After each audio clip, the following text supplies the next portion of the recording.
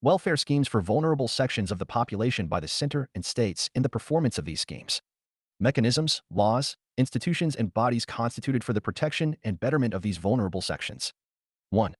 Vulnerable sections in social justice. 1. Introduction. 1. Vulnerability. 1. Common vulnerable sections in India. 1. Rationale of welfare schemes for vulnerable sections. 1. Significance of welfare schemes. 2. Limitations of welfare schemes in India. 2. Overcoming limitations of welfare schemes in India. 3. Social justice. 3. Provisions in the Constitution for social justice. 4. Need for social justice in India. 4. Challenges in achieving social justice. 5. Inclusive growth, income inequality, and social justice. 5. 2. Scheduled castes, scheduled tribes, and other backward class, OBC. 8. Scheduled castes. 8. Statistics indicators regarding scheduled castes, Census 2011. 8. Challenges faced by scheduled castes. 9. Government initiatives to address the grievances of scheduled caste. 10. Subcategorization of scheduled castes. 12. Scheduled tribes. 14. Statistics indicators regarding scheduled tribes, Census 2011. 14. Constitutional and legal safeguards for the STs. 15. Challenges concerning STs. 16. Welfare programs for STs. 16. MSP for minor forest produce, MFP. 19. Scheduled tribes and other traditional forest dwellers, recognition of forest rights, Act 2006. 19. Particularly vulnerable tribal groups, PVGs. 20. Government initiatives to support PVGs. 20. Other backward classes, OBCs. 21. Schemes initiatives for OBCs. 22. Economically weaker sections, EWS. 22.3. Women. 24. Introduction. 24. Statutory measures to make women empowered and safe. 25. Schemes for women empowerment. 25. Institutions for women welfare. 26. Legislative interventions for women welfare. 27. Women's Reservation Act 2023. 27. Welfare schemes programs for women. 28. India's measures for women empowerment. 30. Pam Rajput Committee. 31. Issues and news. 31. Care economy. 31. Low female labor workforce participation. 32. Way forward. 34. Sarpanch Paddy. 34. Government initiatives. 35. 4. Children, adolescents, and youth. 37. Introduction. 37. Who is a child? 37. Adolescents and youth. 37. Facts and figures. 37. Child rights in India. 38. Vulnerability of children. 38. Initiatives and solutions to deal with children-related issues. 39. Legal framework for child protection in India. 39. National Commission for Protection of Child Rights, NCPCR. 40. Welfare schemes for children. 41. Apps and portals initiatives for child, adolescent, and youth welfare in India. 42. Issues and news. 43. Drug abuse in India. 45. Analysis of important schemes related to children. 47. Integrated Child Development Scheme. 48. The Protection of Children from Sexual Offenses, POCSO, Rules, 2020. 50. Norms to protect kids working in OTT platforms. 55. Senior citizens, persons with disability, STVang, LGBTQ plus community, and minorities. 52. Senior citizens. 52. Feminization of aging in India. 53. Significance of elderly care in India. 53. Contributions of senior citizens to society. 53. Measures to improve quality of life of elder persons. 54. Issues with existing government mechanisms. 56. Recommendations by Niti Aayog, The Way Forward. 56. Senior Care Aging Growth Engine Initiative, SAGE Initiative. 57. Quality of Life for Elderly Index, 2021. 57. Silver Economy. 57. Decade of Healthy Aging Progress Report. 58. Persons with Disabilities, Divyangs.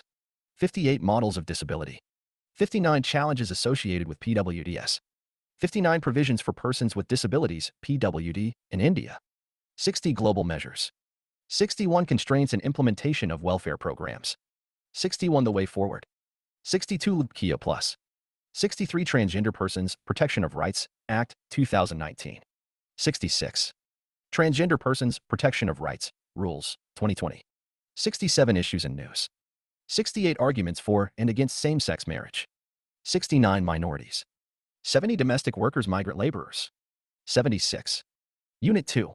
Issues relating to development and management of social sector services relating to health, education, human resources. 6. Health and nutrition. 79. Health. 79. Constitutional provisions. 79. Health structure in India. 80. Government interventions to improve access to health. 81. Recent issues concerning health. 83. Right to health. 84. National Suicide Prevention Strategy. 85. Public health surveillance. 86. Ayushman Bharat Digital Mission, ABDM. 87. WASH Program. 88. ASHA, Accredited Social Health Activist, Workers. 89. National YUSH Mission, NAM. 90 Nutrition, 91.7 Education, 93 Introduction, 93 Government Interventions, 93 Recent Measures, 94 National Digital Education Architecture, NDAR, 96 National Educational Alliance for Technology, NEET, 97 Regulation of EdTech, 97 Private Sector in Higher Education, 98 Brain Drain, 99 Measures taken by the government, 100 Learning Poverty, 101 New Education Policy, 2020, 102 Salient Features of NEP 2020, 103 Digital Education e-learning, 104.8 Human Resource, 106 Introduction, 106 The Human Capital Index 2023, 106 PM DOCSH, 108 Sustainable Development Goal, SDG, 108 Unit 3 Issues relating to poverty and hunger, 9 Poverty and hunger, ILL poverty, ILL causes of poverty, 113 Environmental and economic factors,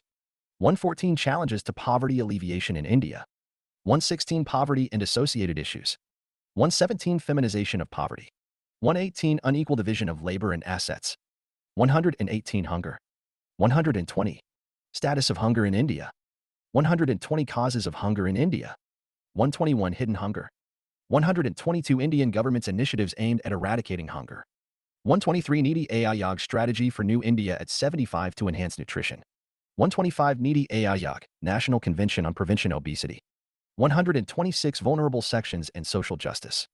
Introduction. Striving for social justice is the most valuable thing to do in life. Albert Einstein: freedom is incomplete without social justice. Atal Bihari Vajpayee. A just society is that society in which ascending sense of reverence and descending sense of contempt is dissolved into the creation of a compassionate society. Dr. Babasaheb Ambedkar. India, primarily being a caste-based society, witnesses profound social inequalities. These social inequalities stem from a complex interplay of factors, including caste, gender, disability, socioeconomic status, and geographic location. These factors can create overlapping layers of disadvantage, making it especially difficult for members of certain groups to break free from cycles of poverty, marginalization, and limited access to essential services like healthcare. However, contemporary India is striving to bridge these disparities through various governmental and non-governmental initiatives. Vulnerability. Vulnerability is the proneness to harm or damage originating from external forces. Types of vulnerability.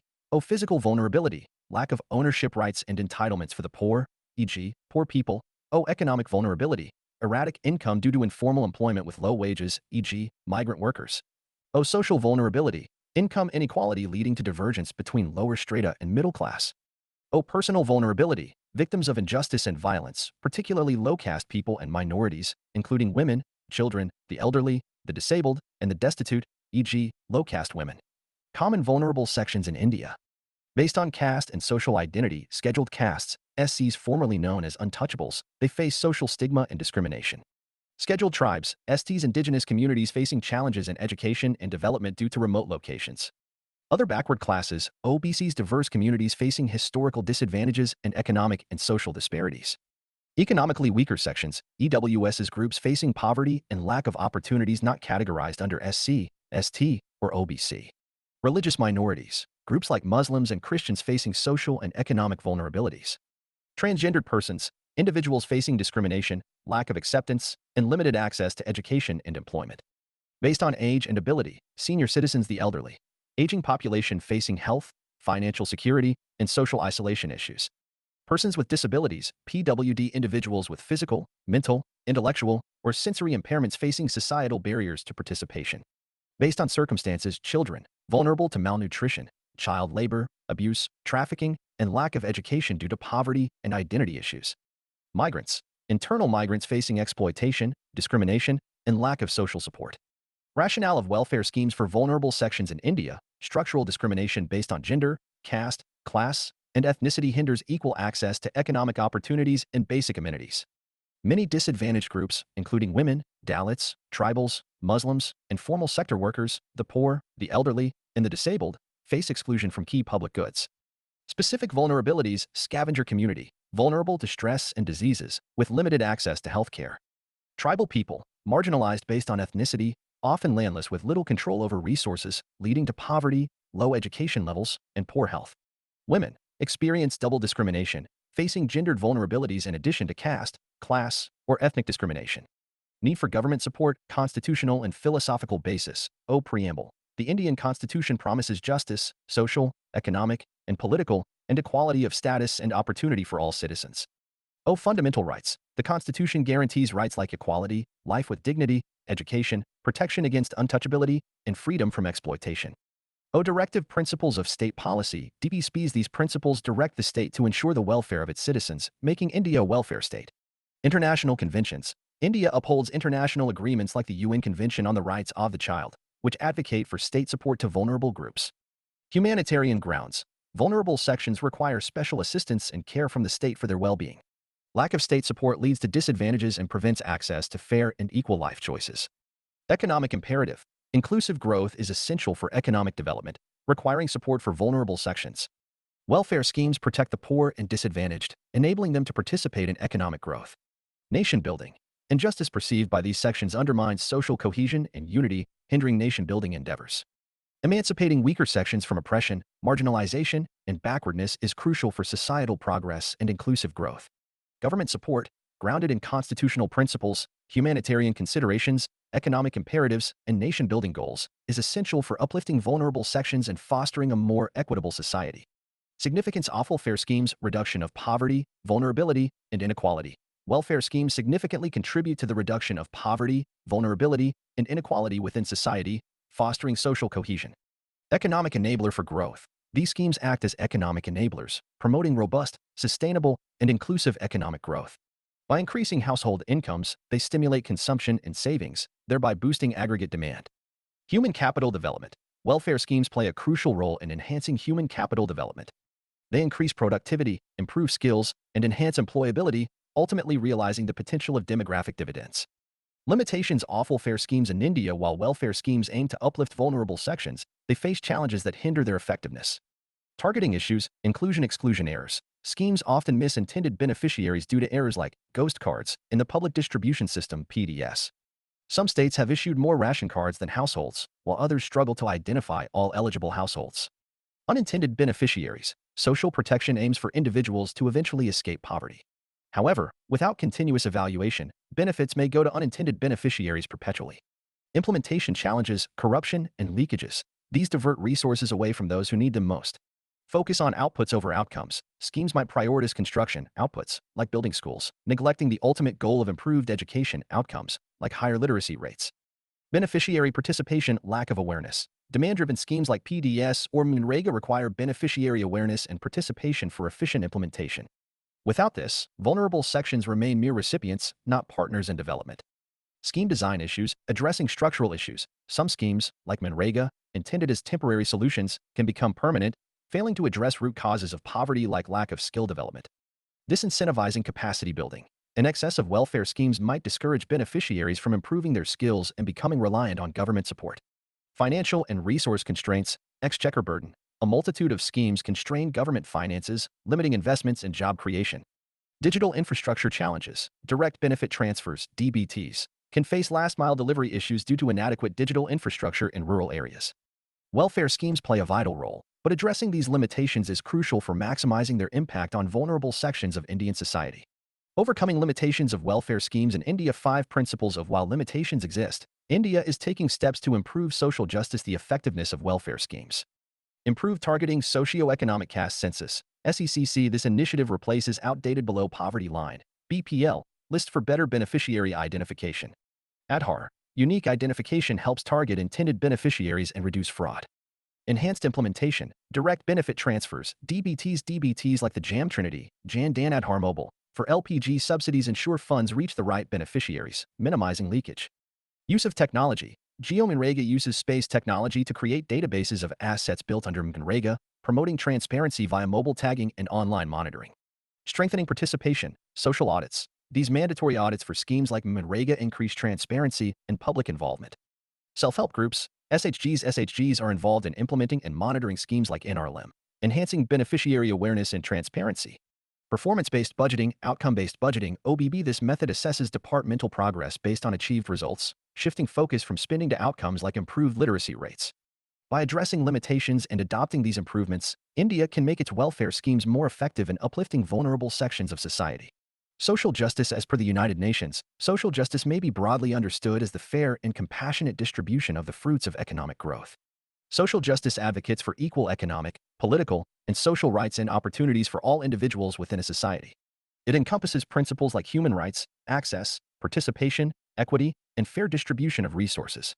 World Day of Social Justice, observed annually on February 20th, it aims to foster dialogue and action towards strengthening the social contract and overcoming rising inequalities. Social justice in India, this is a multifaceted concept rooted in the principles of equality, fairness, and inclusion. India's journey towards achieving social justice has been influenced by its historical legacy of caste-based discrimination, economic disparities, gender inequality, and systemic injustices. Here are some key aspects of social justice in India. Caste system. India's historical caste-based discrimination has marginalized groups like Dalits and lower castes. Reservation policies. Government implements reservation in education, employment, and politics for scheduled castes, SCs, scheduled tribes, STs, and other backward classes, OBCs. HUMAN RIG HTSAND Social Justice Tiki RTWO sides OFTHESAME Cohen. THEYCANTEX is TAPART FRO MEACHOTHER. For a society to be just. It must ensure THEPROTECTIO in OF everyone's civil, political, eco in OMIC, cultural, and D social rights. Is first AMATET or OF social justice, allow INGEQUAL access to rights, resources and D opportunities. GENDEREQUA LIDE is ACOND issue in OFDEVE low PMENT. ANDAMATTE or OFSU STA in AB LU PEACE and DSECU righty. To achieve social justice and ensure EQUAL opportunities for success. It is in PO in T to PROVIDEEQU E to be LURI, so URCESTHATFOCUSONTHESPEC IFIC NEEDSOFCOMMUN IDS and DTHEND4IDU W within THEM. Is DEPENDENT upon THE respect and D co OPERATO and BETWEENPEOP LUS and D nations. Social W workers PROMOTE peace and THEG integral WE fair OF society fro local to global levels. SOC ELJU STIC EREQUIR STHAT ND 4 IDU ALSHAVETH EOPPO RTA and ITY and DP lot FO RM to PA RTIC IP TE and MAK and GTHEPO LIC IE STHATA FFECTTHEIRWE LLBE and G. Gender equality. Women face gender inequality in education, employment, and resources. Initiatives like NREGA and Beti Bachao aim to empower them. Poverty alleviation. Programs like NREGA provide employment and social security to rural households, addressing poverty. Legal reforms. Laws like the Protection of Civil Rights Act and Prevention of Atrocities Act aim to prevent discrimination and atrocities against marginalized communities. Education and healthcare. Initiatives like Sarva Shiksha Abhiyan and the National Health Mission improve access to education and healthcare, particularly for marginalized communities. Environmental justice. Advocacy focuses on equitable distribution of environmental resources and addressing the disproportionate impact of environmental hazards on vulnerable populations. Civil society and activism. Grassroots movements and civil society organizations advocate for social justice by raising awareness, mobilizing communities, and holding the government accountable. India's journey towards social justice involves tackling these challenges while promoting equality, fairness, and inclusion across all segments of society. Provisions in the Constitution for Social Justice. Fundamental rights. Other provisions. Equality. Article 14 guarantees the right to equality before law. Article 15 1 prohibits discrimination on grounds of religion, race, caste, sex, or place of birth. Article 15 allows for special provisions for the advancement of scheduled castes, SCs, and scheduled tribes, STs. Article 16 ensures equality of opportunity in public employment. Article 16 provides for reservation for backward classes. Dignity. Article 17 abolished untouchability. Freedom. Article 19 guarantees freedom of speech and expression. Life and liberty. Article 21 ensures the right to life and liberty. Protection. Article 23 prohibits trafficking and forced labor, beggary, and similar practices. Article 24 prohibits employment of children in factories. Preamble guarantees all its people social, economic, and political justice. Equality of status and opportunity. Directive principles for state policy, social welfare. Article 38 directs the state to strive to promote a social order for the welfare of the people. Right to livelihood. Article 39 ensures citizens have an adequate means of livelihood. Equal work, equal pay. Article 39 promotes equal pay for equal work for both men and women. Worker protection. Article 39(e) safeguards health and strength of workers. Child protection. Article 39(f) protects children and youth from exploitation and abandonment. Equal justice. Article 39(a) provides for equal justice and free legal aid. Work, education, public assistance. Article 41 aims to secure rights to work, education, and public assistance in certain situations. Upliftment. Article 46 promotes the educational and economic interests of scheduled castes, scheduled tribes, and other weaker sections. Need for social justice in India. As Amartya Sen states, the government should adopt a capability approach to addressing poverty issues by increasing its spending on nutrition, health, education, and social security. India faces a complex challenge in achieving social justice.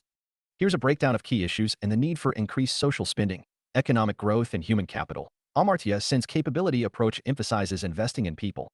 Increased government spending on healthcare, education, nutrition, and social security fuels economic growth by creating a healthier, more educated workforce. This boosts consumer demand and overall economic activity. Reduce inequalities. Oxfam's recent Inequality Inc. report 2024 reveals a concerning trend. Global inequality between the wealthy and impoverished has worsened for the first time in 25 years. This wealth surge contrasts starkly with the increasing impoverishment of nearly 5 billion people. In 2023 alone, billionaires gained $3.3 trillion, marking a 34% net wealth surge compared to 2020. Reduce poverty and hunger. Reduce social sector spending by governments forces the poor to spend more on non-food essential items, squeezing their expenditure on human resource development, health, and education. Inclusive development. In the 2023-24 Human Development Report, India's Human Development Index, HDI, value had improved to 0.644 in 2022. But still the country ranks at 134 out of 193 countries. Regional disparities. The literacy rate in Bihar is around 61.8%, while in Kerala, it is over 94%, illustrating the regional disparities in educational attainment.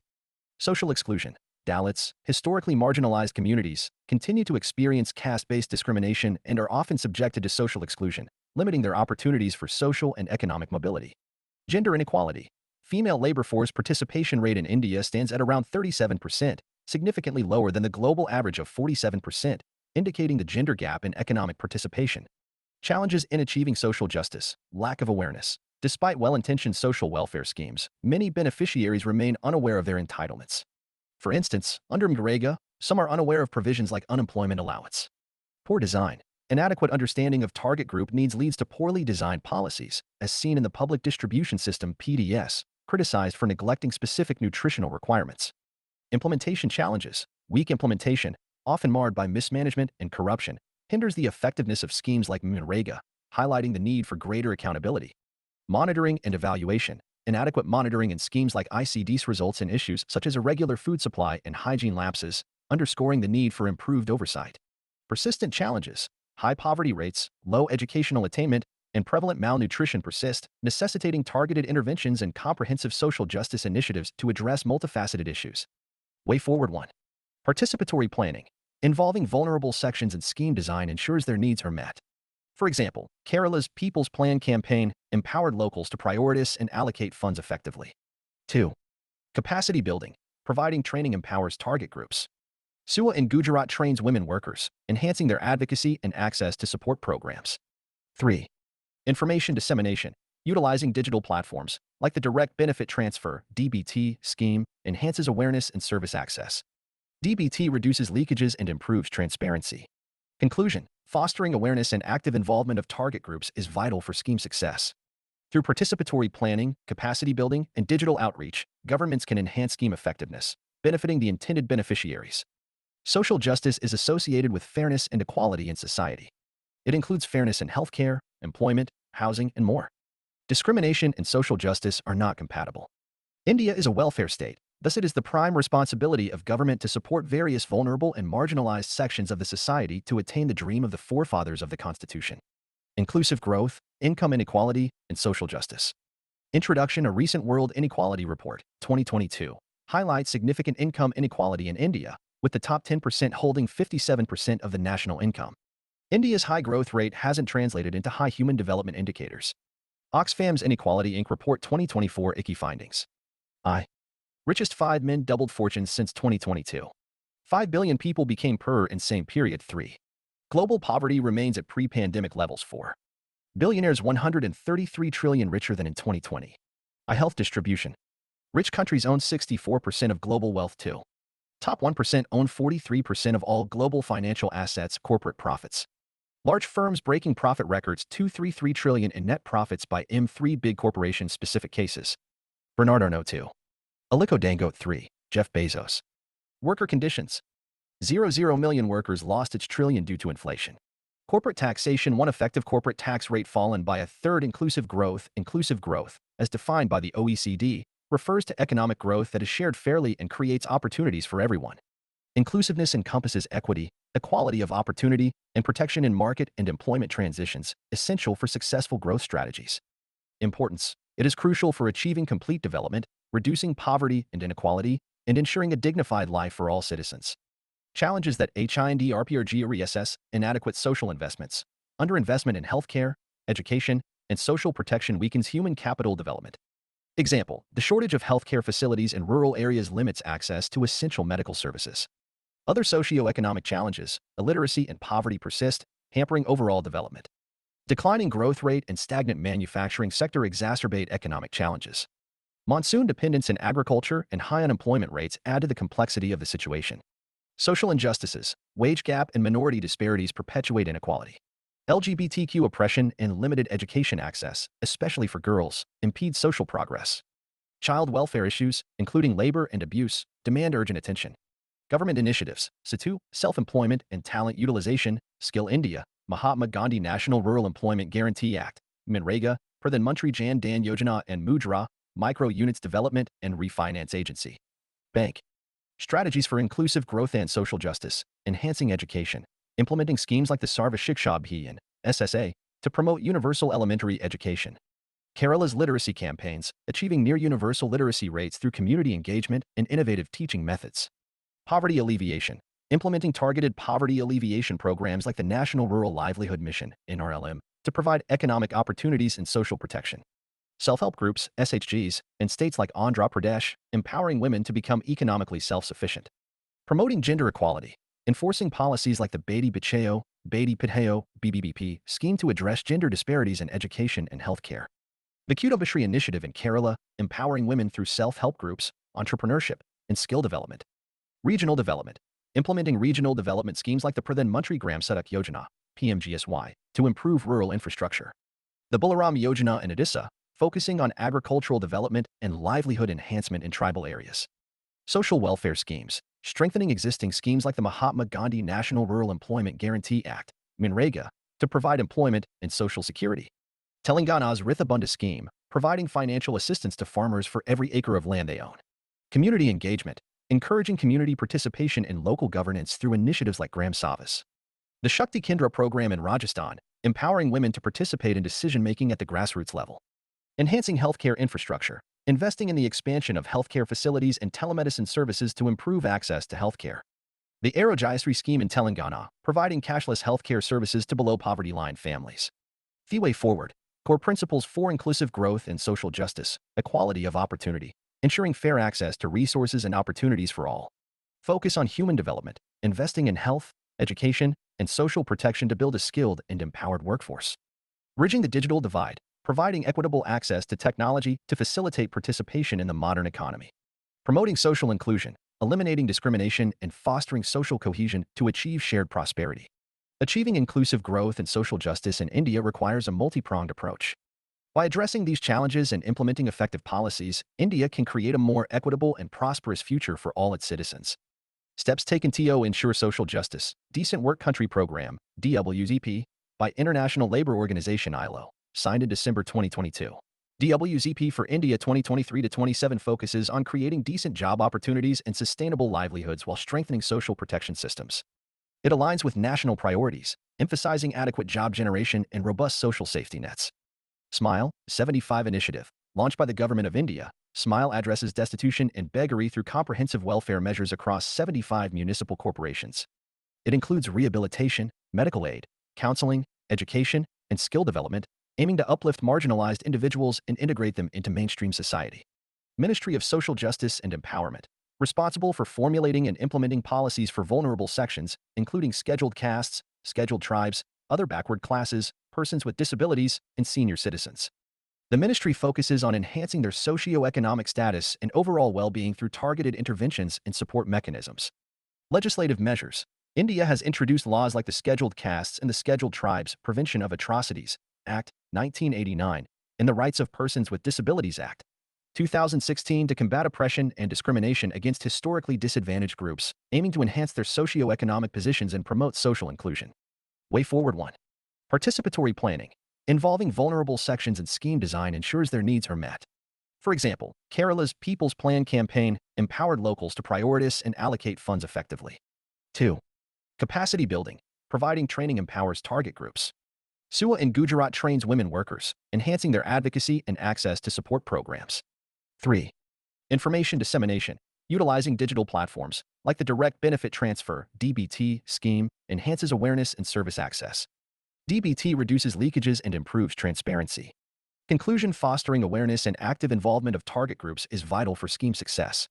Through participatory planning, capacity building, and digital outreach, governments can enhance scheme effectiveness, benefiting the intended beneficiaries. Social justice is associated with fairness and equality in society. It includes fairness in healthcare, employment, housing, and more. Discrimination and social justice are not compatible. India is a welfare state, thus it is the prime responsibility of government to support various vulnerable and marginalized sections of the society to attain the dream of the forefathers of the Constitution. Keywords: dehumanization of vulnerable section, breaking the shackles of poverty cycle, vulnerability, exposed, at risk, insecure, unprotected, susceptible.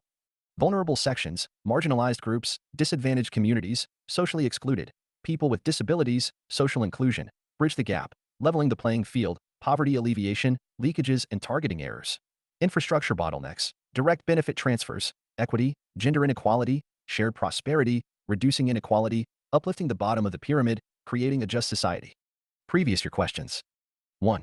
Development and welfare schemes for the vulnerable, by its nature, are discriminatory in approach. Do you agree? Give reasons for your answer. 2023. 2. Despite the consistent experience of high growth, India still goes with the lowest indicators of human development. Examine the issues that make balanced and inclusive development elusive. 150 words, 10 marks. 2019. 3. Performance of welfare schemes that are implemented for vulnerable sections is not so effective due to absence of their awareness and active involvement at all stages of policy process. Discuss. 250 words, 15 marks. 2019 2 Scheduled Castes, Scheduled Tribes, and Other Backward Class, OBC. Scheduled Castes. Definition: scheduled castes refer to the castes or races within the country experiencing severe social, educational, and economic disadvantage due to historic practices of untouchability. These communities require special attention to safeguard their interests and promote their rapid socio-economic progress. The designation scheduled caste was first conceptualized and defined within the Government of India Act of 1935. Subsequently, Article 341 of the Constitution officially recognized scheduled castes. The Constitution, Scheduled Castes, Order of 1950, issued under Article 341, initially limited SC status to marginalized Hindu communities. However, the order was subsequently amended in 1956 and 1990 to include Sikhs and Buddhists, respectively, within the ambit of scheduled castes. Statistics indicators regarding scheduled castes. Census 2011. The Census 2011 recorded the presence of SCs at approximately 16.6% of the nation's total population. The sex ratio among scheduled castes, SCs, stands at 945, surpassing the national average of 940. However, the literacy rate among SC women is notably lower at 57%, compared to the national average of 65%. Similarly, the overall literacy rate among the SC population is 65%, which is lower than the national average of 74.04%. Despite this, the female labor force participation rate, FLPR, among SCs is relatively higher. Constitutional and legal safeguards for SCs. Constitutional provisions for upliftment of SCs. Article description. Article 14, Right to Equality. Article 15, 4. Refers to special provisions for the advancement of scheduled castes. Article 16, 4a. Speaks about reservation in matters of promotion to any class or classes of posts in the services under the state in favor of SCs/STs. Article 17 abolishes untouchability. Article 46 requires the state to promote with special care the educational and economic interests of the weaker sections of the people, particularly scheduled castes and scheduled tribes.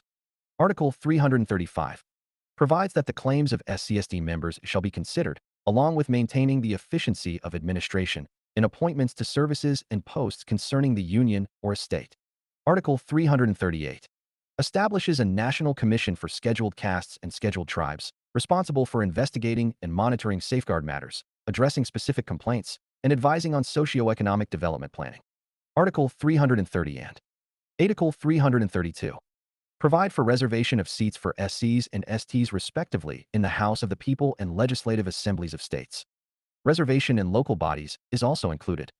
Article 341(1) authorizes the President, after consulting with the Governor, to specify the castes, races, tribes, or groups within castes or races deemed scheduled castes. Protection of Civil Rights Act, 1955. This act was enacted in 1955 with the aim of safeguarding the civil rights of scheduled castes, SCs, providing legal protection against discrimination and ensuring their equal treatment under the law. Bonded Labor System Abolition Act, 1976. Introduced in 1976, this act aimed to abolish the bonded labor system, which disproportionately affected SCs, by legally prohibiting the practice and providing mechanisms for the liberation and rehabilitation of bonded laborers. Prevention of Atrocities Act for SC and ST, 1989. Enacted in 1989, this act sought to prevent and punish atrocities committed against SCs and scheduled tribes, STs, providing legal recourse and protection to marginalized communities against various forms of discrimination, violence, and exploitation. Central Educational Institutions Reservation and Admission Act, 2006. Passed in 2006, this act mandated reservation for ESC students in admission to central educational institutions, ensuring equal opportunities for access to higher education and promoting social inclusion and empowerment. Prohibition of employment as manual scavengers and the Rehabilitation Act, 2013. Implemented in 2013. This act aimed to eradicate the inhumane practice of manual scavenging by prohibiting the employment of individuals, particularly from marginalized communities like SCs, as manual scavengers, and providing for their rehabilitation and alternative livelihoods. Institutional Safeguards National Commission for Scheduled Castes, NCSC. The National Commission for Scheduled Castes is an Indian constitutional body established with a view to provide safeguards against the exploitation of scheduled castes in Anglo-Indian communities to promote and protect their social, educational, economic, and cultural interests. Special provisions were made in the Constitution. Article 338 of the Indian Constitution deals with the National Commission for Scheduled Castes. Its objectives encompass protecting scheduled castes from discrimination and exploitation, promoting their socio-economic development, and ensuring equality of opportunity. The Commission conducts inquiries into complaints of rights violations, monitors the implementation of welfare measures, and advocates for policies conducive to the advancement of scheduled castes. Ministry of Social Justice and Empowerment, MSJ. The MSJ has two departments vis-a-vis the Department of Social Justice and Empowerment and the Department of Empowerment of Persons with Disabilities. It has two constitutional bodies vis-a-vis the National Commission for Scheduled Castes, NCSC, set up under Article 338 of the Constitution, and the National Commission for Backward Classes, NCBC, set up under Article 338B of the Constitution of India. It also has statutory bodies under it vis-a-vis the Rehabilitation Council of India, which was set up in 1992 for the PWDS, and the National Council for Transgender Persons, which was set up in 2019. The National Commission for Safai Karamkaris, NCSK, and the National Commission for Denotified, Nomadic, and Semi-Nomadic Tribes also work under it. Challenges faced by scheduled castes. The historical practice of untouchability, deeply ingrained in the Hindu caste system, has left a legacy of social, economic, and political marginalization for scheduled castes, SCs, in India. Despite constitutional protections and advancements, SCs continue to face numerous challenges in their pursuit of equality and well-being. Social stigma and exclusion, contamination and purity. The notion of pollution associated with SCs continues to fuel social exclusion, restricting access to public spaces, opportunities, and interactions with upper castes. Limited necessities. Historically, SCs were denied access to basic necessities like clean water, education, and healthcare, contributing to their current disadvantages. Economic disparity. Poverty. As of 2011, 34% of SCs lived below the poverty line compared to 9% of other castes, World Bank. This translates to limited access to resources, education, and healthcare. Wealth disparity. SCs own only 7% of India's wealth, significantly lower than their population share, 25.2%. Economic and Political Weekly, 2023. Landlessness. Historically denied land ownership. SCs continue to grapple with limited access to land and resources, hindering their economic mobility.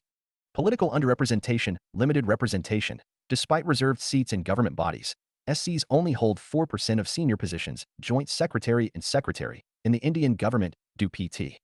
Emerging political force. While political participation is increasing, SCs still struggle to gain significant political power and representation. Vulnerability and exploitation, overrepresentation in jails. 20.74% of prison population belong to the SC category, NCRB 2019. Human rights violations, violence, discrimination, and atrocities against SCs persist, hindering their security and dignity. Manual scavenging. Despite legal bans, manual scavenging, a dehumanizing practice primarily performed by SCs, remains prevalent in many parts of India. Other issues: poor education access. Despite progress, illiteracy rates remain higher among SCs, limiting their upward mobility. Inadequate access to basic utilities, lack of clean water, sanitation, and reliable transportation exacerbates their hardships. Cultural humiliation. SCs often face exclusion from religious practices and cultural events. Intersecting discrimination. SC women, LGBTQ+ individuals, and other marginalized groups face compounded discrimination based on caste, gender, and sexual orientation. The 2022 edition of the National Crime Records Bureau's Crime in India report sheds light on the susceptibility of scheduled castes.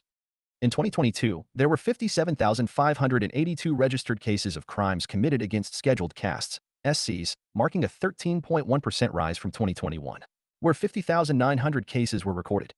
Government initiatives to address the grievances of scheduled caste. Educational initiatives: upgradation of merit of SC students. 1987 to 88 facilities for education in residential schools are provided to SC students in classes ICE to 12. Dr. Ambedkar Foundation. 1992. The primary objective is to promote Dr. Ambedkar's ideology and philosophy, alongside administering schemes emerging from the Centenary Celebration Committee's recommendations. Social initiatives: protection of intercaste marriages. The MSJ gives financial assistance to couples where one spouse belongs to the scheduled caste and other to the non-scheduled caste. Economic initiatives: National Scheduled Castes Finance and Development Corporation, NSFDC, 1989, established to finance income-generating activities of SCs living below double the poverty line. National Safai Karamkari Finance and Development Council, NSKFDC, 1997, provides credit facilities to beneficiaries among Safai Karamkaris, manual scavengers, and their dependents. Self-Employment Scheme for Rehabilitation of Manual Scavengers, 2007, designed to facilitate the self-employment of manual scavengers. Credit Enhancement Guarantee Scheme for SC, 2014, provides a credit guarantee facility to young and startup entrepreneurs belonging to the SC community. Ambedkar Social Innovation and Incubation Mission, ACM. This scheme by MSJ aims to support 1,000 startups of SC youth over next 4 years via venture capital fund. The way forward: despite constitutional protections and decades of efforts, scheduled castes, SCs, in India continue to face significant challenges in accessing opportunities and achieving equality. To create a truly inclusive society, a multi-pronged approach integrating data-driven insights and community participation is crucial. Strengthening policy and legal frameworks. Data-driven legislation. Utilize data from sources like socioeconomic and caste census, SECC, to identify specific needs and tailor policies accordingly. Review existing laws.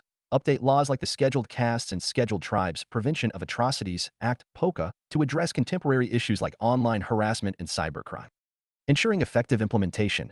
Institutional capacity building. Allocate adequate resources and training to strengthen investigative and prosecutorial capacity of special courts dedicated to SC cases. Sensitize law enforcement. Train police personnel on SC issues and ensure prompt and impartial investigations in cases of atrocities. Community-level monitoring.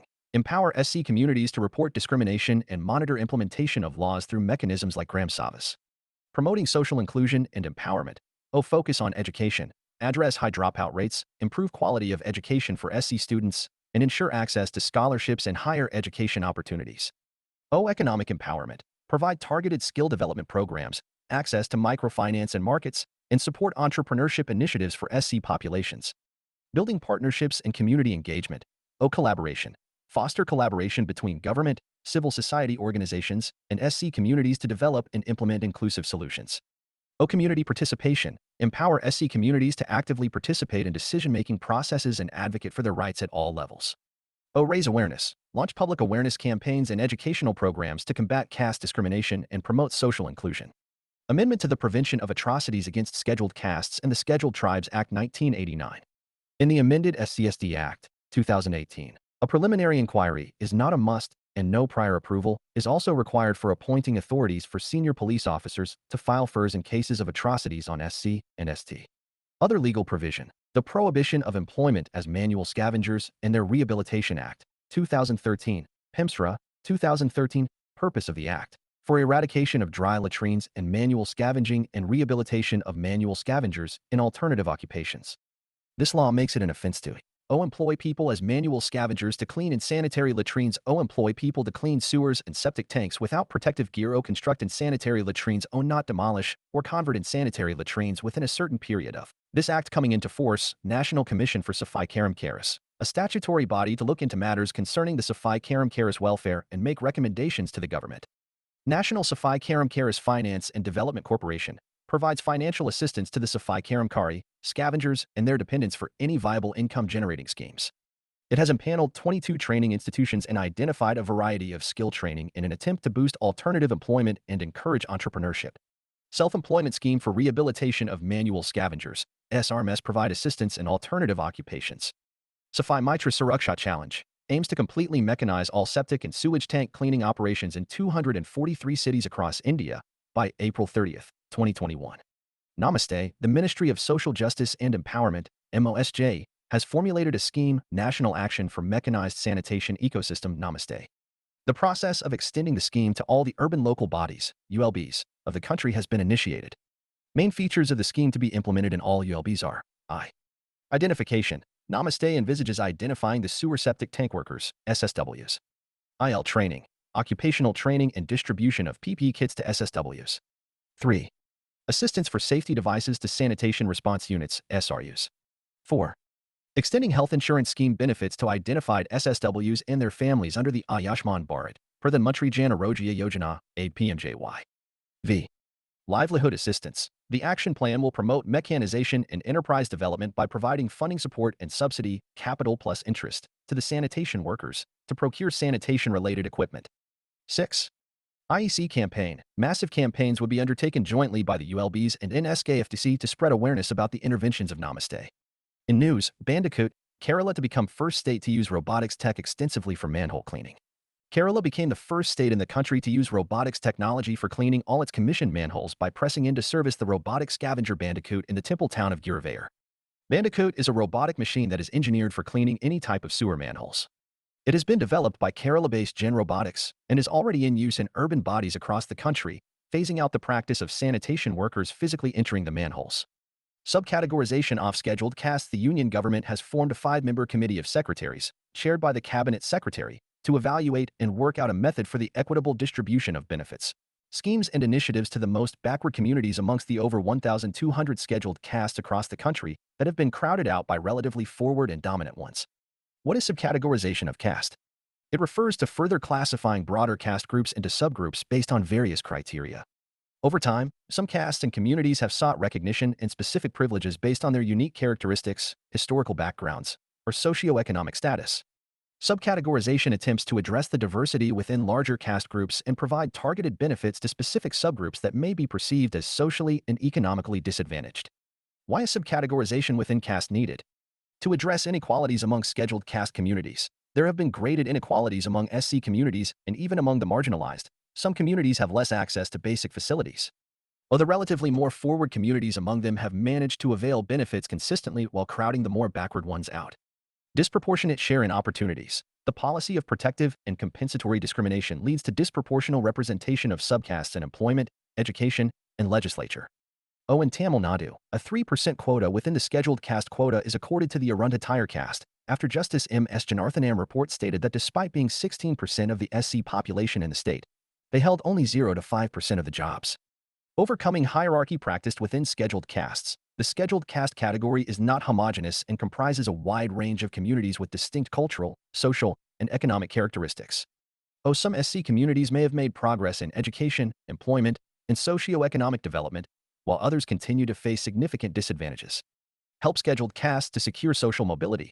The acquisition of political power, educational improvement, and occupational change could become the major assets for scheduled castes' upward mobility, which acts as a major factor for the demand for subcategorization.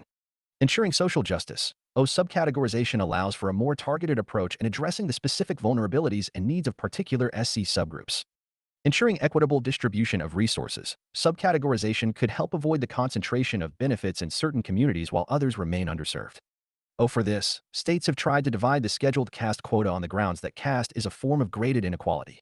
Punjab created an order of preferences in 1975 within scheduled castes for recruitment. What challenges are associated with the subcategorization of caste? May not address the problem of inequality within scheduled castes, SCs according to the National Commission for Scheduled Caste, NCSC. The most backward scheduled castes are lagging so far behind forward scheduled caste communities that a separate quota would not help. The NCSC had thus recommended that existing schemes and government benefits first reach these sections before any subcategorization. Issue of federalism. The Supreme Court held in 2004 that the state did not have the power to unilaterally subcategorize communities in the list of SCs. The Constitution has provided that these lists can only be made by Parliament and notified by the President. However, a five-judge bench headed by Justice Arun Mishra had held in a 2020 judgment that deciding on the quantum of benefits in the list of SCSSDs already notified would not amount to tinkering with it, and that states could do it. The judgment has been referred to the larger bench. Identification and criteria. Determining the criteria for subcategorization can be challenging. Parameters such as socioeconomic status, educational attainment, or regional factors may be considered, but reaching a consensus on these criteria can be difficult.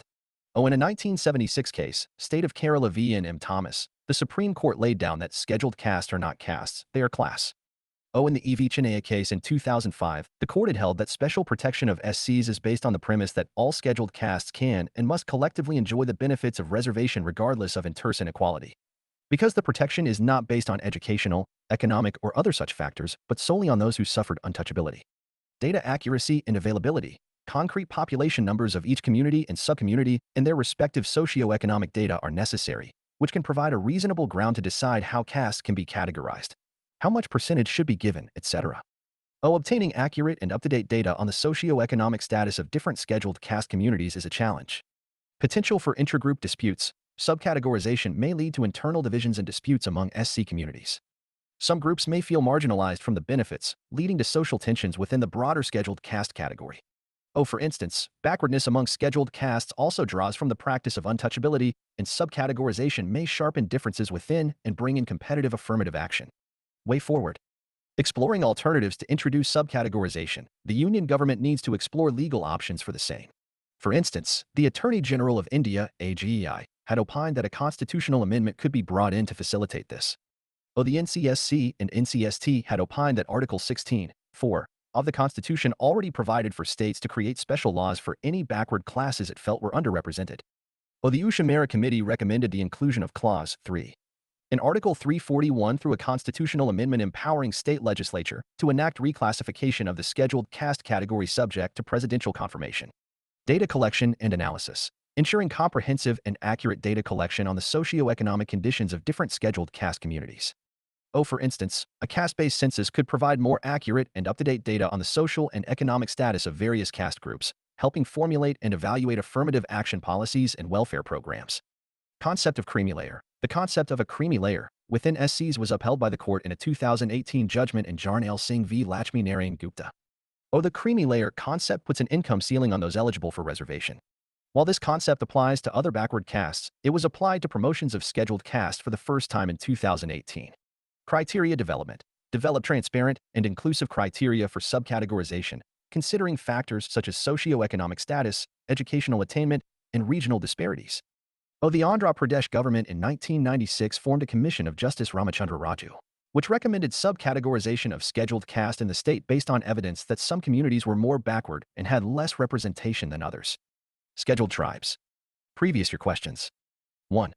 Whether the National Commission for Scheduled Castes, NCSCJ, can enforce the implementation of constitutional reservation for the scheduled castes in the religious minority institutions. Examine. 2018. 2. Do government schemes for uplifting vulnerable and backward communities by protecting required social resources for them lead to their exclusion in establishing businesses in urban economics? 2014. Definition. The term scheduled tribes first appeared in the Constitution of India. Article 366(25) defines scheduled tribes as such tribes or tribal communities or parts of or groups within such tribes or tribal communities as are deemed under Article 342 to be scheduled tribes for the purposes of this Constitution.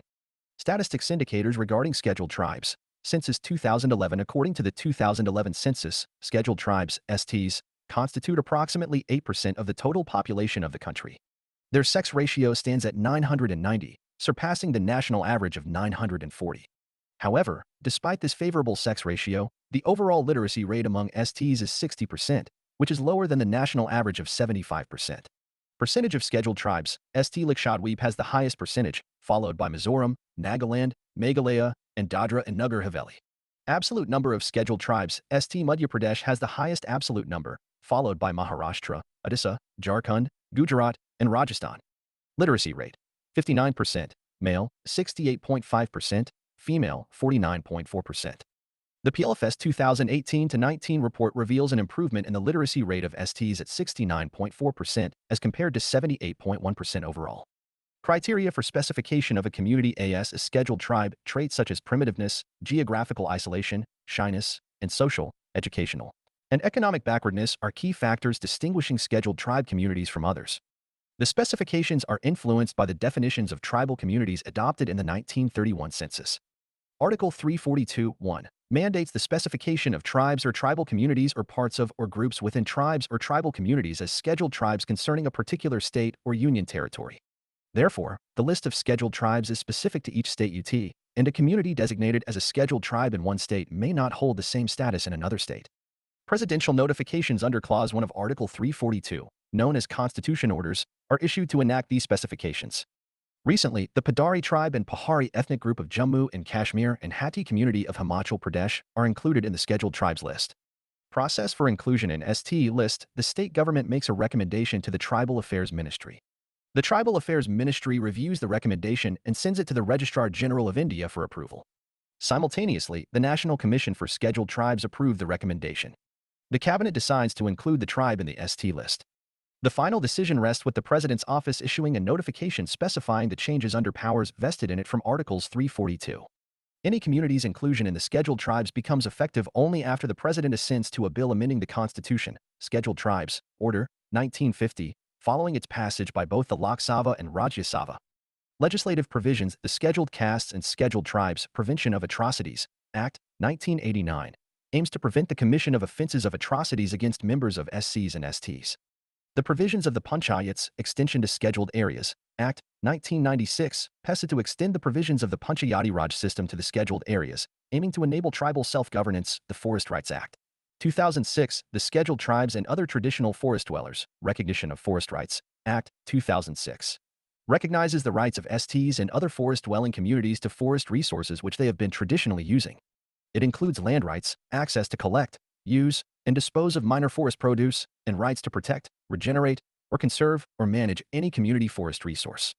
The right to fair compensation and transparency in land acquisition, rehabilitation, and our Settlement Act, 2013. It mandates informed consent for land acquisition in scheduled areas and outlines provisions for fair compensation, rehabilitation, and resettlement. The Protection of Civil Rights Act, 1955, to ensure the civil rights of all individuals, including those from scheduled tribes, by prohibiting discrimination based on untouchability. Constitutional and legal safeguards for the STs. Legislative measures for the protection of scheduled tribes: Andaman and Nicobar Protection of Aboriginal Tribes Regulation, 1956. This regulation was established to safeguard the Sentinelese and other Aboriginal tribes residing in the Andaman and Nicobar Islands. It provides legal protection and measures for the preservation of their cultural heritage and way of life. Foreigners Restricted Areas Order, 1963. The Foreigners Restricted Areas Order of 1963 declares the Andaman and Nicobar Islands as restricted areas, limiting foreigner access without a restricted area permit, RAP. This measure is designed to protect the privacy and cultural integrity of the indigenous tribes inhabiting the islands. The Bonded Labor Act of 1976 and the SCST Prevention of Atrocities Act, 1989, which have been discussed earlier, applies to the scheduled tribes as well. The provisions of the Panchayats Extension to the Scheduled Areas Act, 1996, PESA. The provisions of the Panchayats Extension to the Scheduled Areas Act of 1996 extends the scope of Panchayati Raj institutions to scheduled areas across India. It seeks to empower tribal communities by ensuring their participation in local governance and decision-making processes. The Scheduled Tribes and Other Traditional Forest Dwellers Recognition of Forest Rights Act, 2006, FRA. The Scheduled Tribes and Other Traditional Forest Dwellers Recognition of Forest Rights Act of 2006 includes provisions recognizing the shyness of contact with public large. Constitutional provisions for upliftment of STs.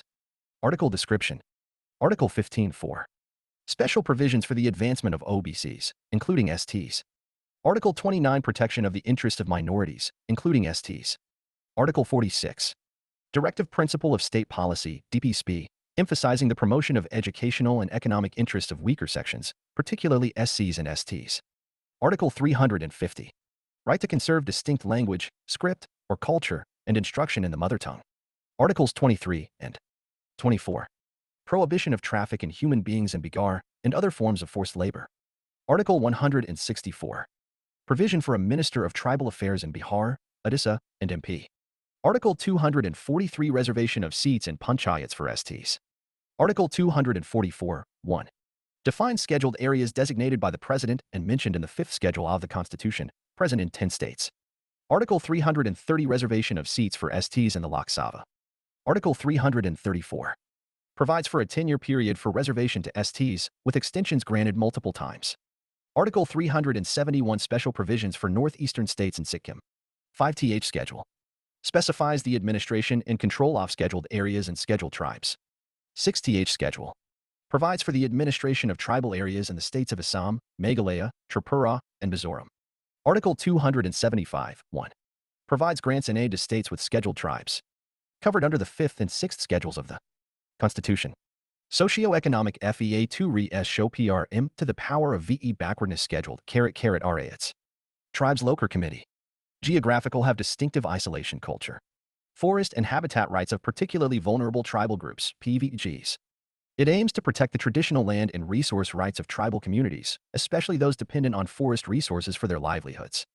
Constitutional measures. The National Commission for Scheduled Tribes, NCST, established under the Article 338A of the Constitution, has been entrusted with safeguarding the rights and interests of scheduled tribes. It is a constitutional body under the Ministry of Tribal Affairs, with a mandate to inquire into specific complaints regarding the deprivation of rights or exploitation of scheduled tribes. The Commission plays a pivotal role in advocating for their rights and ensuring their equitable treatment. Challenges concerning STs. 3939 Deprived of their mill livelihood. The report says large-scale industrial land for developing dams. Irrigation projects, sanctuaries often cost tribals their land. Impact on tribal culture and resultant identity crisis. Education, urbanization, industrialization, and Sanskritization has affected tribal culture and led to an identity crisis among them. Due to the impact of globalization and modernization, traditional practices and rituals of the great Andamanese tribes are on the verge of extinction. Crime. In 2022, 10,064 crimes against scheduled tribes were reported in India, marking a 14.3% increase from 8,802 cases in 2021. The crime rate rose from 8.4 to 9.6. Notably, the year saw 1,347 rape cases and 1,022 assault cases against tribal women. Encroachment on forest rights. Forest policies and regulations have jeopardized the traditional rights of tribal people, and thus activities such as food gathering and shifting cultivation have been affected. Political representation. They are not well represented in the political process, and their voices are not heard in the policy-making process.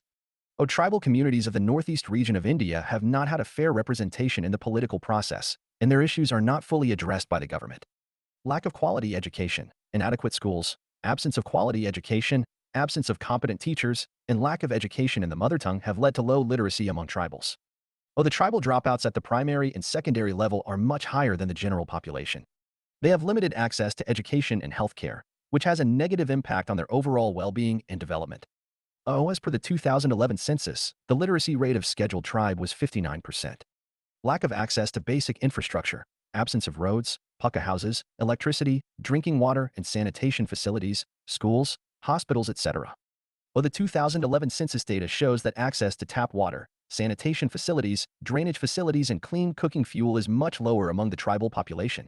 1987 to 88, 1993 to 94, 11999, 2000 2004 to 2005, 2009 to 10, 2011 to 12.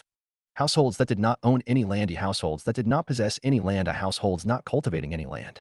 Courtesy. Review of Agrarian Studies. Figure. As per the India Exclusion Report of the Center for Equity Studies, CES. Welfare programs for STs. Living on the edge of poverty and social seclusion, it is pertinent on the part of the government to take efforts to ensure the all-round inclusive development of tribals.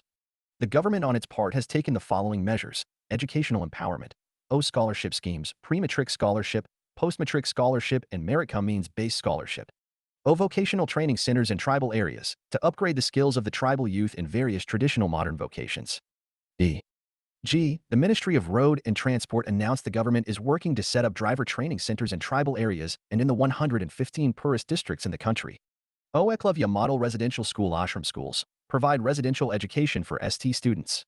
In 2018, the government announced the setting up of Eklavya model residential schools in every block with more than 50% of the scheduled tribe's population and at least 20,000 tribal persons. Scheme of strengthening education among the ST girls in low literacy districts. The scheme aims to bridge the gap in literacy levels between the general female population and tribal women in the identified districts or blocks. Kasturba Gandhi Balika Vidyalaya for SC, ST, OBCs, minority, and BPL to ensure access and quality education to girls from disadvantaged groups by setting up residential schools at the upper primary level. School Innovation Ambassador Training Program, SIAP to give wings to the creativity of tribal children. The students of Eklavya Model Residential Schools, EMRS, will greatly benefit from SIAP since it is also the endeavor of the Tribal Affairs Ministry to give the best possible education to the tribal children. SCIMI for teachers, experiential learning for the 21st Century program. Beneficiaries, experiential learning for the 21st Century program has been launched for the Eklavya Model Residential School EMRS. Principals and teachers. Purpose. It is conceptualized as an online program for educators, i.e. teachers and principals, to help them adapt classroom learning to real-life experiences. Training. The program was offered free of cost to all the selected teachers and principals. The selected teachers were trained as teacher leaders. Empowering women. Tribal Women's property rights. It refers to the legal recognition and protection of the rights of women belonging to tribal communities to own, inherit, and control land, property, and resources. These rights aim to address historical gender disparities and promote equality within tribal societies. These measures contribute to empowering tribal women, enhancing their economic opportunities, and fostering gender equity within tribal societies. Economic empowerment. Institutional support for the development and marketing of tribal products produce. However, the scheme has a poor record as only 8 states have been granted aid under the scheme. Tripura is the only state to have been granted funds each year from 2014 until 2018, and it has utilized all the funds allocated to it. Microcredit scheme for self-help groups comprising ST members, as per Ministry of Rural Development, MORD, data. 2.8 rupees lakh crore have been leveraged from the banking system to SHGs, and the number of enterprises per village went up by 79%, per capita monthly income by 22%. STs also benefited greatly. Social empowerment. The provisions of the Panchayats Extension to Scheduled Areas, Act, 1996. The Act extended the provisions of Panchayats to the tribal areas of 9 states that have 5th schedule areas. Swasthya Portal, its e-portal, provides all health and nutrition-related information of the tribal population of India in a single platform. Pradhan Mantri Dakshta or Kushalta Sampan Hitgrahi, PMDKSH, Yojana, 2021. It is a national action plan for skilling marginalized persons covering SCs, OBCs, EBCs, DNTs, sanitation workers including waste pickers, to increase the skill levels of the target youth by providing them with short-term and long-term skills, followed by assistance in wage self-employment. Education and skill development in Eklavya Model Residential Schools. EMRS provides quality education to tribal students in remote areas. Pre- and post-matric scholarship for ST students, provides remedial and special coaching in classes ICE to 12. Healthcare. 57 or 4296 XDU. Unprecedented. Tribal empowerment. 75% increase in the annual tribal budget 7525. 202W2. Fig. Increase in budgetary allocations over the years. Dimensions of social empowerment. Economic empowerment. Dash, ability to freely make own choices. Dash, political empowerment, government interventions through PO-LIC IE and Schemes J. National Tribal Healthcare Plan. Aims to improve healthcare access and address the unique health challenges of tribal populations. Mobile health units, MHUs deployed to provide healthcare services in remote tribal areas.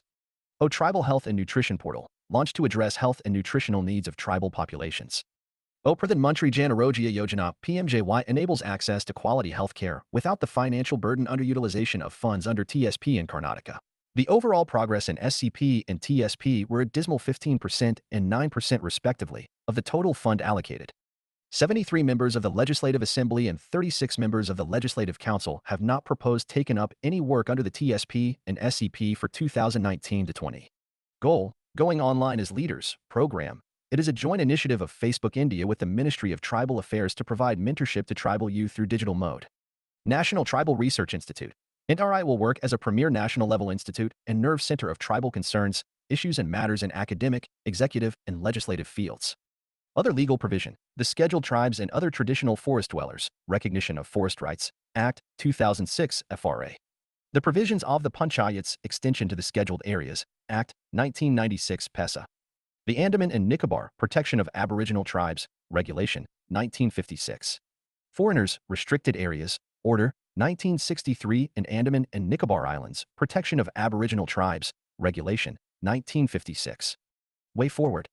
To study their condition and to ameliorate their suffering, the government has appointed several commissions, such as the DBAR Commission, ZAXA Commission, etc. The recommendations of these commissions must form the basis for further actions. Recommendations of DBAR Commission, 1960, regarding education provide the midday meal, clothing, free book, reading and writing materials, etc.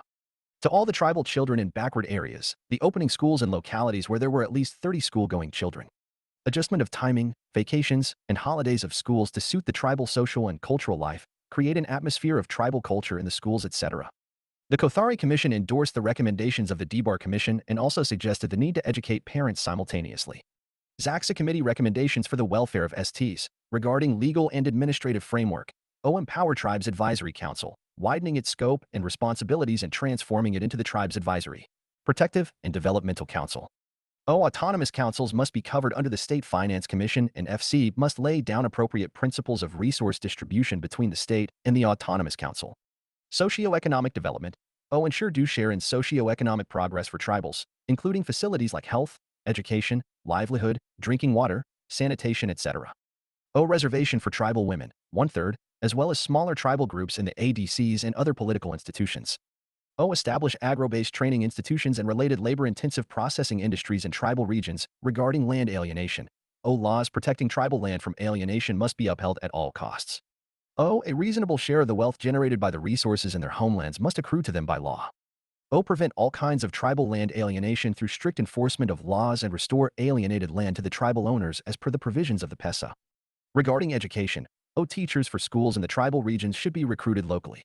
New teacher training institutions should be opened and the curriculum for the training should be compatible with the socio-cultural milieu, tribal ethos, language, etc. The state government should develop a policy for multilingual education so that early learning is conducted in the local language. Inclusion of local culture, folklore, and history in the curriculum can help in building the confidence of tribal children and enhance the relevance of education in their lives. Regarding culture, respect and protect tribal customary rights to land, forest, culture, and sources of livelihood. Allow to participate in the protection and management of forests. The right to preservation of their language, culture, and traditions, and to protect themselves against the loss of identity, must be recognized, protected, documented, and allowed to thrive as a dynamic living culture.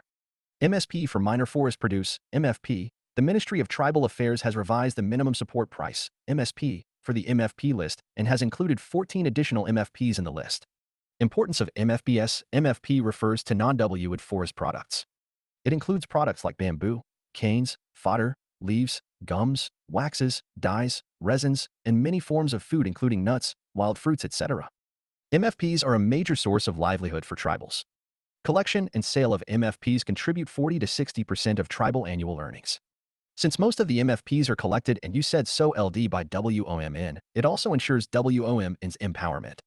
Government calls it Rationalization Scheduled Tribes and Other Traditional Forest Dwellers, Recognition of Forest Rights, Act 2006. Minor forest produce. Tamarind. Existing MSP. Honey.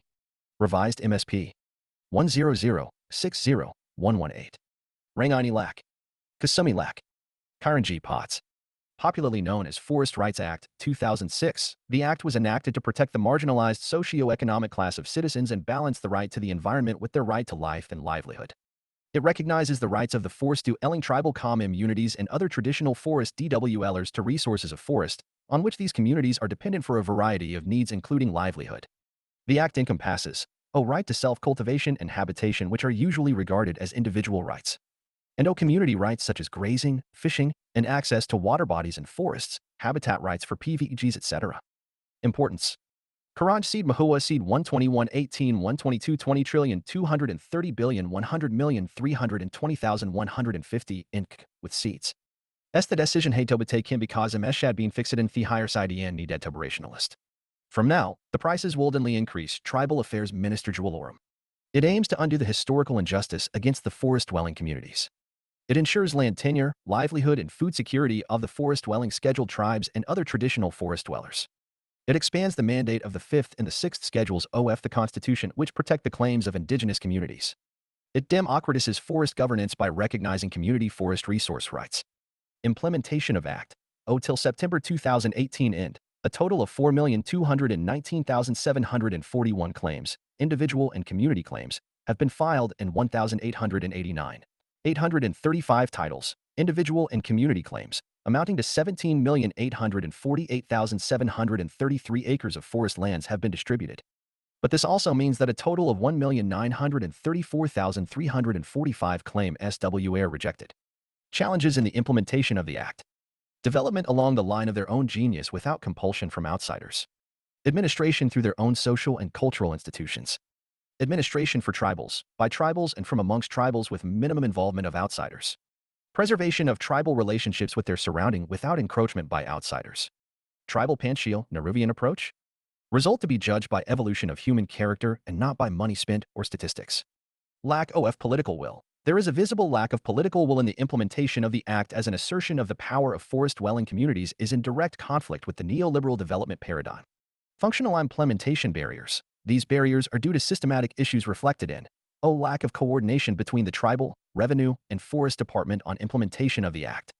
Lack of documentation and acceptance evidence. For instance, in the initial stages of implementation, there was the insistence on satellite images as evidence while other admissible proofs were ignored, as happened in Gujarat, resulting in mass rejections of claims. Institutional issues. Institutional issues such as rough maps of comm immunity and individual claim as prepared by Gram Sava often lack the technical know-how and suffer from educational incapacity. Illiteracy and unawareness among forest dwellers, Naxalisam, etc. As a result, many claims are being rejected. Pending or limited rights are recognized. In fact, the area recognized has been drastically reduced, which has been claimed without any proper reasons. Lacunas in the Act. A section of environmentalists raised concern that FRA gives lesser scope for community rights as it bends more in favor of individual rights, particularly vulnerable tribal groups, PVEGs. About PVEGs, they are less developed among the tribals. In 1973, the DBAR Commission first recognized them as primitive tribal groups. In 2006, the government renamed the PEGs as particularly vulnerable tribal groups, PVEGs. Basic characteristics of PVEGs. They are mostly homogeneous, with a small population and relatively physically isolated, social institutes cast in a simple mold, and there is an absence of written language, relatively simple technology, and a slower rate of change. Data. 75 PVEGs are residing in 17 states and UT of Andaman and Nicobar Islands. These tribal groups are widely different culturally, thus their problems are also very different from group to group. Criteria for identifying PVEGs. Pre-agricultural level of technology. Low level of literacy. Economic backwardness. A declining or stagnant population. Facts. Recently, Baria PVEG in Madhya Pradesh and Kamar and Baiga tribes in Chhattisgarh were granted habitat rights under the Forest Rights Act, 2006. Odisha houses the highest number, 13, of PVEGs in India. Issues concerning PVEGs. Inequalities. The level of inequalities in social and economic conditions is very high amongst PVEGs. Declining population. In 1858, the Great Andamanese were estimated at nearly 3,500. In 1901, their number declined to 625. According to the 2001 census, the Great Andamanese stood at just 43, Jarawas were 241, Anjas were 96, Sentinelese were 39, and Champins were 398. Poor health. They fare poorly in health indicators due to factors like poverty, illiteracy, lack of safe drinking water, bad sanitary conditions, difficult terrain, malnutrition, poor maternal and child health services. Reaching the last mile, no one to be left behind. Financial assistance for sustainable micro-irrigation in drought-prone regions of Karnataka. 2023-24.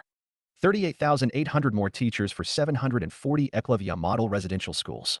Free food grain to all Antyodaya and priority households for 1 year, under PMGKY. Pradhan Mantri PVEG * development mission to be launched. Union. Bharat SHRI to be set up for digitization of ancient inscriptions. Outlay of PM Awas Yojana enhanced by 66%. Unavailability of health and nutritional services, superstition, etc. 0-7 groups. Illiteracy. Average literacy rate of PVEGs varies 10% to 44%. Livelihood. Due to deforestation, climate changes, and new forest conservation policies, their non-timber forest produce collection is getting hampered. Because of the lack of awareness about the value of NTFP produce, PVEGs have been exploited by the middlemen. Government initiatives to support PVEGs. The Scheme for Development of Primitive Vulnerable Tribal Groups, launched in 2008 to ensure the socio-economic development of PVEGs. Activities supported under the scheme include housing, land distribution, land development, agricultural development, cattle development, construction of link roads, installation of non-conventional sources of energy, social security, etc. Development of particularly vulnerable tribal groups, PVEGs. The Ministry of Tribal Affairs implements this as a centrally sponsored scheme having a provision of 100% central assistance.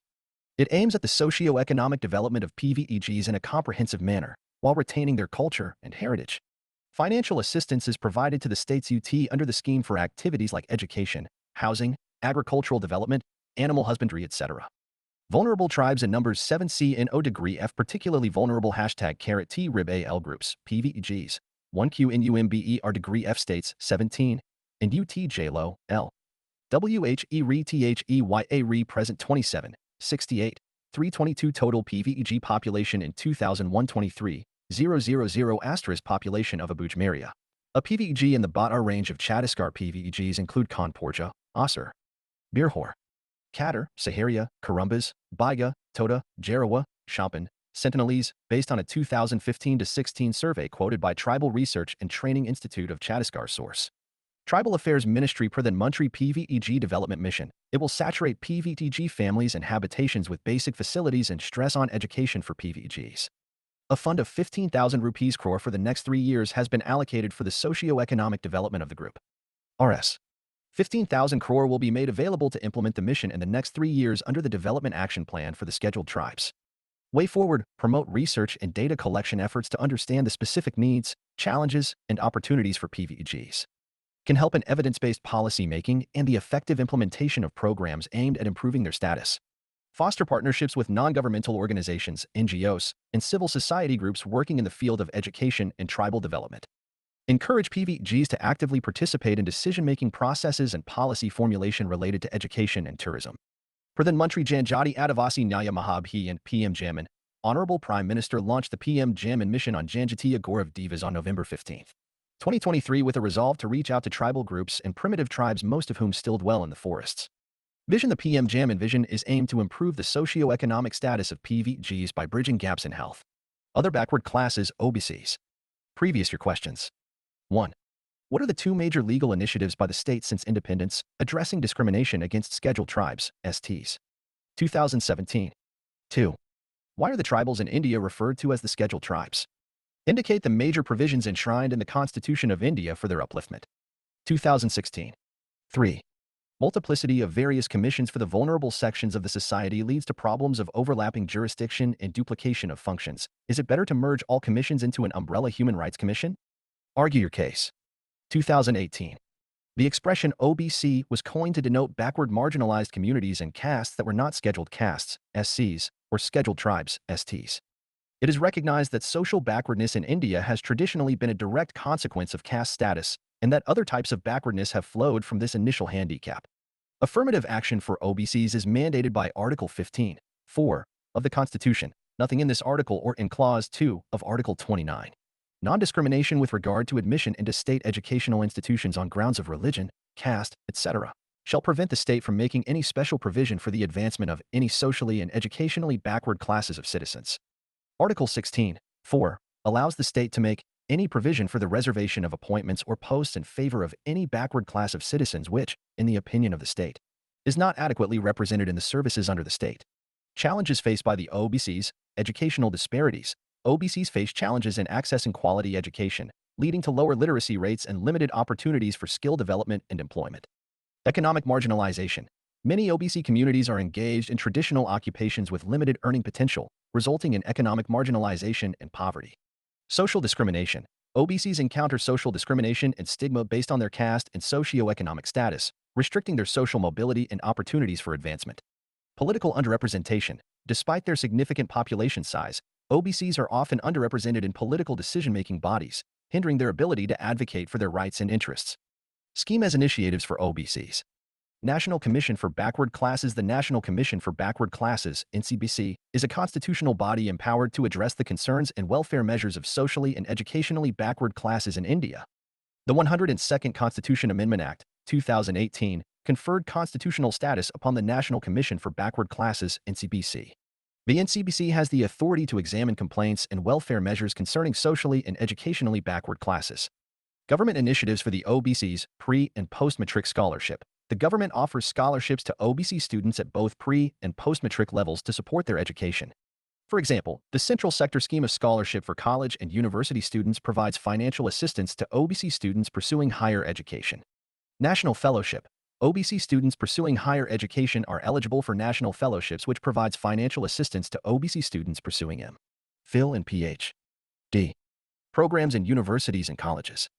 Saksham Scheme for Loan to OBC Youth. Under the Saksham Scheme, OBC youth are provided with access to loans at concessional rates to support their entrepreneurial ventures and skill development initiatives. For instance, schemes like Pradhan Mantri Mudra Yojana offer loans to OBC entrepreneurs to start or expand their businesses. National Backward Classes Finance and Development Corporation, NBCFDC facilitates economic empowerment among OBCs by providing financial assistance, training, and entrepreneurial support to individuals and groups belonging to backward classes. For example, the corporation offers various loan schemes and skill development programs. Constitutional status to National Commission for Backward Classes, NCBC. The government accorded constitutional status to the National Commission for Backward Classes, NCBC, empowering it to investigate and monitor matters related to the welfare of OBCs and recommend measures for their upliftment. The National Commission for Backward Classes Act, 1993 provides the legal framework for the functioning of the Commission. Reservation in education and employment. OBCs benefit from reservation policies in educational institutions and government jobs. Examples include reservation quotas in government colleges, universities, and public sector jobs, as mandated by the Constitution of India. Skill development programs. Various skill development programs are initiated by the government to enhance the employability of OBC youth. Examples include the Pradhan Mantri Kaushal Vikas Yojana, PMKVY, which offers skill training to youth from all sections of society, including OBCs. Economically weaker sections, EWS. EWS refers to a category of individuals or families who fall within a certain income threshold set by the government for the purpose of providing them with various benefits, such as reservations in education and employment, as well as other welfare schemes. This classification aims to address socioeconomic disparities and provide support to those who are economically disadvantaged. Who are economically weaker sections? The economically weaker section is the section of the society in India that belongs to the unreserved category and has an annual family income of less than 8 lakh rupees. This category includes people that do not belong to the caste categories of SCOP and who already enjoy the benefits of reservation. Status of EWS in India. Approximately 18.2% of India's general population falls under the economically weaker section category, which translates to around 350 million people, based on the multidimensional poverty index utilized by Niti Aayog. The concept of EWS gained prominence with the introduction of reservation for economically weaker sections in educational institutions and public employment through the 103rd Constitutional Amendment Act, 2019. Article 15(6) of the Indian Constitution allows for reservation of up to 10% of seats in educational institutions and public employment for individuals belonging to the economically weaker sections. The Constitution, 103rd Amendment Act, 2019 inserted Article 15(6) and Article 16(6). Providing for reservation to economically weaker sections in educational institutions and public employment. Constraints in the performance of welfare schemes for SCOP, critical examination, poverty and inequality, problems of isolation, exclusion and occupational subjugation are major obstacles to mainstreaming these social groups in the socio-economic development of the country. Insufficient and inefficient funding. While the due allocation for SCs in this year's budget should be Rs 139,172 crore as per Niti Aayog guidelines, the allocation was 83,257 rupees crore or 60%. Moreover, funds are not allocated efficiently. Resources are distributed thinly among many schemes, especially under the Scheduled Caste Subplan, SCSP, and Tribal Subplan, TSP, instead of among a few targeted schemes. Further, each ministry is supposed to set aside 15% of its spending in a Scheduled Caste Subplan, but often their outcomes are insignificant. Poor governance. Governance, including lack of interministerial convergence and suboptimal targeting of beneficiaries, is another major issue. Ground realities are ignored. Mainstreaming these groups has also been hampered by the inability to incorporate specific cultural and social requirements of SC/ST groups while designing interventions. Top-to-down approach, absence of people's participation in design, planning, and implementation, and the absence of accountability. Negligence of Dalit and Adivasi women. The 2020-21 budget allocates 0.8%.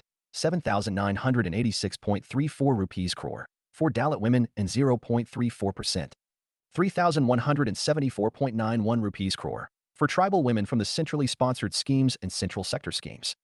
Unawareness. There is limited awareness about the schemes, resulting in leakages and denial of benefits. Way forward, make existing government efforts more effective and participatory. Initiate ranking of states for their innovation, effectiveness, and impact of social schemes. Identify key social practices across the country that still segregate Dalits, whether in schools, homes, or workplaces, and run targeted communication campaigns for students and teachers, villagers, companies, etc. The budget allocation for the SCSD communities should be proportionate to their share in the population. Keywords: marginalized groups, disadvantaged communities, socially excluded, bridge the gap, uplifting the bottom of the pyramid, creating a just society, uplift the marginalized, break caste barriers, Dalit rights matter. Eradicate untouchability, tribal heritage celebration, preserve indigenous culture, tribal rights advocacy, indigenous peoples' rights, uplifting the underprivileged, bridging social divides, equal opportunities for all, breaking barriers. Building futures, affirmative action. In action, from margins to mainstream, advancing economic equality, empowerment through education, elevating voices of the voiceless, catalyst for change, social mobility, caste-based inequality, Dalit inclusivity, Dalit liberation. Adivasi heritage, economic upliftment. Students note: 3 women, you educate a man. You educate a man. You educate a woman. You educate a generation. Brigham Young men can never be a woman's equal in the spirit of selfless service with which nature has endowed her. Mahatma Gandhi. There is considerable evidence that women's education and literacy tend to reduce the mortality rates of children. Amartya Sen. Introduction. Across the globe, women face a multitude of challenges that render them vulnerable in various aspects of life. These challenges can be deeply rooted in societal norms, cultural practices, and systemic inequalities. Understanding the complexities they encounter is crucial in fostering meaningful dialogue and pursuing strategies for their empowerment. This exploration delves into the challenges faced by women in a vulnerable world while also highlighting avenues for empowerment that can pave the way for a more just and equitable future for all. Constitutional provisions for women, Article 15, 3, allows for affirmative action in favor of women. Article 23, prohibition of traffic in human beings and forced labor. Article 39a, the state shall ensure that men and women equally have the right to an adequate means of livelihood. Article 39d, equal pay for equal work for both men and women.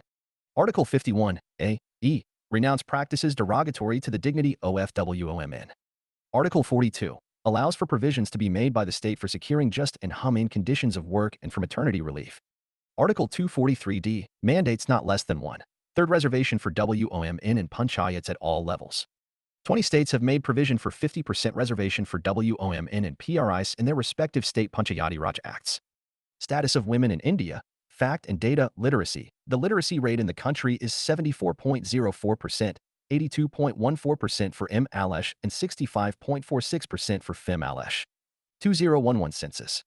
Sex ratio. The sex ratio in the country has always remained unfavorable to Fem-Alesh. It was 940 in 2011 Census. Child sex ratio. As per the NFHS, 5 the child sex ratio at birth for children born in the last 5 years, female per 1,000 male, is 929. Women workforce participation rate. The PLFS data indicates that for women in the working age group, 15 to 59 years, LFER is lack of opportunities, poor representation at power positions. Misogyny, sexism. Economic inequality. Violence. Sexual harassment at workspace. Underrepresentation in education. Politics, government. Jobs. Patriarchy. Honor killing. Child marriages. Female foeticide. Problems faced by women. Domestic violence. Dowry system, marital rapes. Cyberbully ing acid attacks. Gender pay gap, how workforce participation. Malnutrition. Only 35.6% in India. The participation rate stands at 39.3% and 26.5%, respectively, in rural and urban areas in 2021 to 22. Gender gap. India was ranked at 127 out of 146 countries in terms of gender parity, an improvement of 8 places from last year according to the recently published Annual Gender Gap Report, 2023. Sexual harassment. 35% of women in full-time corporate sector jobs have experienced sexual harassment, the women in the Workplace Report. The maternal mortality ratio, maternal mortality estimation interagency group, MEG, provides global estimates of MMR. As per UN MEG 2020 report, Trends in Maternal Mortality 2000 to 2020. MMR of India has declined from 384 in 2000 to 103 in 2020, whereas global MMR has declined from 339 in 2000 to 223 in 2020. Challenges women encounter throughout life stages. FIC. Challenges faced by women, health. More than 50% women are anemic in most of the states. National Family Health Survey, 5, 2019 to 20. Domestic violence. According to the National Family Health Survey, NFHS, 4, nearly 1/3, 33%, of women above the age of 15 have experienced domestic violence in some form. Political mobility. Psychological. Measures of women empowerment. T. Well-being. Z. Economic. Decision-making. NCRB Crime in India reports, 2021 over 30% of crimes against women were registered under cruelty by husband or relatives. SDG Target 3.1. To reduce the global MMRTO less than 70 lakh live births by 2030. SDG 5. Achieve gender equality and empower all women and girls. Political exclusion of women. Parliament. In current Lok Sabha, 14%, 78 MPs, female MPs, i.e. the highest number of women MPs since 1952. In Rajya Sabha, only 25, 10.2%, out of 245 members are women. Assemblies. Only 9% of 4,120 MLAs were women, ADR report. In recent assembly elections, 2021, only 5% women in Tamil Nadu and only 11 women were elected to the 140-member Kerala State Assembly. Statutory measures to make women empowered and safe. Convention on the Elimination of All Forms of Discrimination Against Women. It was adopted in 1979 by the UN General Assembly and is often described as an international Bill of Rights for Women. The convention provides the basis for realizing equality between women and men through ensuring women's equal access to and equal opportunities in political and public life. Key provisions. It focuses on non-discrimination, sex stereotypes, and sex trafficking. It outlines women's rights in the public sphere with an emphasis on political life, representation, and rights to nationality. Describes the economic and social rights of women, particularly focusing on education, employment, and health. It outlines women's right to equality in marriage and family life along with the right to equality before the law. Sexual Harassment of Women at Workplace, Prevention, Prohibition, and Redressal Act, 2013 was passed with the aim of giving insurance to the ladies at work environment. Acid attack. Section 326B of the Indian Penal Code, 1860 deals with utilization of corrosive substances and intentional tossing or endeavoring to toss corrosive separately. Protection of Women from Domestic Violence Act, 2005. This act protects women from any act, conduct, omission, commission that harms, injures, or potential to harm is to be considered as domestic violence. Dowry Prohibition Act, 1961 has stringent provisions for punishment and prevention of dowry-related atrocities against women. The Muslim Women Protection of Rights on Marriage Act, 2019. It makes all declarations of talaq, including in written or electronic form, to be void and illegal. It makes declaration of talaq a cognizable offense, attracting up to 3 years imprisonment with a fine. Schemes for women empowerment. Azadi Ka Amrit Mahotsav Mahila Samman Bhagat Patra, one-time new small savings scheme, Mahila Samman Savings Certificate, MSSC, will be made available for a 2-year period up to March 2025. This will offer deposit facility up to ₹2 lakh in the name of women or girls for a tenor of 2 years at fixed interest rate of 7.5% with partial withdrawal option. Union Budget 2023-24. One-Stop Center Scheme. One-Stop Centers, OSC, are intended to support women affected by violence in private and public spaces, within the family, community, and at the workplace. Beti Bachao Beti Padhao Scheme. Beti Bachao Beti Padhao is a campaign of the Government of India that aims to generate awareness and improve the efficiency of welfare services intended for girls in India. Ujjwala, a comprehensive scheme for prevention of trafficking and rescue, rehabilitation and reintegration of victims of trafficking and commercial sexual exploitation. Swadhar Gray, a scheme for women in difficult circumstances so that they could lead their life with dignity and conviction. Mahila Police Volunteers, MPV and MPV will serve as a public police interface in order to fight crime against women. Mahila Shakti Kendra, MSK, aims to empower rural women with opportunities for skill development and employment. Various committee commission recommendations. Jaya Jaitley Committee, 2020. Increasing the age of marriage for women from 18 to 21 years. Government has to look into increasing access to schools and colleges for girls, including their transportation. Ensuring skill and business training to girls. The committee also recommended sex education in schools. Large-scale awareness campaign to be undertaken for encouraging social acceptance of the new legislation. Justice Varma Committee, 2012. In place of the Internal Complaints Committee, ICC, it was recommended that an employment tribunal be set up because for in-house ICC, women would be discouraged to complain. The committee recommended inclusion of domestic workers in the Protection of Women from Sexual Harassment at Workplace Act. Way forward, however, despite these efforts, there is a visible lack of progress on the WOM in empowerment front, and thus there is an urgent need to take reformative steps. A suitable course of action can be: adopt sound gender transformative policies, from policies around childcare to equal pay, and laws that support gender equality, strengthen health system response to ensure access to survivor-centered care, and referral to other services as needed. Transformation in school education to challenge discriminatory attitudes and beliefs, including comprehensive sexual education and gender sensitization. targeted investment in sustainable and effective evidence-based prevention strategies at local, national, regional, and global levels, and strengthening data collection and investing in high-quality surveys on violence against women and improving measurement of the different forms of violence experienced by women, including those who are most marginalized. Focus on gender sensitization. A gender sensitization of all stakeholders is an important component of effective responses to domestic violence. It should form part of the curriculum of training of the police, judiciary, bureaucracy, policymakers, social workers, counselors, and other service providers. Awareness generation and information dissemination. Many women are unable to escape domestic violence because they are unaware of available legal services and agencies working in this area. Therefore, disseminating information on the range of services available is essential. Institutions for Women Welfare. Ministry of Women and Child Development. The broad mandate of the ministry is to have holistic development of women and children. The ministry formulates plans, policies, and programs, enacts amends legislation, guides and coordinates the efforts of both governmental and NGOs working in the field of women and child development. The National Commission for Women. It was set up as statutory body in January 1992 under the National Commission for Women Act, 1992. Review the constitutional and legal safeguards for women. Recommend remedial legislative measures. Facilitate redressal of grievances. Advise the government on all policy matters affecting women. Steps taken by NCW on women empowerment. The Commission completed its visits to all the states UTs except Lakshadweep and prepared gender profiles to assess the status of women and their empowerment. It received a large number of complaints and acted suo motu in several cases to provide speedy justice. It took up the issue of child marriage, sponsored legal awareness program MES, Parivarik Mahila Lok Adalats.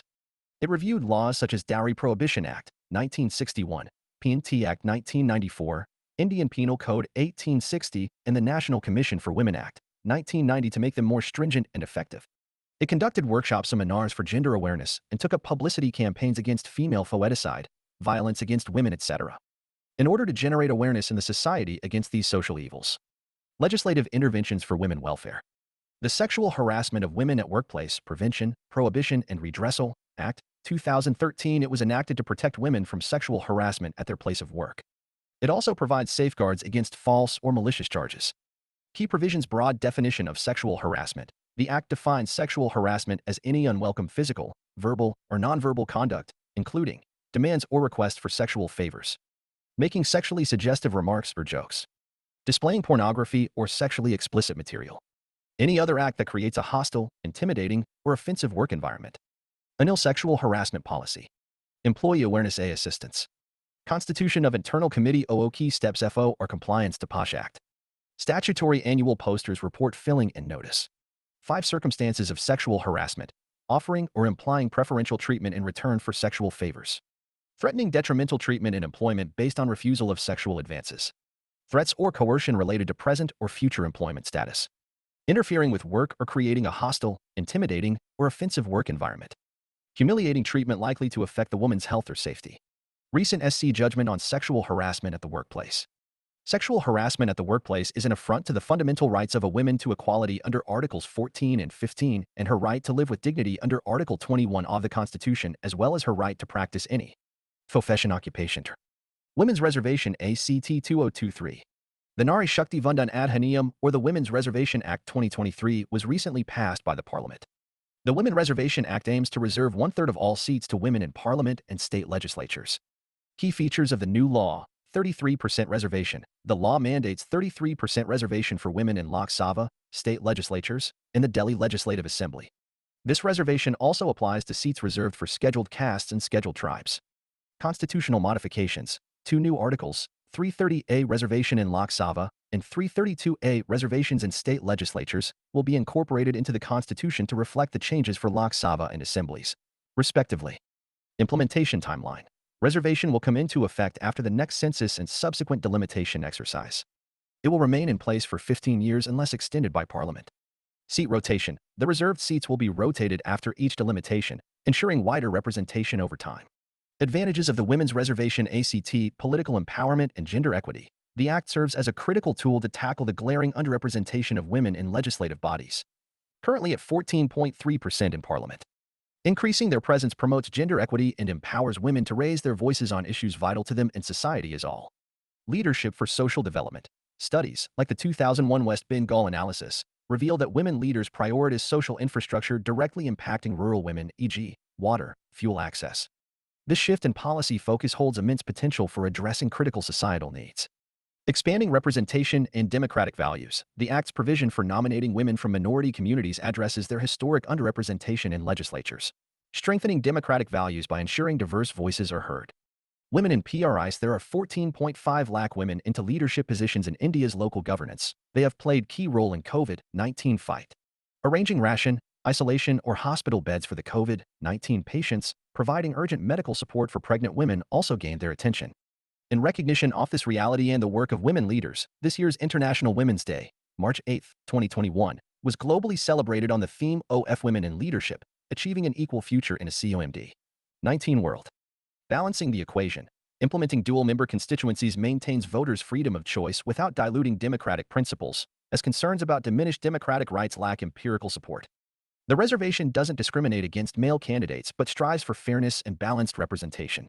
Issues with the ACT proxy fears, doubts loom around women becoming mere proxies for male counterparts. While addressing power dynamics within families is crucial, studies show increased female representation positively impacts women and children's welfare. Implementation hurdles, linking the Act to delimitation delays its enactment. Decoupling these processes or exploring alternative timelines could be key. Expanding representation, demands to include OBC women within the quota highlight the need for intersectionality. Addressing this necessitates careful adjustments to ensure inclusivity. Allocation dilemmas, clarity on how reserved seats will be identified is crucial. Establishing transparent guidelines and considering regional dynamics are essential.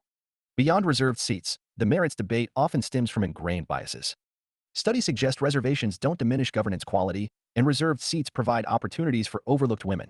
More than just quotas, while the Act tackles one aspect, comprehensive electoral reforms, including tackling criminalization of politics and black money influence, remain crucial for a holistic solution.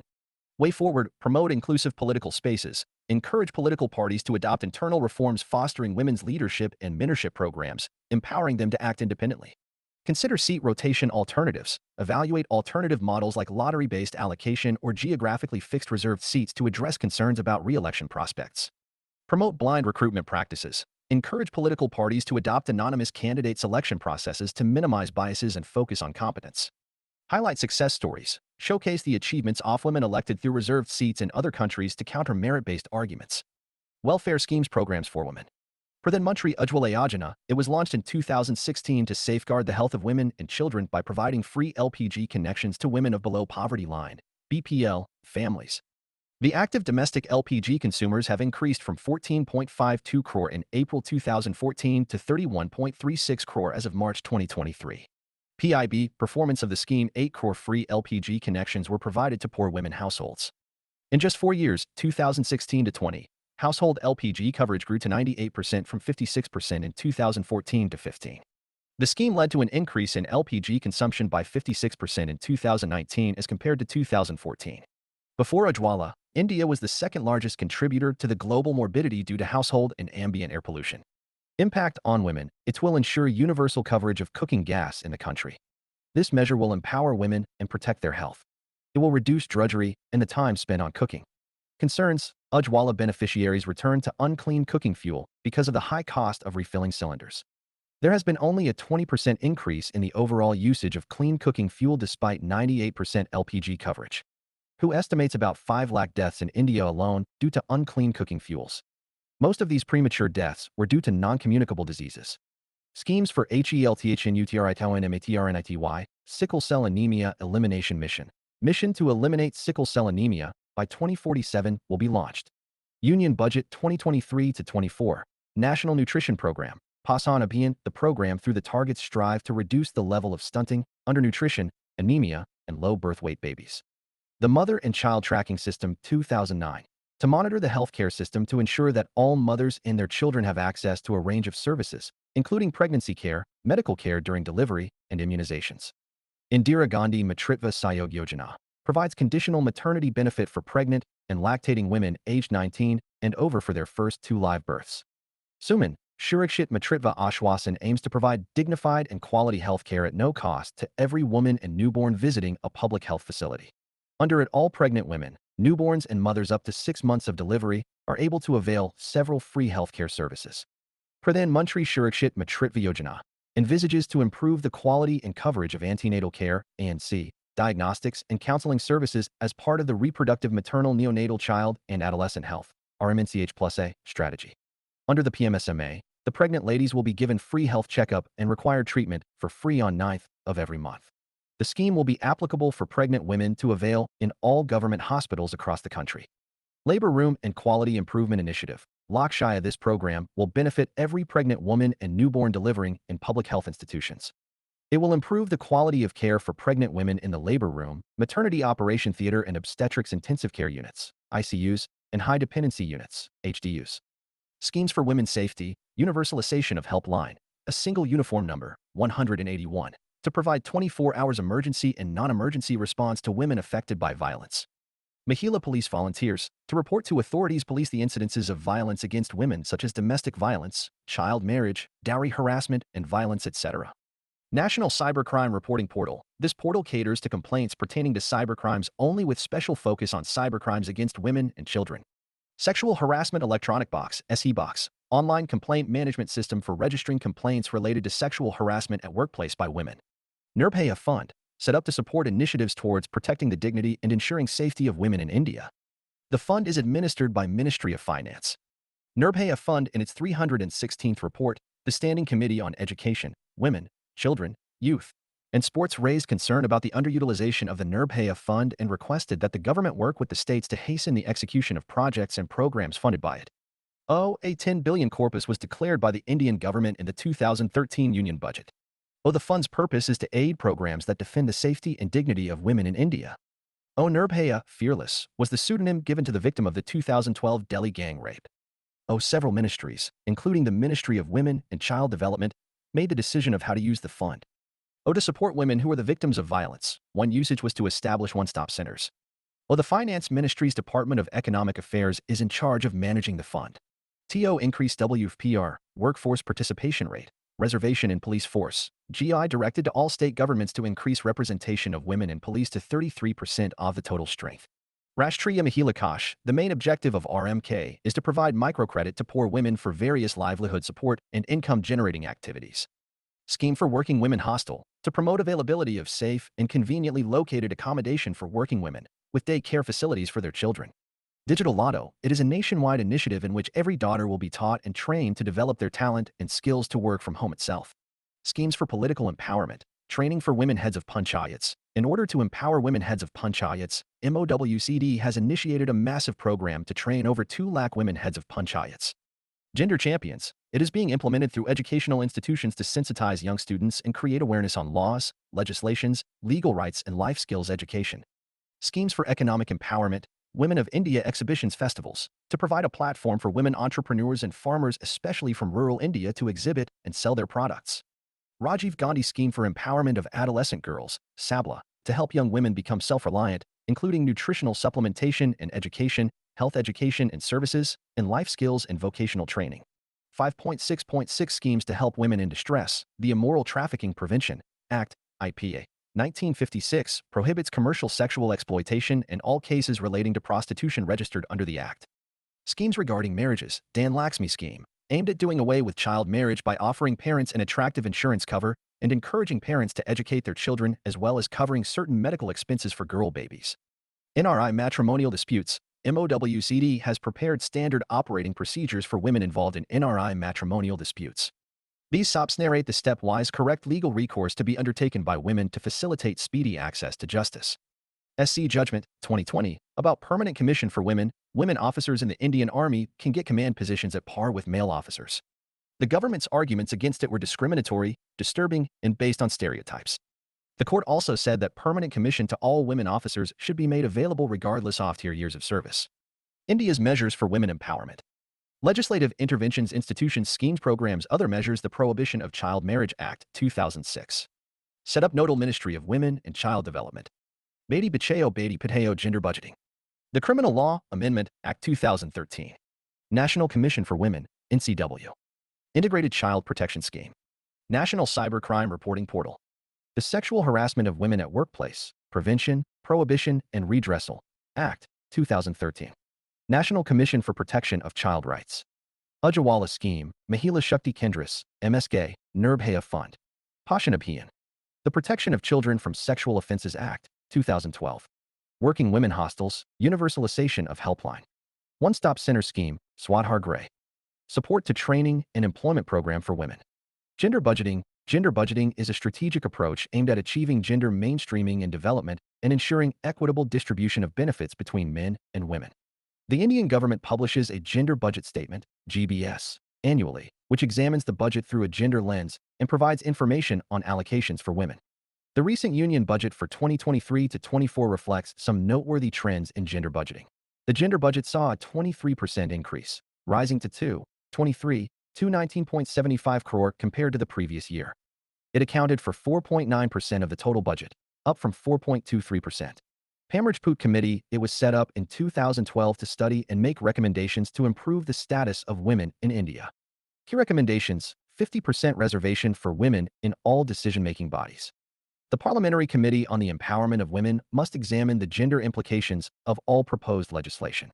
The National Commission for Women must go beyond reactive interventions to fulfill the proactive assisted reproductive mandate of studying, recommending, and influencing policies, laws, programs, and budgets to ensure full benefits to the stakeholders. Suggested to appoint a separate panel to study the status of Muslim women in the country.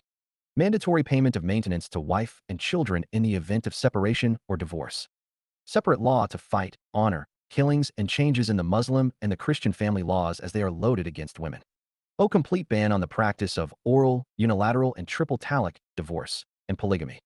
Reforms in criminal justice system. Overhaul of the criminal justice system to ensure justice for women. More gender-sensitive enforcement machinery. Greater awareness of different legislation and their interconnectedness. Accountability for securing women's rights. Issues.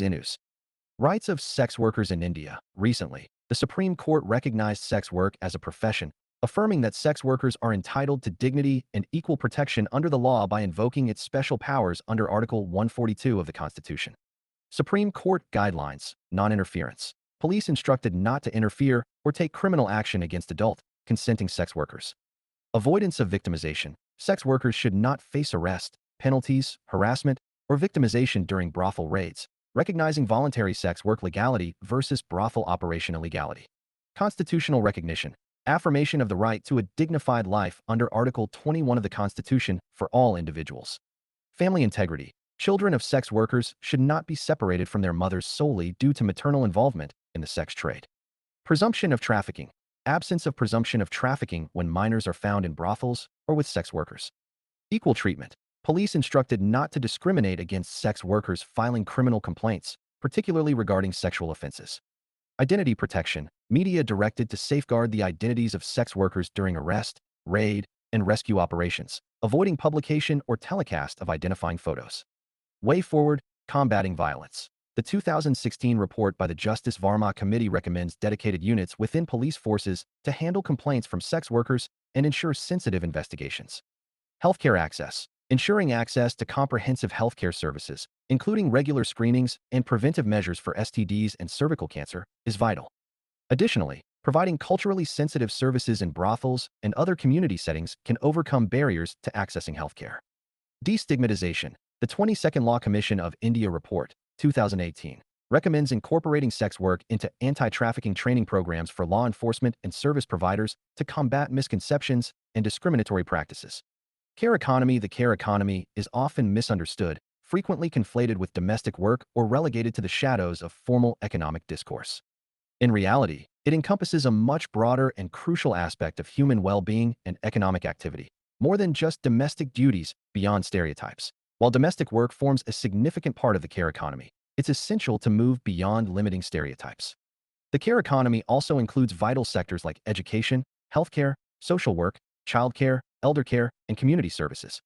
Addressing diverse needs. These activities fulfill the physical, psychological, and emotional needs of individuals across the lifespan, from children and young adults to the elderly and individuals with disabilities. A hidden economic powerhouse, significant contribution. The care economy represents a substantial portion of global GDP, estimated at 8 to 10% by the World Economic Forum.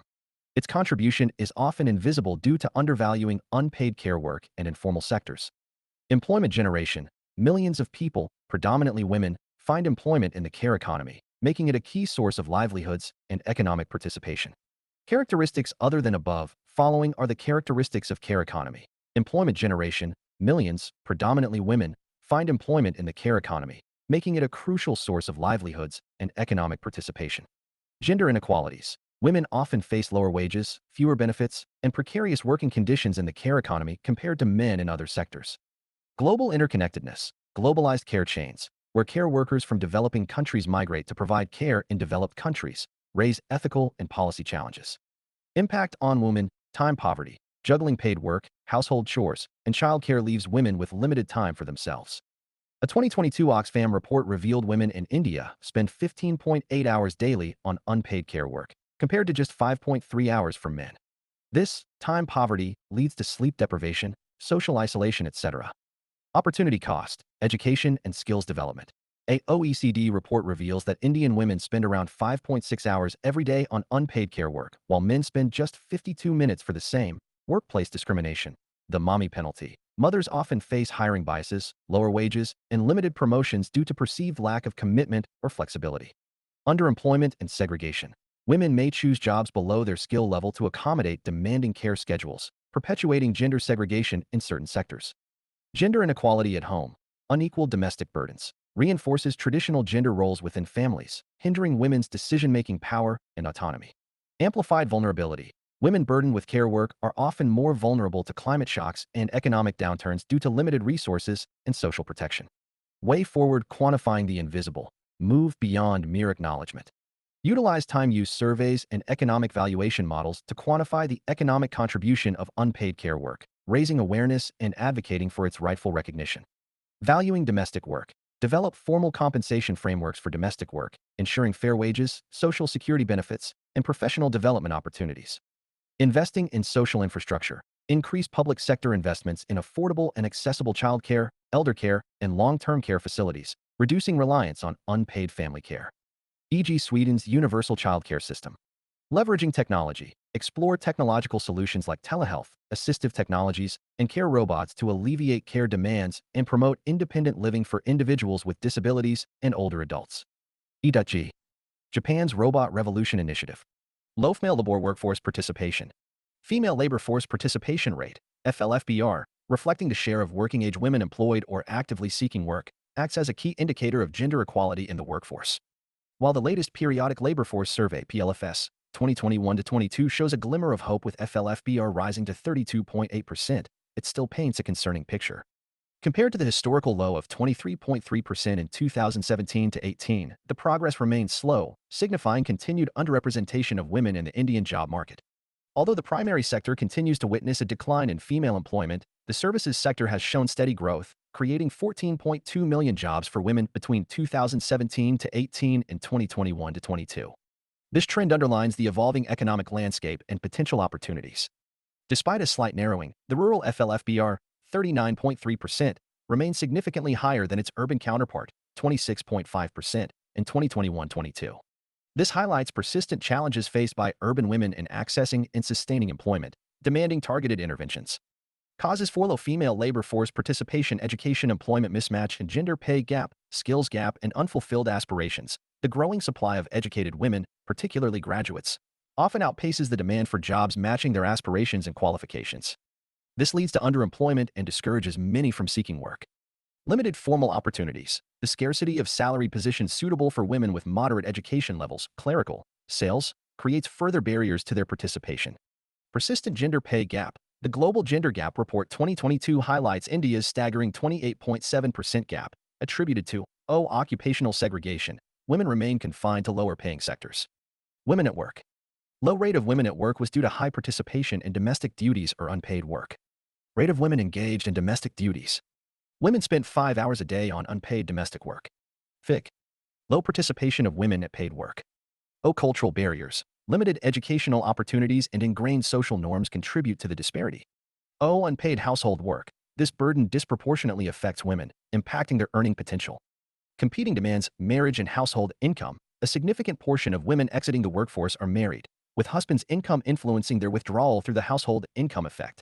Maternity and childcare challenges. Many women struggle to re-enter the workforce after childbirth due to Maternity Benefits Act, While encouraging, the 2016 Act can still create additional employer costs, potentially dissuading female hiring. Limited childcare options, lack of quality daycare remains a significant obstacle for mothers seeking to return to work. FIC. Peel Festi ATAO and FEM ALAWORKFORCE limited mobility and deep-rooted social norms, limited international migration, according to the World Bank, in 2020. Only 22.5% of India's international migrants were women, compared to the global average of 48%. This gap has widened since 2010, when it stood at 19%, unexplained wage gap. Even after accounting for education, experience, and skills, a significant portion of the gender pay gap remains unexplained, suggesting widespread discrimination. Stigma and family pressure. In some communities, stigma associated with women working outside the home, especially in certain menial jobs, can lead to them dropping out due to family and societal pressures. Economy could get a boost if India's full-matched Chinas. Potential growth in GDP if India had CHINA SFL. 0 to 61.5%. Potential growth in GDP if women had the same labor AO. Forced participation as men. That's about 72 trillion tons. FIC. FLFP's impact in Indian economy. Sexual harassment at work compliance issues. As of 2020, around 31% of firms still fail to comply with the Prevention of Sexual Harassment at Workplace Act, POSH, hindering its effectiveness in protecting women. Prevalence of sexual harassment. Despite the POSH Act, NCRB data shows that in 2021, 28,014 cases of sexual harassment at the workplace were reported in India, representing a 26% increase from 2020, 22,206 cases. Policy inefficiencies and implementation gaps. Support services deficit. Existing policies often overlook crucial support structures like safe transportation, childcare, and migration assistance, hindering women's access to skilling programs and workforce participation. Misaligned priorities. Many national policies fail to prioritize essential support services, leaving women struggling to connect with skilling programs and enter the workforce effectively. Way forward. Reshaping policy design beyond outcomes. To empower women, it's crucial to reorient metrics by incorporating enabling factors like safety, career aspirations, and skill alignment with desired opportunities. Bridging the gap. The Niti Aayog's Women in Work Action Plan, 2020, recommends integrating vocational training within school curriculums and targeting skill development programs towards emerging sectors with high job growth potential for women. Driving innovation. Tax incentives. Enacting tax breaks for companies with gender-friendly practices like internal complaint mechanisms and safe transport facilities can incentivize both employers and women. Public-private partnerships. Building collaborations between government and private entities can foster innovative solutions to address challenges like childcare and transportation barriers. E.g., Shebox initiative in India for grievance redressal mechanisms. Transforming social norms. Large-scale campaigns. Investing in social awareness campaigns is crucial to challenge ingrained gender stereotypes. E.g., the Beti Padhao campaign in India has helped improve girls' enrollment rates. Ensuring equal pay. International alignment. India's commitment to UN SDG 8's Equal Pay for Equal Value by 2030 necessitates concrete action. India in the Annual Gender Gap Report, 2023, and is ranked 127 out of 146 countries in terms of gender parity, from 135 last year. But this improved statistic, closing 64.3% of the overall gender gap, highlights the need for urgent interventions. Constitutional and legal framework. Existing laws like the Equal Remuneration Act, 1976, Maternity Benefit Act, 1961, and Factories Act, 1948, provide a legal foundation for equal pay. However, enforcing and strengthening these policies remain crucial. Building support systems, childcare solutions. The Kerala State Social Security Mission's Anganwadi Creche scheme offers affordable childcare services to working mothers, showcasing a successful model. Facilitating migration. Providing support to women seeking work opportunities by offering guidance, networking opportunities, and potential financial assistance can encourage and facilitate safe migration. Sarpanch Patti. The Mundona Rural Development Foundation, an NGO, brought the issue of Sarpanch Pattism to the Supreme Court's attention. This practice involves unelected male relatives wielding power behind the scenes while elected women panchayat leaders serve as a public face. While the court acknowledged the concern regarding undermining women's empowerment within the panchayat system, it clarified that addressing the issue directly was beyond its jurisdiction. Nonetheless, the court highlighted the Ministry of Panchayati Raj's responsibility to explore improved mechanisms for implementing women's reservation objectives. This aligns with recommendations from a 2022 report by the Center for Budget and Governance Accountability, CBGE, which identified Sarpanch Pattism as a significant obstacle to realizing women's reservation in Panchayati Raj institutions, PRIs. Constitutional provisions for women's representation. INPRI's the 73rd Constitutional Amendment Act of 1992 marked a significant milestone in Indian democracy by mandating one-third reservation for women in Panchayati Raj institutions, PRIs, through Article 243D. This landmark decision aimed to empower women at the grassroots level and ensure their equal participation in local governance. Key provisions: national mandate. Article 243D guarantees not less than 33% reservation for women in the total number of seats and offices of chairpersons and PRIs across all three tiers, Gram Panchayats, Panchayat Samiyas, and Zilla Parishats. State-level initiatives. Several states have taken the lead in exceeding the national mandate. Andhra Pradesh, Chhattisgarh, Gujarat, Himachal Pradesh, Bihar, and others have implemented 50% reservation for women in their respective state Panchayati Raj Acts. Rotational system. To ensure equitable representation and prevent concentration of power, the reserved seats and positions for women are allotted by rotation to different constituencies within each panchayat. Inclusive representation. The 33% reservation for women applies within the existing quota for scheduled castes, SCs, and scheduled tribes, STs, ensuring inclusive participation across diverse communities. Reasons behind Panchayat Patti syndrome. Deep-seated gender inequality. Patriarchal norms. The bedrock of Panchayat Patti lies in deeply ingrained patriarchal norms that prioritize male authority and decision-making. This relegates women to the domestic sphere, diminishing their agency and legitimacy in public affairs. Social stigma. Traditional gender roles often portray women as unfit for governance, amplifying the stigma associated with their participation in public life. Lack of awareness and empowerment. Limited education. Restricted access to education, particularly in rural areas, leaves women unaware of their rights and the significance of their participation in local governance. Discriminatory practices. Lack of awareness among women, families, and communities perpetuates discriminatory practices that accept and even normalize Panchayat Patti. Power dynamics and resistance to change. Male dominance. Entrenched male dominance in political spheres fosters resistance to gender equality, creating an environment conducive to Panchayat Patti. Strategic control. In some instances, male family members or influential leaders might exploit Panchayat Patti to maintain their power and influence over local governance, manipulating female leaders' decisions for their own benefit. Government initiatives. Rashtriya Granswaraj Abhiyan, RGSA, launched in 2018. RGS aims to bolster the capacities of PRIs for responsive and sustainable rural governance, aligned with the Sustainable Development Goals, SDGs. One of its key objectives is to incentivize women's participation. This is achieved through several means. Financial support.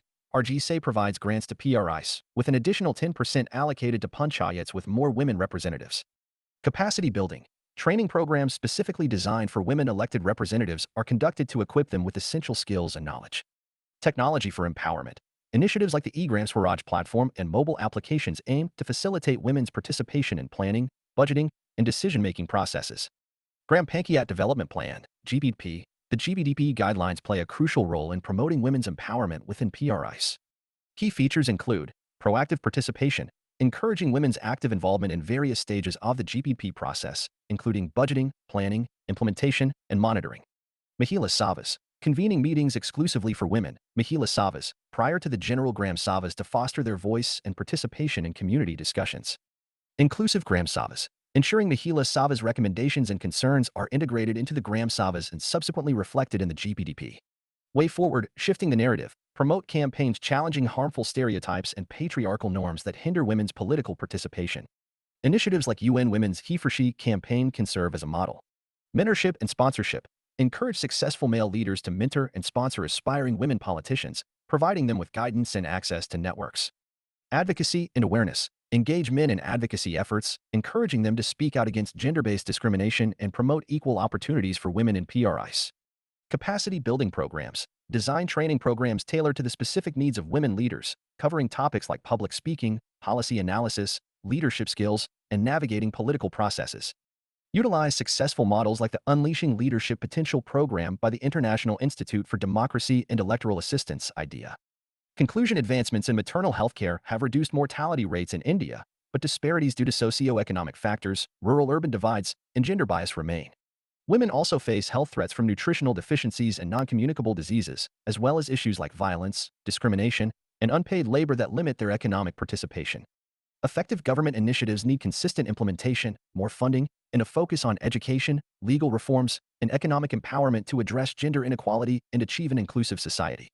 Keywords: gender equality, shattering the glass ceiling, empowering women, empowering India. She means business, economic empowerment, Beti Bachao, Beti Padhao, Nari Shakti for New India, Women-Led Development, Mahila Sashakticaran. Equality begins with women, women entrepreneurs, digital literacy for women, Nari Shakti Puraskar, she leads, gender parity, feminist movement, Shepreneur, breaking glass ceilings, women's solidarity, gender sensitization, balance for better, no gender, no barrier. Previous year questions. 1. Which steps are required for constitutionalization of a commission? Do you think imparting constitutionality to the National Commission for Women would ensure greater gender justice and empowerment in India? Give reasons. 2020. 2. In order to enhance the prospects of social development, sound and adequate healthcare policies are needed in the fields of geriatric and maternal healthcare. Discuss. 2020. 3. What are the continued challenges for women in India against time and space? 2019. 4. Empowering women is the key to control population growth. Discuss. 2019. 5. The reservation of seats for women in the institution of local self-government has had a limited impact on the patriarchal character of the Indian political process. Comment. 2019. 6. How does patriarchy impact the position of a middle-class working woman in India? 2014. 7. Male membership needs to be encouraged in order to make women's organizations free from gender bias. Comment. 2013. Children, Adolescents and Youth. Introduction. According to UNICEF, India boasts the world's largest adolescent population, as defined by WHO as individuals aged 10 to 19, with a staggering total of 253 million people. The nation stands to benefit socially, politically, and economically if this large number of adolescents are safe, healthy, educated, and equipped with information and life skills to support the country's continued development. Who is a child?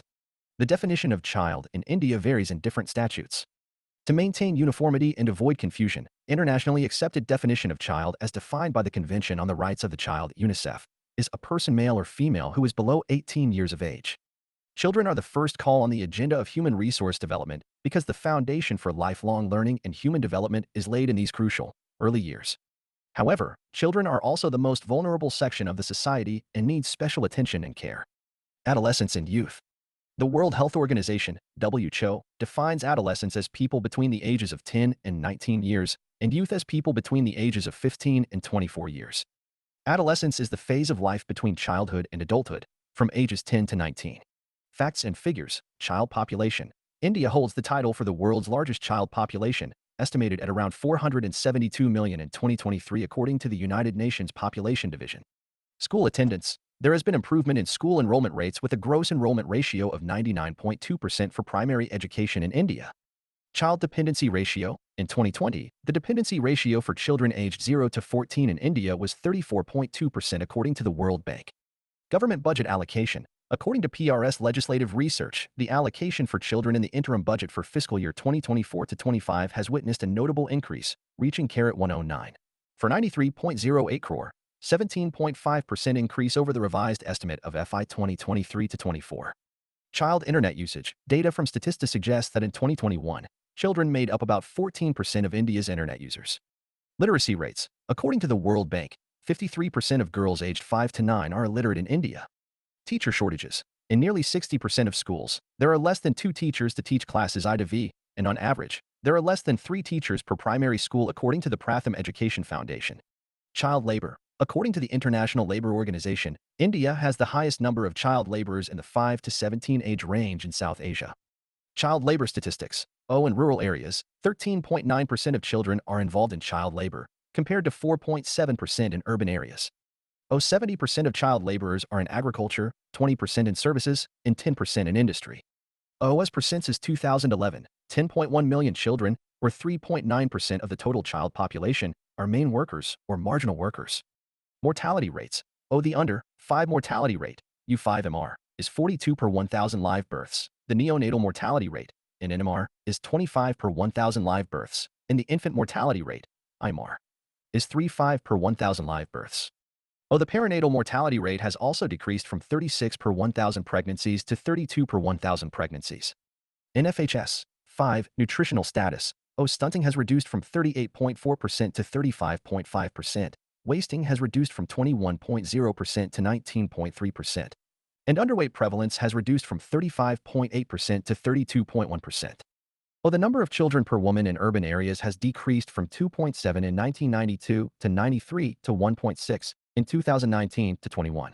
NFHS 5. Child rights in India. What are child rights? Child rights are fundamental human rights that apply to all children under 18, regardless of background. The UN Convention on the Rights of the Child, UNCRC, sets out these basic rights. In India, the definition of a child can vary across laws, e.g., 18 in Juvenile Justice Act, 14 in Child Labor Act.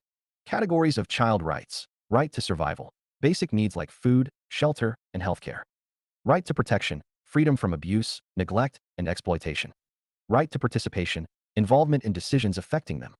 Right to development, physical, mental, and emotional growth.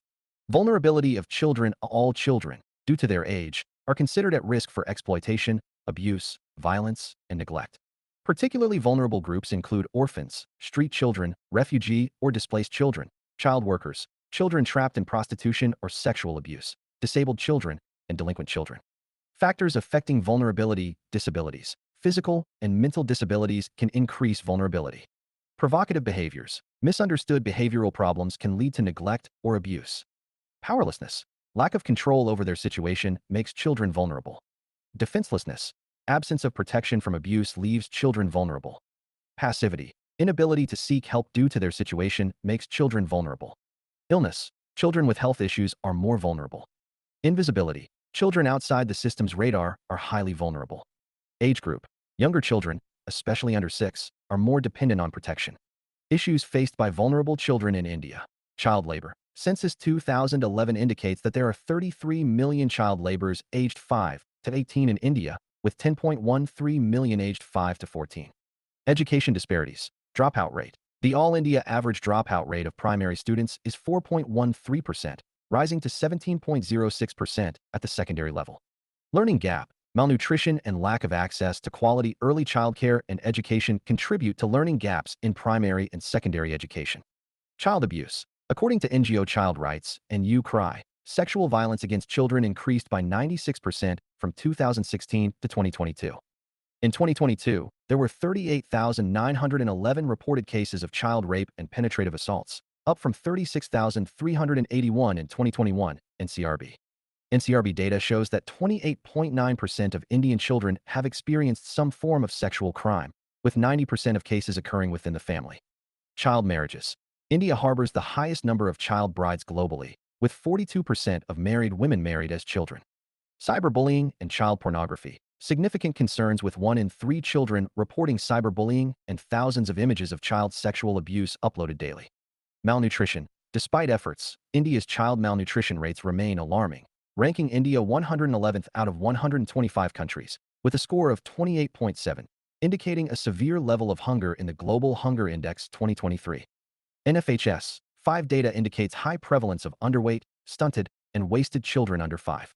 Stunting has reduced from 38.4% to 35.5%.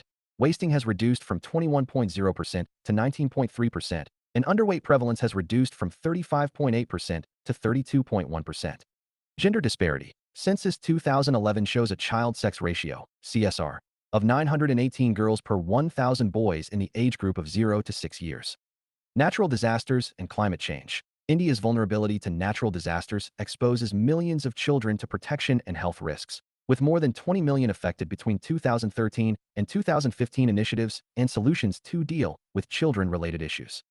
Constitutional safeguards for children. Articles 14, 15, 15, 3, 19, 1a, 21, 21a, 23, 24, 39e, 39f of the Constitution of India contain provisions for the protection, safety, security, and well-being of all its people, including children. Article 243g provides for institutionalization of childcare by seeking to entrust programs of women and child development to Panchayat, Item 25 of Schedule 11. Article 39, the state shall, in particular, direct its policy towards securing. Article 39, that the health and strength of workers, men and women, in the tender age of children are not abused and that citizens are not forced by economic necessity to enter vocations unsuited to their age of strength. Article 39. F directs that children are given opportunities and facilities to develop in a healthy manner and in conditions of freedom and dignity, and that childhood and youth are protected against exploitation and against moral and material abandonment. Article 46. Right of weaker sections of the people to be protected from social injustice and all forms of exploitation. Article 47. Right to nutrition and standard of living and improved public health. Article 5 Law, K. It shall be the duty of every citizen of India who is a parent or guardian to provide opportunities to provide education for his child or, as the case may be, ward between the age of 6 and 14 years. Legal framework for child protection in India. Prevention of Sex Determination and Female Foeticide Preconception and Prenatal Diagnostic Techniques Act, 1994, prohibits sex determination of fetuses and killing of female children in the womb. Also, bans advertisements related to prenatal sex determination. Regulation of Child Labor Prohibition and Regulation Act, 1986, prohibits children's engagement in certain employments and regulates conditions of work for children in other employments. Children Pledging of Labor Act, 1933, prohibits the pledging of children's labor. Protection and Welfare of Children Juvenile Justice, Care and Protection of Children Act, 2015, specifies procedural safeguards for children in conflict with law and addresses challenges in existing laws related to adoption processes, pendency of cases, etc. Prevention of Child Marriage and Sexual Offenses Prohibition of Child Marriage Act, 2006, prohibits child marriage and provides relief to victims while enhancing punishment for those involved. Protection of Children from Sexual Offenses Act, 2012, protects children from sexual assault, harassment, and pornography. Establishes special courts for trial of such offenses. POCSO Amendment ACT 2019. The Act has enhanced punishment under various sections of the Act. It also increased the minimum punishment for penetrative sexual assault from 7 years to 10 years, and if the child is below 16 years of age, the minimum punishment has been increased to 20 years. Punishment for aggravated penetrative sexual assault is increased to include death penalty. Punishment for possessing pornographic material in any form involving a child, even if the accused persons have failed to delete or destroy or report the same with an intention to share it. Legal protections under Indian Penal Code. Indian Penal Code Sections 82 and 83 exempts children below 7 years from criminal liability and considers their lack of maturity. IPC Sections 305, 315, 316, 317, 369, 366A, 372, and 373 provide legal provisions against offenses like suicide, infanticide, foeticide, abandonment, kidnapping, and prostitution involving children. Other acts ensuring child welfare. Right of Children to Free and Compulsory Education Act, 2009, guarantees free and compulsory education for children aged 6 to 14 years. Apprentices Act, 1961, regulates the engagement of apprentices, ensuring minors' rights and protections. Orphanages and Other Charitable Homes, Supervision and Control Act, 1960, provides supervision and control over orphanages and homes for abandoned women. Guardian and Wards Act, 1890, governs the appointment and removal of guardians for children, ensuring their welfare. Hindu Adoption and Maintenance Act, 1956, deals with adoption and maintenance provisions for Hindu adults and children. Probation of Offenders Act, 1958, imposes restrictions on the imprisonment of offenders under 21 years, aiming to prevent their transformation into habitual criminals. National Commission for Protection of Child Rights, NCPCR. It is a statutory body established under the Commission for Protection of Child Rights, NCPCR, Act 2005 to protect, promote, and defend child rights in the country. Steps taken by NCPCR to safeguard child rights, providing legal aid to children. The NCPCR offers legal aid to children facing abuse, neglect, or exploitation. Assistance includes access to counseling and medical care. Providing training to professionals. The NCPCR trains teachers, police officers, and social workers to identify and respond to child abuse and neglect effectively. Raising awareness about child rights. Awareness campaigns by the NCPCR target parents, teachers, and the public to increase understanding of child rights and how to protect them. Preventing school harassment during pandemic. The NCPCR urges education departments to prevent harassment by schools towards children during lockdowns due to non-payment of fees. Safeguarding children. The NCPCR has a proactive role in protecting children, notably in preventing severe corporal punishments in schools. Collaboration with PRI for child protection. Panchayat Raj institutions collaborate with the NCPCR to enhance child protection, leading to significant outcomes like reporting missing children cases. Abolition of child labor. The NCPCR devises strategies to eradicate child labor, showcased in reports presented during the 11th Plan. Education Helpline. An education helpline established by the NCPCR addresses concerns related to the Right to Education Act, ensuring access to free and compulsory education. Challenges faced by NCPCR. Limited enforcement power.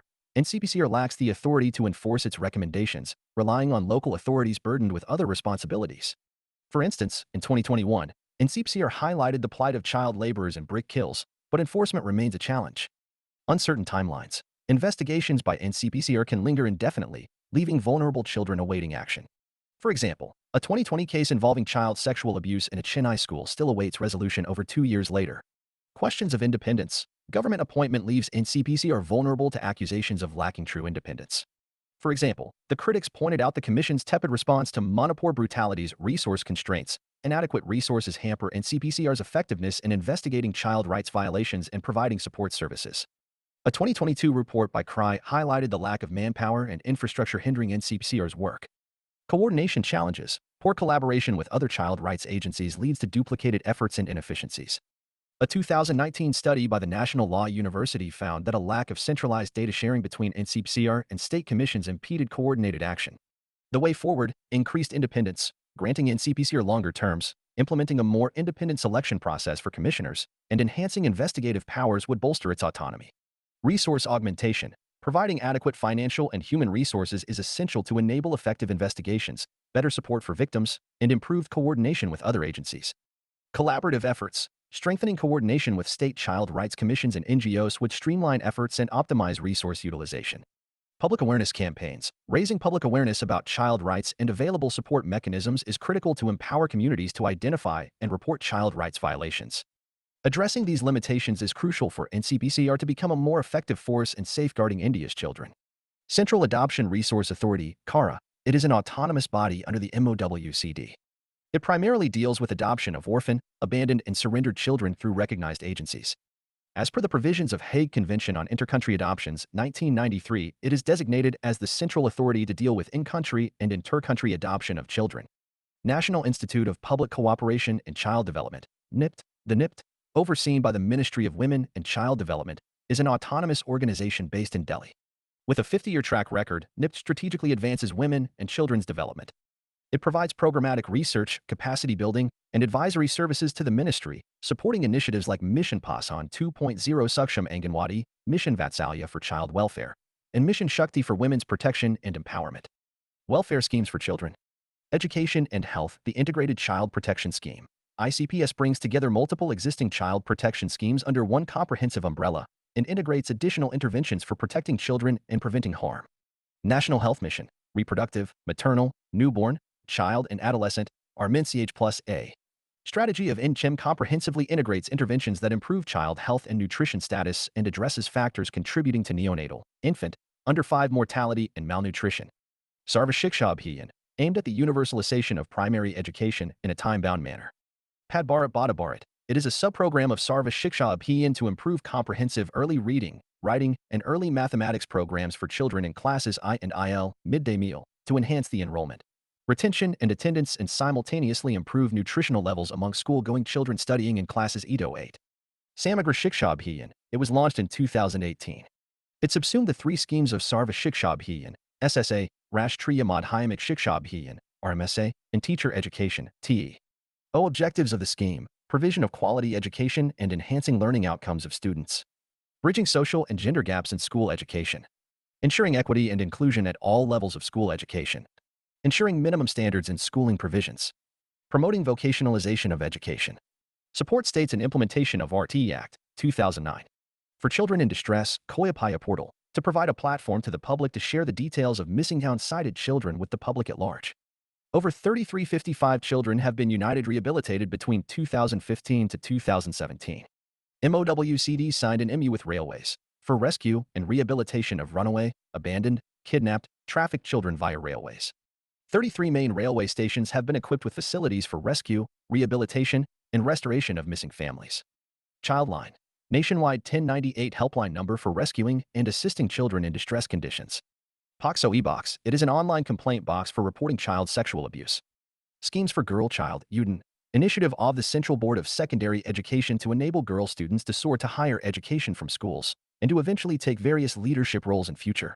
Sukanya Samriddhi Yojana 2015, a small deposit scheme, launched as a part of the Beti Bachao Beti Padhao to encourage parents of a girl child to stock a fund for their education and marriage. Within 2 months of launch, 180,000 accounts had been opened under the scheme. Ladli Lakshmi Yojana, MP, to improve the health and educational status of the girls. It seeks to prevent female foeticide and to bring the positive attitude among people towards girl childbirth and with the aim of preventing child marriages. Kanyashri Prakalpa, West Bengal, to improve the status and well-being of girls, specifically those from socio-economically disadvantaged families through conditional cash transfers. Female gender ratio in higher education institutions in Bengal has gone up from 42% in 2010 to 47.3% in 2020. The scheme won the UN Public Service Award in 2017. Bhagya Lakshmi scheme, Karnataka, to promote the birth of girl children in below poverty line families and to raise the status of the girl child in the family in particular and society in general. APS and portals initiatives for child, adolescent, and youth welfare in India's central government initiatives. Childline 1098, a national, toll-free helpline for children in distress, providing support and assistance. Pencil, platform for effective enforcement for no child labor, and online portal to track child labor cases and educate on child rights and labor laws. National Scholarship Portal facilitates applications for various scholarships offered by the central government. UMNG app provides access to various government services, including education and healthcare. Sarthak, National Portal for Career Guidance, offers career guidance resources and tools for students and youth. State government initiatives, Bal Rakshak app, Karnataka, allows users to report child sexual abuse and exploitation. A Shebox app, Kerala, provides a platform for women and children to report violence and harassment. Sukhi Vedan app, Gujarat, offers information on government schemes and services for children and adolescents. Kishori Shakti Yojana, Karnataka, empowers adolescent girls through life skills training and nutritional support. Ebal Suraksha, Kerala, a mobile app for reporting child sexual abuse directly to the police and accessing support services. Bal Raksha mobile app. The Bal Raksha app has been developed to raise awareness among parents about pediatric preventive health care using Ayurvedic interventions. The app will gather feedback from parents regarding the effectiveness of the kit in improving their children's health and immunity. National Policy on Children, 2013. The policy reiterates commitment to the right-based approach in addressing continued and emerging challenges in the situation of children. It recognizes that every child is unique and a supremely important national asset, and special measures and affirmative action are required to diminish or eliminate conditions that cause discrimination. Survival, health, nutrition, development, education, protection, and participation are the undeniable rights of every child and are the key priorities of this policy. The way forward, India faces a complex array of challenges related to child well-being, including child labor, malnutrition, lack of access to education, and vulnerability to abuse and exploitation. Tackling these issues requires a multi-pronged approach that addresses both immediate needs and long-term solutions. Prioritizing education. Data, 25.8% of children, 5 to 16 years, remain out of school, hindering their future prospects. Action. Increase funding for public schools, incentivize enrollment, and improve teacher training and infrastructure. Example. The Sarva Shiksha Abhiyan program has shown progress, but needs further expansion and focus on quality education. Eradicating child labor. Data, 10.1 million children, 5 to 14 years, census 2011, are engaged in child labor, impacting their health and education. Action. Strengthen enforcement of existing laws, provide alternative livelihoods for families, and invest in rehabilitation programs for rescued children. Example. The National Child Labor Project focuses on education and vocational training, offering a potential model for expansion. Combating malnutrition. Data, 35.5% of children under 5 are stunted in FHS 5, 2019 to 21, leading to long-term health and developmental issues. Action. Expand access to nutritious food through Anganwadis and school meals, promote breastfeeding, and educate mothers on nutrition practices. Example. The Pastan Abhiyan program aims to address malnutrition, but requires increased reach and community involvement. Protecting children from violence and abuse. Data. NCRB data shows a rise in crimes against children, including sexual offenses and trafficking. Action. Strengthen child protection mechanisms, empower communities to report abuse, and improve access to legal and psychological support for victims. Example. The Integrated Child Protection Scheme provides a framework, but needs stronger implementation and community awareness campaigns. Investing in mental health. Data. Limited data exists, but studies suggest high prevalence of mental health issues among children, including anxiety and depression. Action. Integrate mental health services into school systems and primary health care, train teachers and healthcare professionals to identify and manage mental health concerns. Example. The Manadarpan initiative provides a starting point, but requires scaling up and integrating into existing systems. Sustainable financing. Action. Allocate sufficient and sustained funding for child-related programs and initiatives from government, private sector, and international partnerships. Example. Innovative financing mechanisms like social impact bonds can attract additional resources. Addressing the multifaceted issues of children in India requires a holistic approach that combines policy reform, community engagement, and sustained investment. By prioritizing children's rights and well-being, India can unlock its true potential and build a brighter future for its young generation. Issues and news. Child marriage in India. Insights from Lancet Global Health Study findings. A recent study in Lancet Global Health reveals that 1 in 5 girls and 1 in 6 boys in India still marry below the legal age. Researchers analyzed 5 national family health surveys spanning from 1993 to 2021 to compile the study. Lancet Global Health, key highlights, policy urgency. Researchers stress the need for robust national and state-level policies to eliminate child marriage by 2030. Regional disparities. Significant variation exists in child marriage prevalence across states and union territories. Decline in girl-child marriage. Except for Manipur, all states witnessed a decline in girl-child marriage from 1993 to 2021. Prevalence data. In 2021, approximately 13.5 million girls and 1.45 million boys were married as children. State burden. Bihar, West Bengal, Uttar Pradesh, and Maharashtra accounted for over half of the total girl-child marriage burden, while Gujarat, Bihar, West Bengal, and Uttar Pradesh accounted for over 60% of the boy-child marriage burden. Jharkhand's increase. Jharkhand showed the highest percentage increase in child marriage headcount between 1993 and 2021. State trends. Most states witnessed a decrease in girl-child marriage headcount, with Uttar Pradesh leading an absolute decrease, while West Bengal observed a significant absolute increase. Child marriage overview. Child marriage involves marrying off a girl before the age of 18 or a boy before 21, including formal and informal unions where children live with a partner as if married. Legislation. The Prohibition of Child Marriage Amendment Bill 2021 sets 21 years as the marriageable age for women. Global issue. Child marriage is fueled by gender inequality, poverty, social norms, and insecurity, leading to devastating consequences worldwide. Prevalence in India. UNICEF estimates that 1 in 3 of the world's child brides live in India. Facts and figures. 1.5 million girls under 18 are married annually in India, the highest globally. Nearly half of Indian brides are married as children. Progress in reducing child marriage is slow, especially for girls aged 15 to 18. Rural areas exhibit higher prevalence, 48%, compared to urban areas, 29%. Variations exist among different communities and ethnic groups. Child marriage impacts girls' education, employment, and decision-making.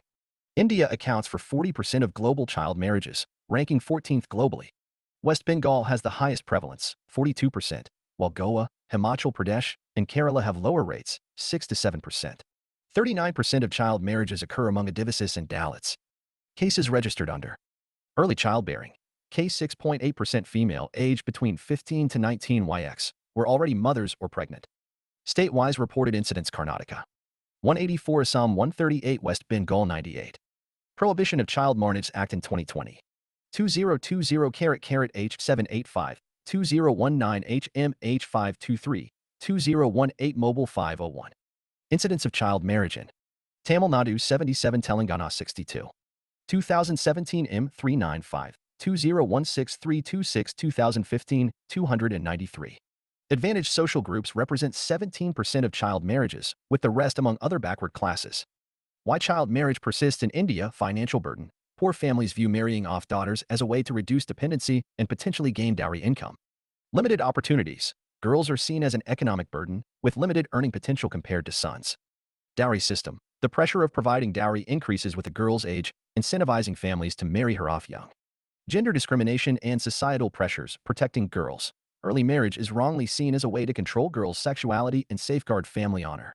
Social norms. Child marriage is more prevalent in rural areas, among lower castes, and where girls' education is neglected. Trafficking. Some families are lured into selling their daughters for marriage or prostitution due to extreme poverty. Lax law enforcement and lack of awareness.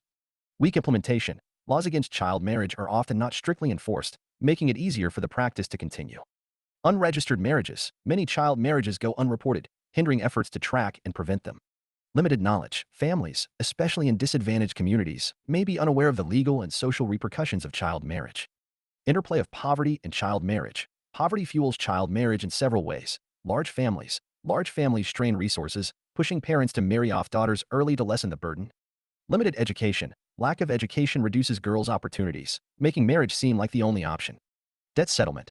Some families resort to marrying daughters to creditors to clear debts. COVID-19 impact. Job losses and financial hardships during the pandemic forced some families into child marriage. Impact of child marriage on India. Economic impact. Lost productivity. Child brides and grooms lack education and job skills, hindering their ability to contribute to the economy. Increased burden. Early marriage leads to more children, straining household finances. GDP loss. Child marriage is estimated to cost India 1.7% of its GDP. Health issues, maternal mortality. Girls under 15 are 5 times more likely to die during childbirth or pregnancy. Infant mortality. Babies born to young mothers have higher death rates and are more likely to be premature or low birth weight. Health complications. Early marriage leads to premature pregnancies, increasing risks for young mothers and their babies. Education, limited opportunities. Child brides are often forced to leave school, limiting their education and future prospects. Intergenerational cycle. Lack of education in child brides perpetuates the cycle of poverty for their children.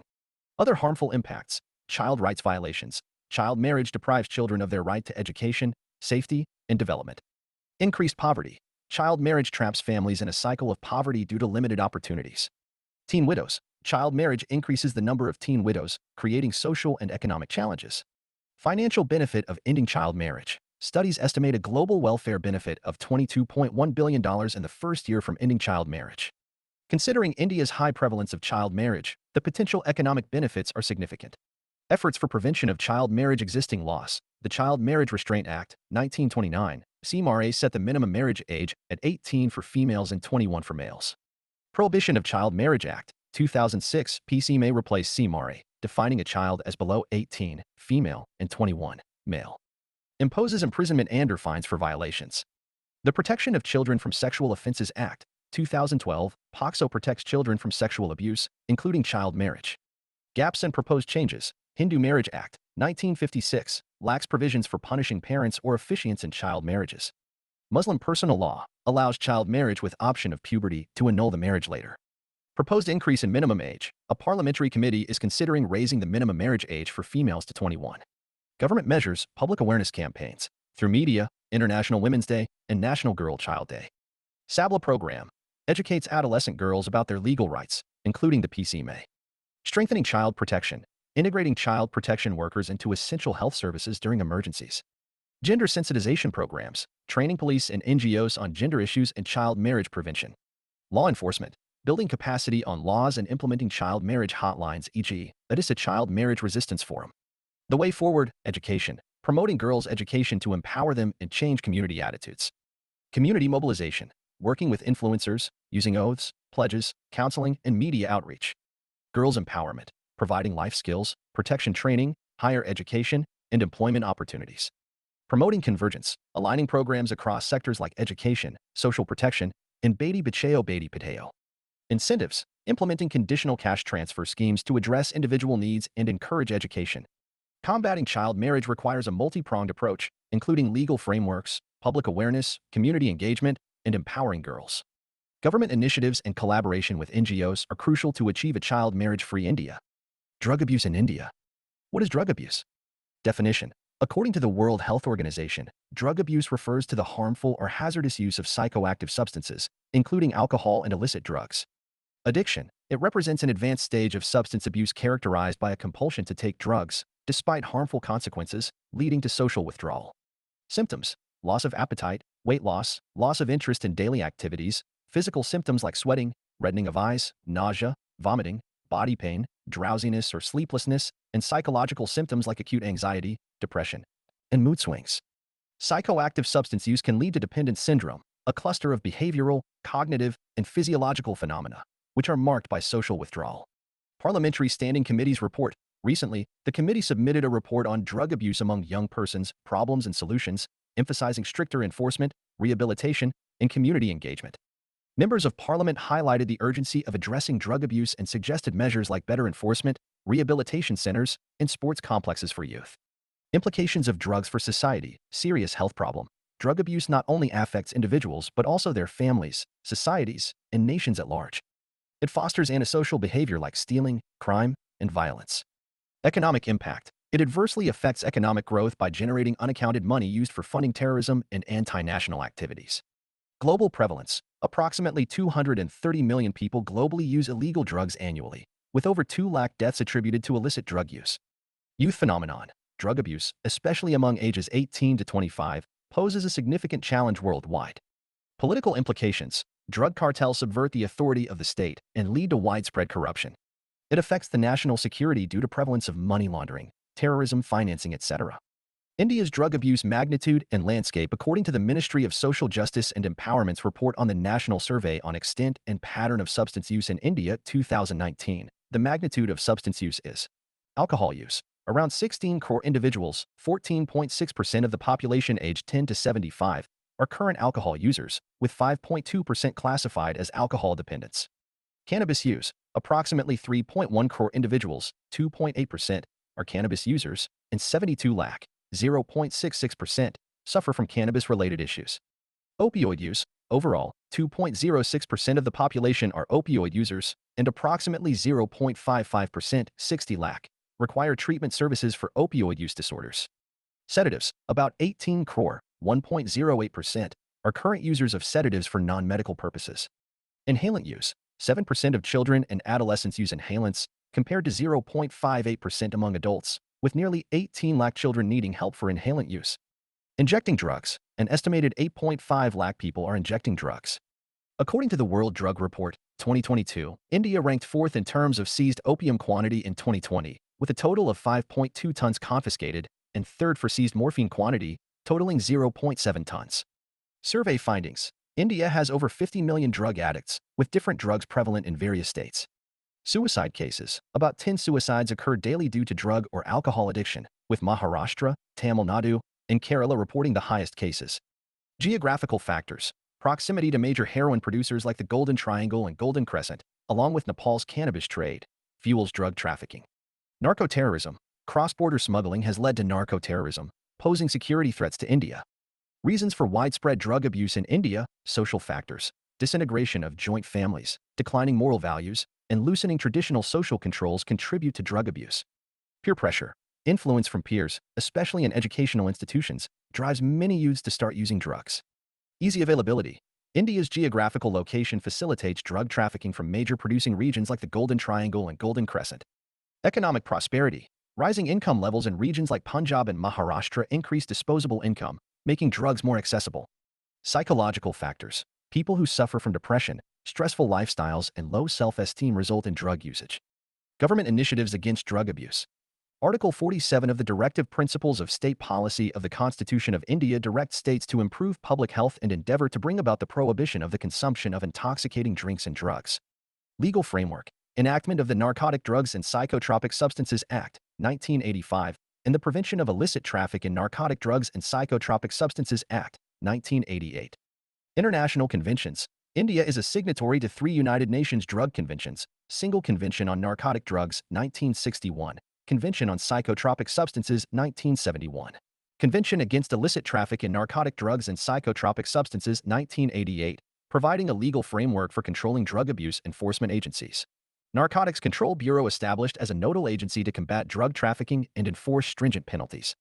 Other agencies like the Narcotics Control Division and Department of Central Excise and Customs work towards drug control. National Action Plan. The National Action Plan for Drug Demand Reduction, NAPTR, focuses on awareness generation, community outreach, and treatment. 37 MOLS agreements with various countries to deal with trafficking issues. Narco Coordination Center, CORD, in November 2016. New reward guidelines with increased quantum of reward for interdiction or seizure of different illicit drugs. Initiatives by India to deal with drug trafficking. Seizure Information Management System SIMS. A new software which will create a complete online database of drug offenses and offenders. Being developed by Narcotics Control Bureau. Spread more awareness among the public, particularly among youth, about ill effects of drug abuse. Combating trafficking. Revive the scheme of financial assistance to states for narcotics control. National Fund for Control of Drug Abuse. For meeting expenses related to. Considering the wider perspective of the threat the drug menace presents, the government needs to work on a two-pronged strategy. Educating public against drug abuse. Identifying, treating, and rehabilitating addicts. Need to create adequate infrastructure for treatment, rehabilitation, and harm reduction for the victims of drug abuse. Ministry of Social Justice and Empowerment spearheads efforts for drug demand reduction, awareness, education, and rehabilitation. Integrated Rehabilitation Centers for Addicts, IRCAs, funded by the ministry, provide treatment and rehabilitation services. Comprehensive Drug Survey. Periodic surveys assess drug abuse situations and inform policymaking. Technological intervention. Launch of portals like CORD Portal and ePortal SIMS for digitization of drug seizure data and adoption of modern technology for detection and prevention. Awareness programs, Nasha Mukt Bharat campaign and integration of drug awareness in educational curricula. Border security. Empowerment of paramilitary forces to combat drug trafficking along India's borders. Way forward. Policy focus. Informed policy making based on periodic surveys and assessment of drug abuse situations. Legal reforms. Creating a conducive legal and policy environment to control drug problems effectively. Community involvement. Engaging local bodies, NGOs, and citizens in awareness and rehabilitation efforts. Reducing stigma. Changing societal perceptions to view drug addiction as a health condition rather than a moral failing. Enhanced treatment facilities. Scaling up evidence-based treatment services to bridge the treatment gap and address addiction effectively. Combating drug abuse requires a multi-pronged approach involving law enforcement, prevention, treatment, and rehabilitation. By addressing these challenges, India can work towards a drug-free future for its citizens. Analysis of important schemes related to children. Beti Bachao Beti Padhao, objective of the scheme, to address issues from declining child-sex ratio, CSR, women empowerment, removal of gender inequality to protecting a girl child. The key elements of the scheme include the enforcement of the PC and P&T Act, and a nationwide awareness and advocacy campaign, ensuring survival and protection of girl child. Improved child-sex ratio. Features education of BBBP for girls. Prevention of child marriage. BBBP's emphasis is on changing mindsets through training, sensitization, awareness raising, and community mobilization on the ground. Performance of the scheme, National SRB Index, upward trend from 918, 2014-15, to 934, 2019-20, an improvement of 16 points in 5 years.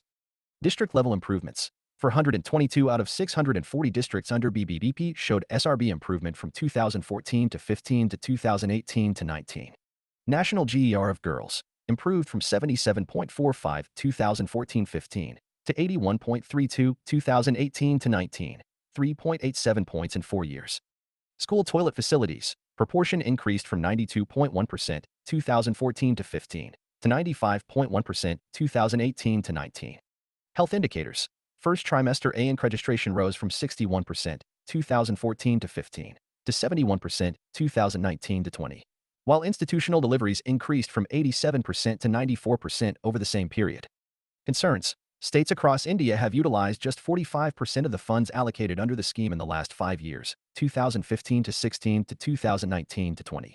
Way forward. A change in mindset towards the girl child is not only essential for gender equality and women empowerment, but also to realize the vision of a new India, because any nation cannot progress, leaving its 50% population behind.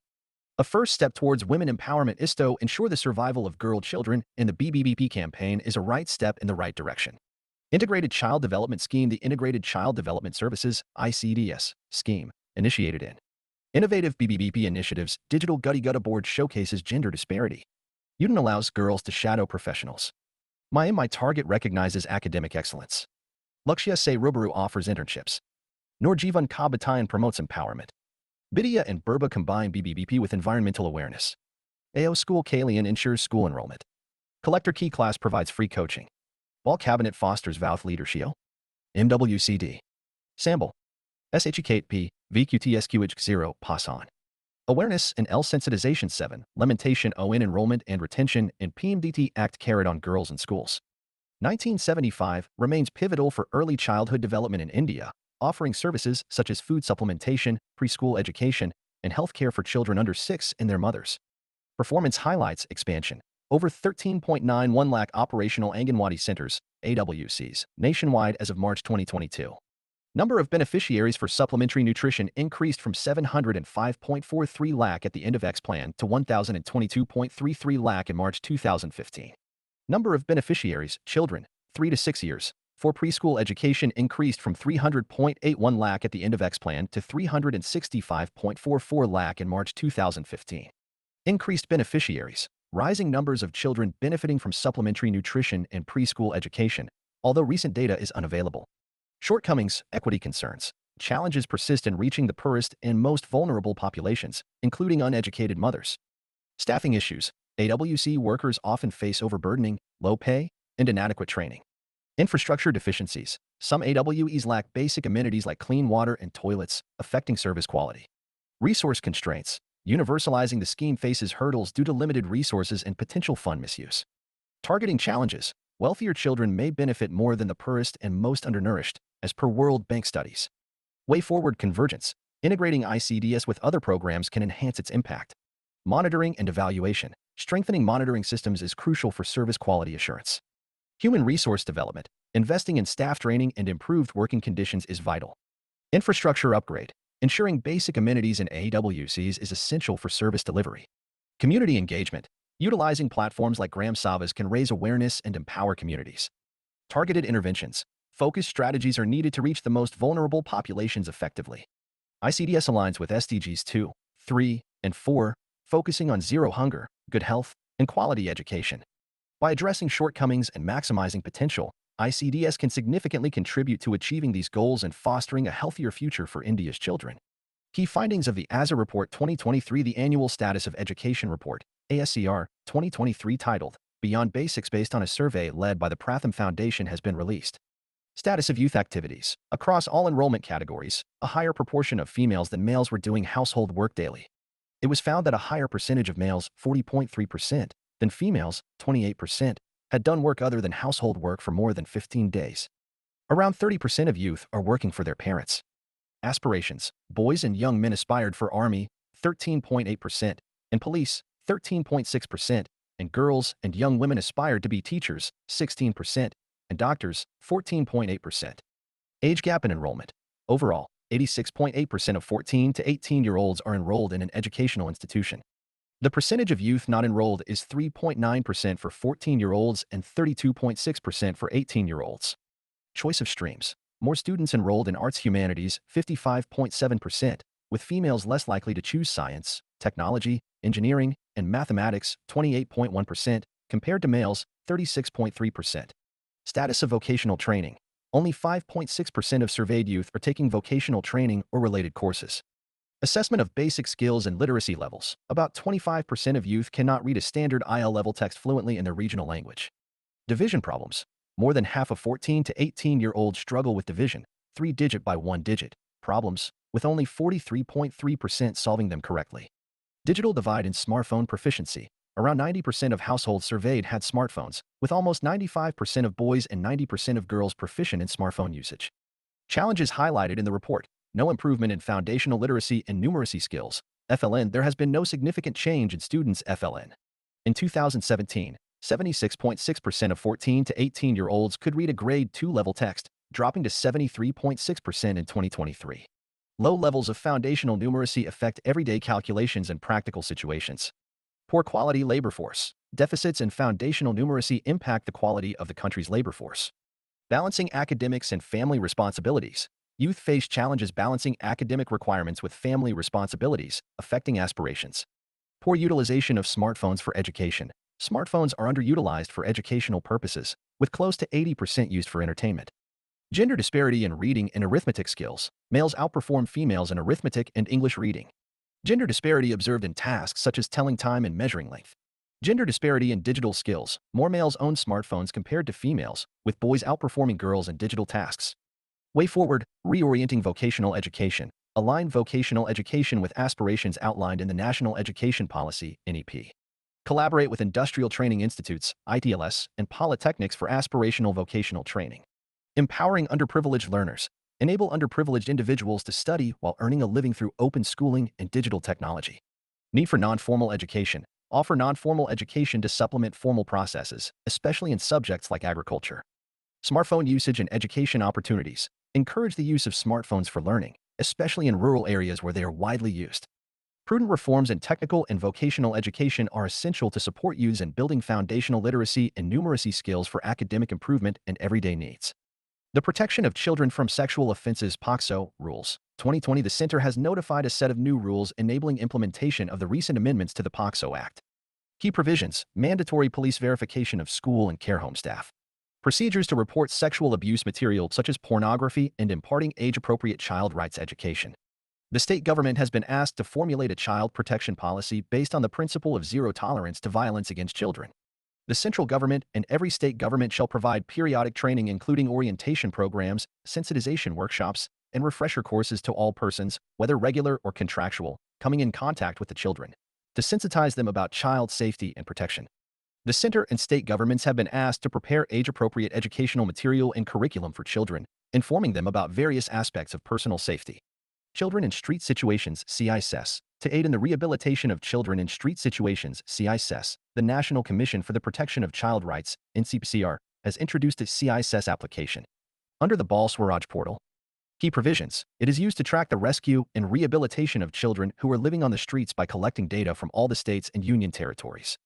Open shelters, counseling, medical care, sponsorships, addiction recovery programs, educational services, legal paralegal services, volunteering, and other forms of assistance are all possible.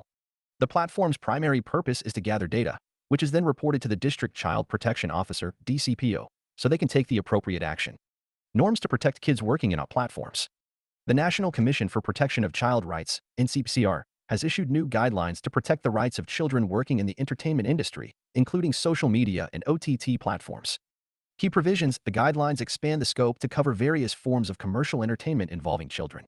They address child protection, health, mental health, the producer's responsibilities, the role of guardians, and income protection for children. The guidelines require permission from the district magistrate, disclaimers against abuse or exploitation, and provision for the child's education. Content created by children or their families is treated as a family enterprise.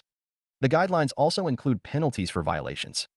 The significance of these guidelines lies in the need to cover the increasing influence of social media and OTT platforms, protect children from exploitation, and ensure compliance with existing acts: Juvenile Justice Act, 2015, Child Labor Amendment Act, 2016, Protection of Children from Sexual Offenses Act, 2012, Information Technology, Intermediary Guidelines and Digital Media Ethics Code, Rules, 2021.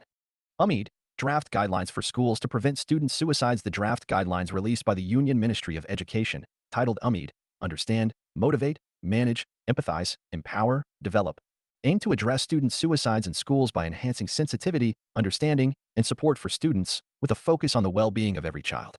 Key components of the guidelines: formation of school wellness team, SWT, led by the school principal. These teams will be trained to handle crisis situations and provide immediate support to students exhibiting signs of self-harm.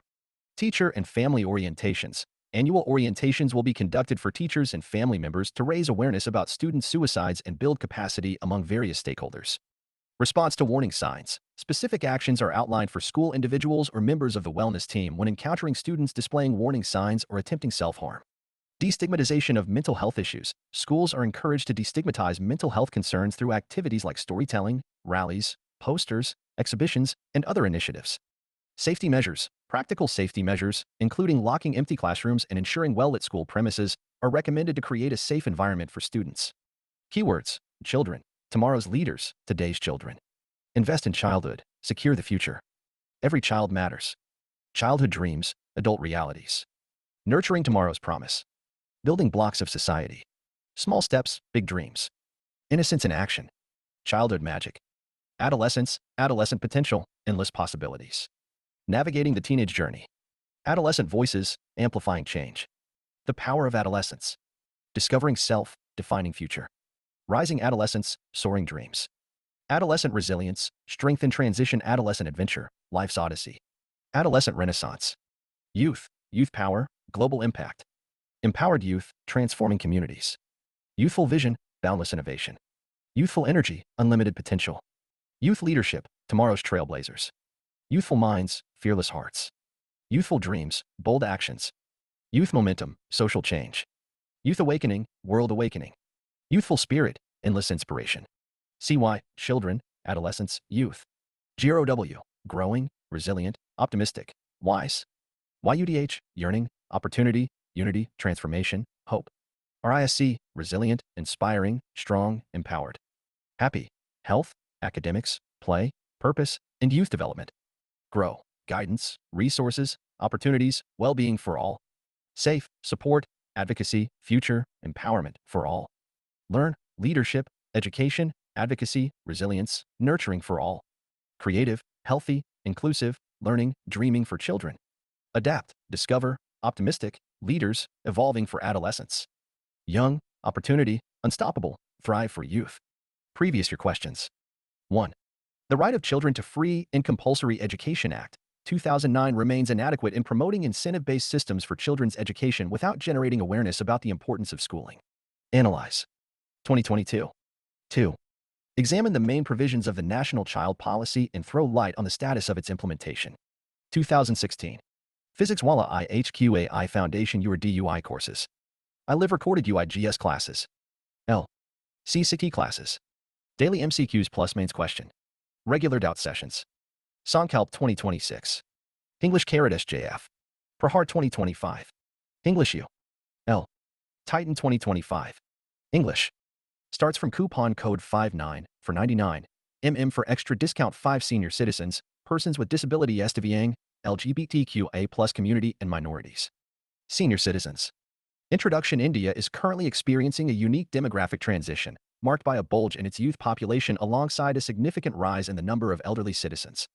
This demographic shift poses both challenges and opportunities for the country's economic growth trajectory.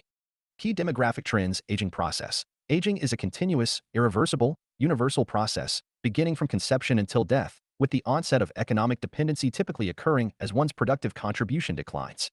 Definition of senior citizen. As per the Maintenance and Welfare of Parents and Senior Citizens Act, 2007, a senior citizen in India is anyone who has attained the age of 60 years or above. Facts and figures. As per the census figures of 2011, the population of senior citizens 60+ age in India is 10.38 crore, i.e., 8.6% of the total population. The share of elderly persons increased from 5.6% in 1961. The proportion has increased to 8.6% in 2011. Projected growth. A report released by the United Nations Population Fund and Help Age India suggests that the number of elderly persons is expected to grow to 173 million by 2026. By 2050, it is estimated that 1 out of every 5 individuals in India will be over 60 years old. Additionally, India is home to 1/8 of the world's elderly population. Population distribution. The age division of the Indian population stands at 30.8%, 0 to 14, 60.3%, 15 to 59, and 8.6%, 60+. Rural-urban distribution. Around 71% of the elderly population resides in rural areas, while 29% are in urban areas. Rising elderly population. According to the United Nations Population Fund, UNFPA, India's elderly population is expected to triple from 104 million in 2011 to 300 million by 2050, constituting 18% of the total population. The old age dependency ratio is on the rise, projected to reach 20.1% by 2031, indicating a significant increase in the number of elderly persons per 100 individuals in the age group of 15 to 59 years. States like Himachal Pradesh, Punjab, West Bengal, and Maharashtra are already witnessing significant aging phenomena. Population MAK female total. Elderly people in India. Total population in million. Rural. Urban. Total. 427. B. 195.5. 623.3. For 060. 1816. 587.6. 833s. 177.1. 1210.9. Population aged 60 in millions. Rural 36.037.3733. Urban 15.115.5306. Total 51.152.8103.9. Share of elderly population in total population asterisk. Rural 8.492 AS. Urban 7.7858.1. Total 8.29.08.6. 2 Economy. Old age dependency Pano rural 14.515815.1. Urban 11.613.112.4. Total 13.614.9 14.2. Rural 66.423.447.1. Urban 46.111.3285. Total 60.423.441.6. 111 Health. Ufa expectancy 60 asterisk, yin. Total 19.0 ITS. Death rate 6064 year per thousand. Rural 22.3 172 19.7. Urban 16.6 13.4 15.0. Total 20.716 to 184. Physically disabled among MH per 100,000. Rural 57 13 5476 5593. Urban 43 61 4007 81. Total 53 14 5045 5177. For education. Literacy rate 60 asterisk rural 50.5 18.4 Urban 79 6 52.7 Total 59.128.5 Source. Census 2011. Decadal growth in elderly population compared to that of general population. In elderly population. 40.5% change in general population. 8.4. 01951 51 196171 1981 IWF 1991 2001 2001 to 2011. 2011 2021 feet 2021 inches 203K. Projection. Population census data. Report of the Technical Group on Population Projections November 2019. Population projections toward India and States 2011 to 2036. Census of India 2011 source. MOSPL. The Economic Survey 2018 to 19 suggests that India may face an increasingly aging population, similar to developed nations like Germany and France. Feminization of aging in India. The UNPF report identifies the feminization of aging as a key challenge in India. Sex ratio of the elderly has risen steadily, projected to reach 1,060 women per 1,000 men by 2026. Elderly women, especially widowed and dependent, are expected to constitute a significant portion of the population. Dependency ratio for females is estimated at 14.8% in 2021, highlighting the need for gender-sensitive policies. Policy focus should address the unique needs of elderly women to ensure their inclusion and well-being. Significance of elderly care in India. Utilization of experience. Importance. Elderly individuals possess valuable personal and professional experience. Example. Their experiences can be channeled for societal benefit through proper care and support. Generational connection. Importance. Elderly serve as crucial links between generations. Example. Grandparents and joint families play a vital role in transferring values and morals to younger generations.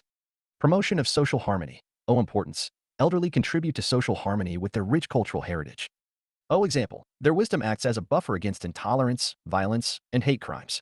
Moral and ethical obligation. Importance. Society has a responsibility to care for its elderly. Example. This acknowledges their lifetime contributions and ensures preservation of societal values. Contributions of senior citizens to society. Senior citizens are a treasure trove of experience, both personal and professional. Here's how they significantly contribute to society. Mentorship and knowledge transfer. Their wealth of experience bridges the generational gap. They can mentor younger individuals, fostering personal growth and professional development. Family stability and support. Seniors are often the pillars of families, especially in multi-generational households. They provide emotional and practical support, fostering a sense of stability and well-being for all members. Character-building. Grandparents play a crucial role in shaping younger generations. By instilling values and morals, they contribute to raising responsible and empathetic citizens. Promoting tolerance and social cohesion. Having witnessed significant social and cultural shifts, seniors offer a unique perspective. Their experiences can act as a buffer against societal division, promoting tolerance and understanding. Conflict resolution. With honed conflict resolution skills and a deep understanding of human behavior, seniors can help mediate disputes within families and communities. They foster peace and social harmony. Recognizing these contributions is essential for creating an age-inclusive society. When we bridge the generational gap, everyone benefits, leading to a more prosperous and harmonious future.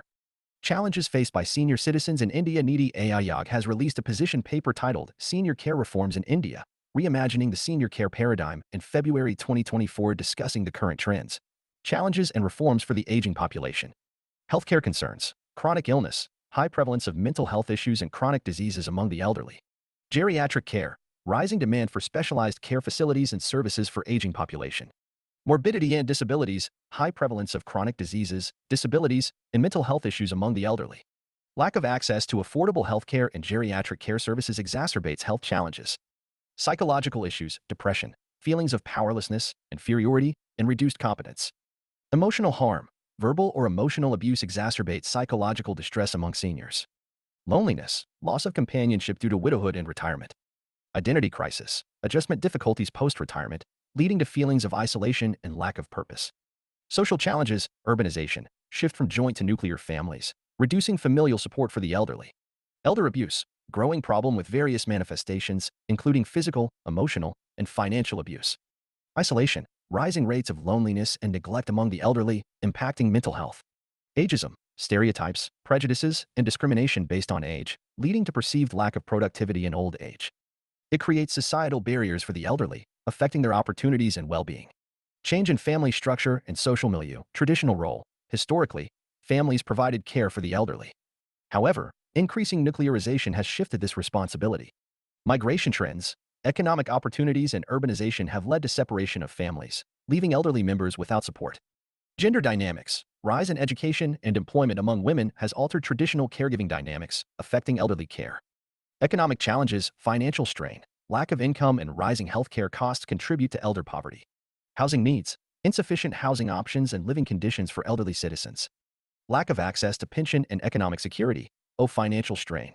Many elderly live below the poverty line and lack access to pension benefits. O. Continued employment. Financial insecurity forces seniors to work beyond retirement age. O. Limited pension coverage. Low availability of pension and financial products for the elderly.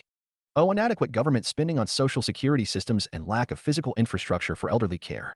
Technology barriers, digital divide, inability to adapt to modern technologies like smartphones and the internet. Access issues, limited understanding and usage of digital services, exacerbating social isolation.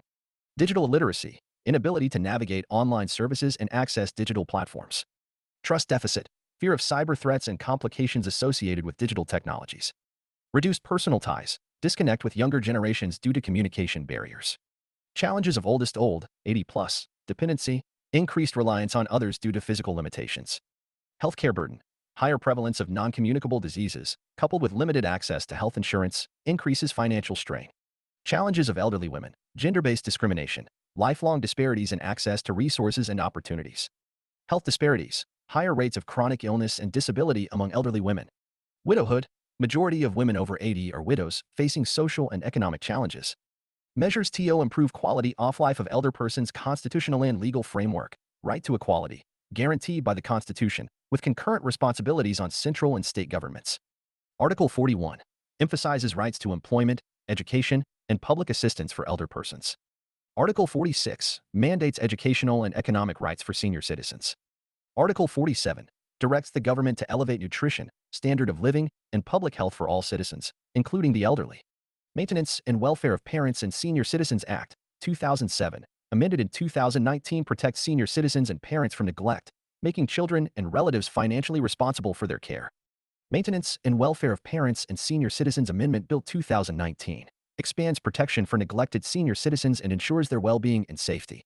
Madrid International Plan of Action on Aging, 2002, provides a roadmap for addressing challenges of an aging society and realization of human rights of older persons.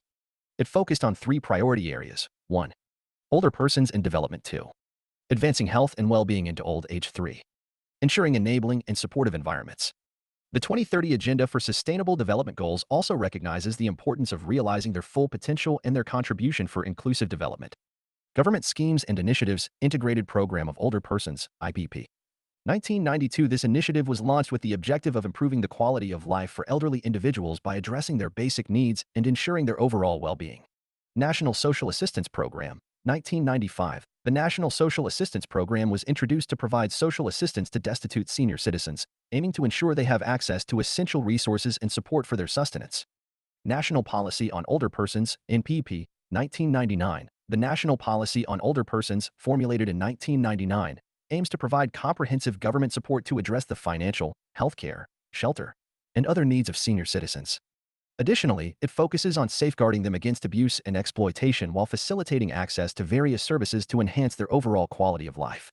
National Program for Healthcare of Elderly, 1999. The National Program for Healthcare of Elderly, initiated in 1999, is a response to both international and national commitments of the government, particularly under the UN Convention on the Rights of Persons with Disabilities, UNCRPD. National Policy for Older Persons, 2011, promotes income security, home care services, pensions, health insurance, and age-friendly living environments. Important schemes for welfare of senior citizens Pradhan Mantri Vaya Vandana Yojana. It aims to protect elderly persons against a future fall in their interest income due to the uncertain market condition. Atal Vayo Abhyudaya Yojana, AVYY. It provides for basic needs of senior citizens, financial security, food, health care, and life of dignity. Pradhan Mantri Suraksha Bima Yojana. The scheme is available to people in the age group of 18 to 70 years, with risk coverage of 2 lakhs in case of accidental death and 1 lakh for partial permanent disability. Varishta Pension Bima Yojana ensures guaranteed pension to subscribers on payment of a lump sum amount. Atal Pension Yojana. It provides a universal social security system in the form of pensions for all Indians, especially the poor, underprivileged, workers in the unorganized sector. National Social Assistance Program. It is a scheme under which the elderly, widows, and disabled persons belonging to BPL category are provided financial assistance ranging from 200 to 500 p.m.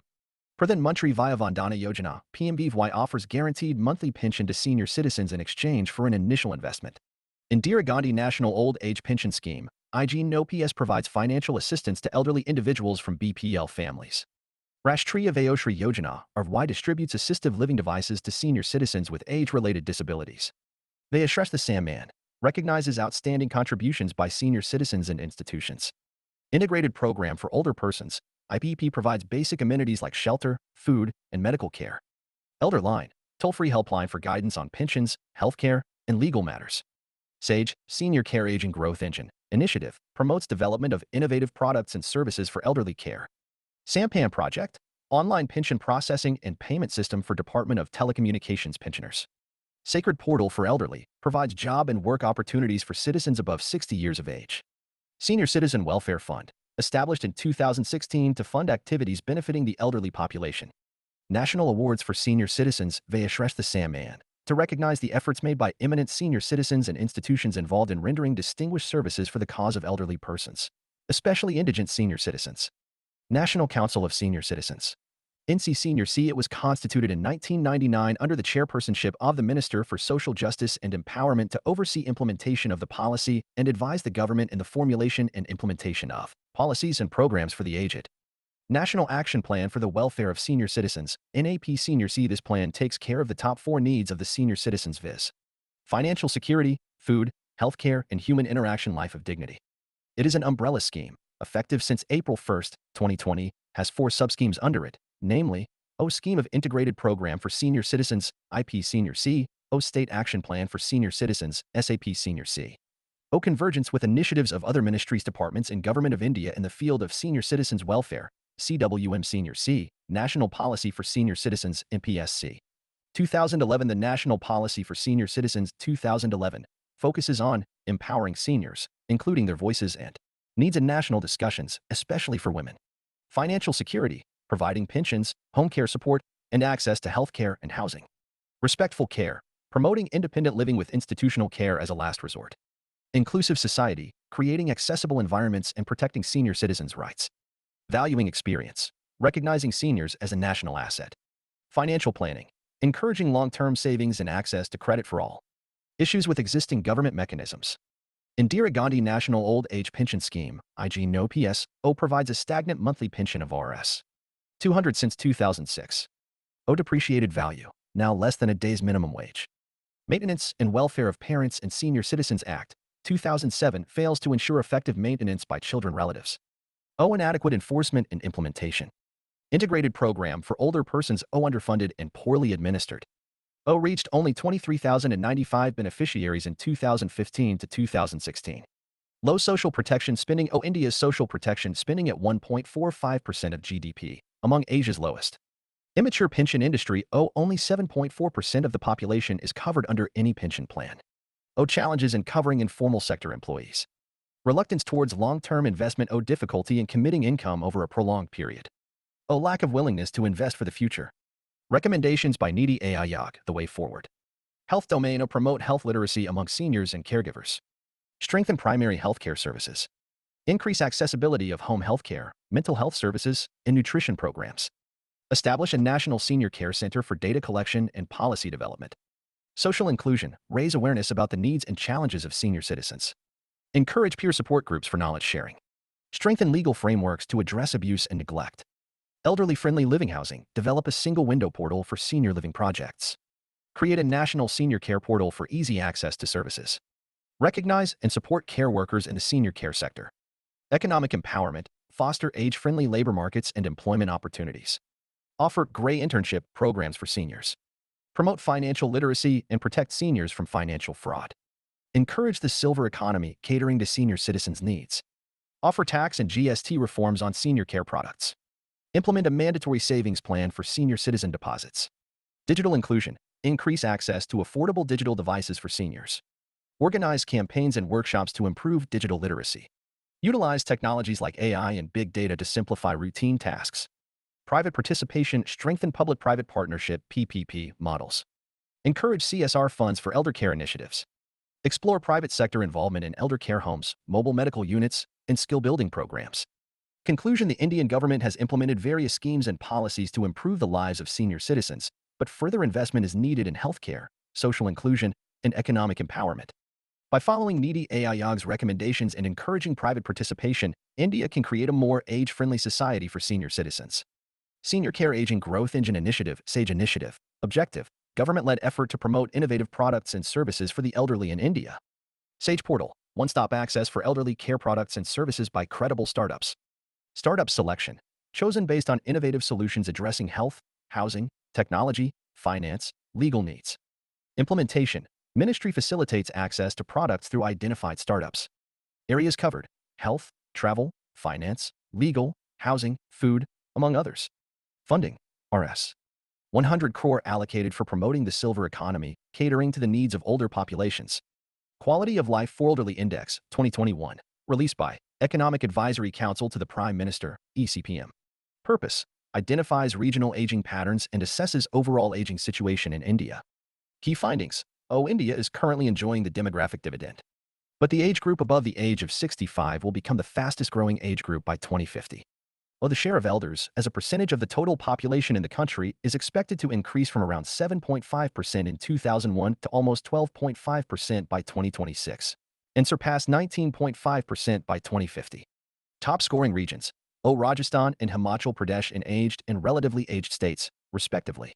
Chandigarh and Mizoram in Union Territory and Northeast States category. Silver economy. The silver economy refers to the economic opportunities arising from the public and consumer expenditure related to elderly citizens. It includes the products and services they purchase directly and the indirect economic activities they stimulate. Developing R&D base in healthcare industry. SMEs and startups coming up UJO with innovative solutions. Health mobile applications that assist with tracking. Big pharma companies developing integrated therapeutic solutions. Delaying retirement and providing highly skilled tech jobs. Providing low-qualified population opportunity to reskill. The growth of silver economy in India will enable subsidized services required for universal access to senior care, especially for the bottom of the pyramid segment. Silver economy. The government has launched initiatives to promote the idea of a silver economy. Senior able citizens for re-employment and dignity, sacred, portal. It will connect senior citizens with job providers in the private sector. Senior aging growth engine, SAGE, initiative. It will promote and incentivize senior care products and services. Decade of Healthy Aging Progress Report. Objective, improve lives of older people, families, and communities globally. Decade duration, 2021 to 2030. Global commitments, builds on WHO's Global Strategy and Action Plan on Aging and Health 2016 to 2030 and the Madrid International Plan of Action on Aging 2002. Key findings, rights protection. Over 60% of countries have mechanisms to promote and protect older people's rights. Age-friendly cities. More countries have national programs supporting WHO Global Network for age-friendly cities and communities. Resource limitations. Limited resources for healthy aging efforts. Increased commitment and investment are crucial. Action necessity. Concerted and accelerated action needed in low and middle-income countries, where 80% of the world's older population will reside by 2050. Persons with disability SDVs. Who are persons with disabilities? PWD. UN definition. The UNCRPD defines PWD as those with long-term physical, mental, intellectual, or sensory impairments which, in interaction with various barriers, hinder their full participation in society. As per Rights of Persons with Disabilities Act, 2016, persons certified with at least 40% of specified disabilities are considered benchmark disabled. World Report on Disability. Disability is complex, dynamic, and contested. Rights of Persons with Disabilities Act, 2016, uses the UNCRPD definition. It also defines person with benchmark disability as someone with at least 40% of a specified disability. The Act increased the recognized disabilities from 7 to 21. 1 billion people, 15%, experience some form of disability, mostly in developing countries. 15% of the world's population experiences some form of disability, with over 80% in low and middle-income countries. Current status of PWDs in India numbers, around 26.8 million, 2011 census, constituting 2.21% of the population. Gender, 14.9 million men and 11.9 million women. Location, 69% reside in rural areas. Types of disabilities, movement, 20%, visual impairment, 19%, hearing impairment, 19%, multiple disabilities, 8%. Age group, highest in 10 to 19 years, 4.62 million. Employment, 34% reported as workers, highest in Nagaland, Sikkim, Arunachal Pradesh. Models of disability. Medical model. Disability lies within the individual and requires medical intervention. Social model. Disability arises from societal barriers that restrict PWD participation. Types of disabilities. The Rights of Persons with Disabilities Act, 2016 expanded the types of disabilities from 7 to 21.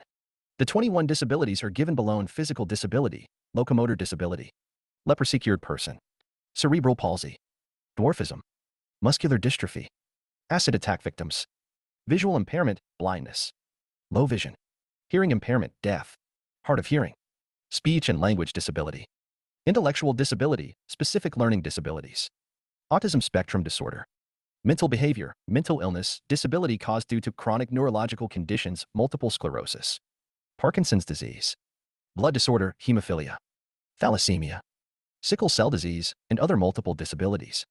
Challenges associated with PWDS. Health challenges, preventable disabilities. A significant portion of disabilities in India are preventable, stemming from issues such as medical complications during birth, maternal conditions, malnutrition, and accidents or injuries. Lack of access to health care. Many individuals with disabilities face challenges in accessing affordable healthcare services, as well as aids and appliances essential for managing their conditions effectively. Educational barriers, non-inclusive education system. The education system in India often fails to cater to the needs of differently abled. According to WHO, people with disability encounter a range of barriers in accessing healthcare. Attitudinal barriers. Prejudice, stigma, discrimination by health service providers. Service providers lack knowledge about needs of the disabled. Women with disability face barriers to sexual, reproductive health services and information. Communication barriers. Limited availability of written material or sign language interpreters at health services for persons with hearing impairment. Lack of information and prescription in accessible formats like Braille or large print for persons with vision impairment. Source: WHO. Physical barriers. Lack of appropriate infrastructure to access healthcare facilities like ramps to access passages, doorways, toilets on wheelchairs. Fixed-height furniture, including examination beds and chairs, can be difficult for people with disability to use. Lack of healthcare facilities in remote areas. Copyright financial barriers. Over half of all people with disability in low-income countries cannot afford proper health care. Inability to afford the costs associated with traveling to a health service and paying for medicine. Individuals lacking inclusivity in its approach. Shortcomings in special education. Special schools are scarce, and even where they exist, access to them, availability of trained teachers, and appropriate educational materials remain inadequate. Employment disparities, low employment rates. Despite being capable of productive work, disabled adults encounter significantly lower employment rates compared to the general population. Private sector challenges. The situation worsens in the private sector, where the number of disabled individuals employed is disproportionately low. Trouble in social. Institutional apathy. Poor implementation of schemes acts. Dependent on others. Lack of access to public spaces. Unawareness about welfare programs. Participation. Exclusion and deprivation. Issues X lack of access to faced by education, health PWDs. Services unemployment. Social stigma. Inadequate political participation, poverty among the poorest. Discrimination accessibility hurdles, physical barriers.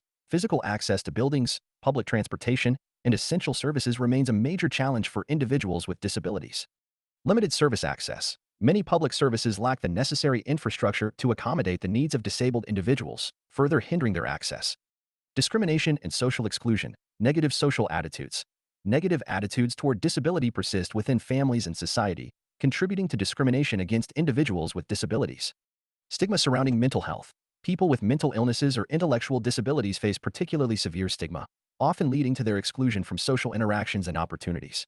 In order to address these challenges, both the government as well as civil society require concerted efforts to promote inclusivity, enforce disability rights, and provide adequate support systems for individuals with disabilities in India.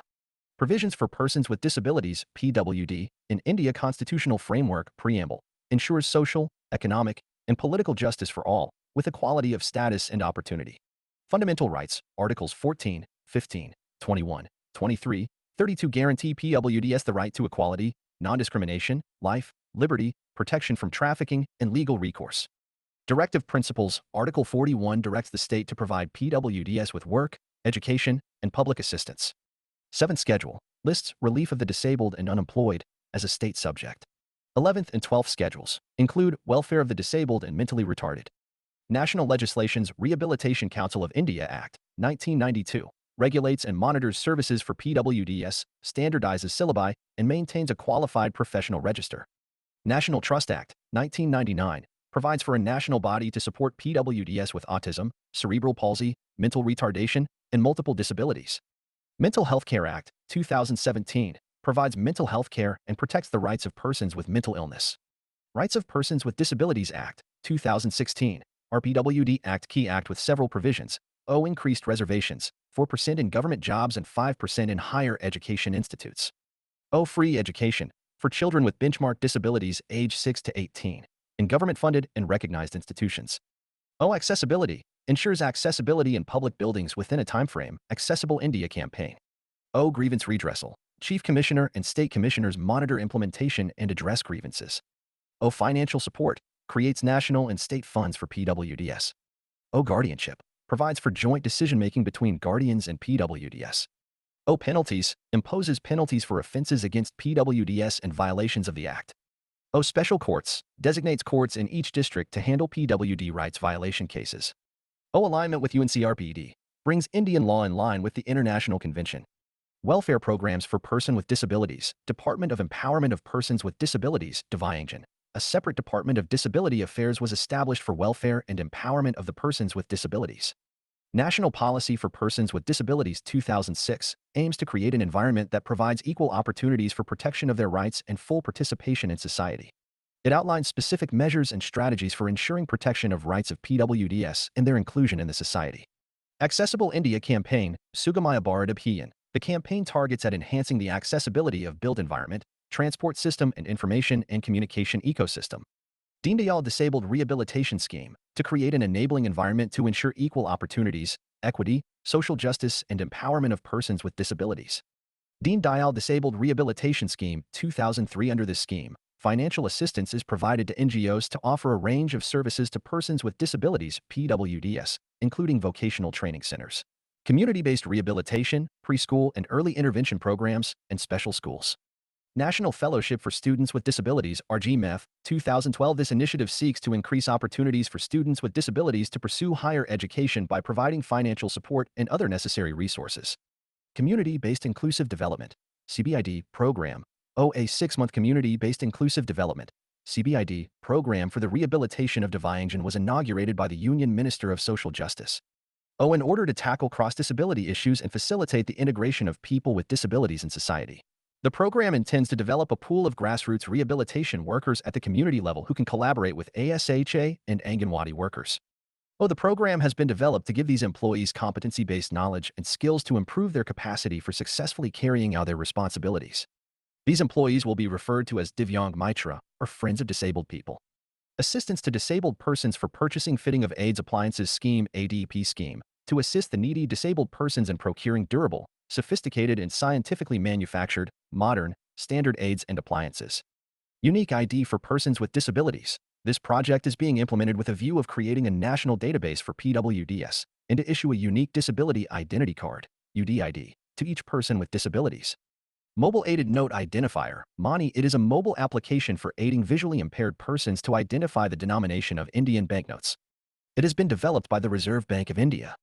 Scheme for Implementation of the Rights of Persons with Disabilities Act, 2016, SIPTA provides grant and aid to state governments, central and state government bodies, autonomous bodies, and universities for the effective implementation of the Rights of Persons with Disabilities Act, 2016, promoting the rights and welfare of disabled individuals.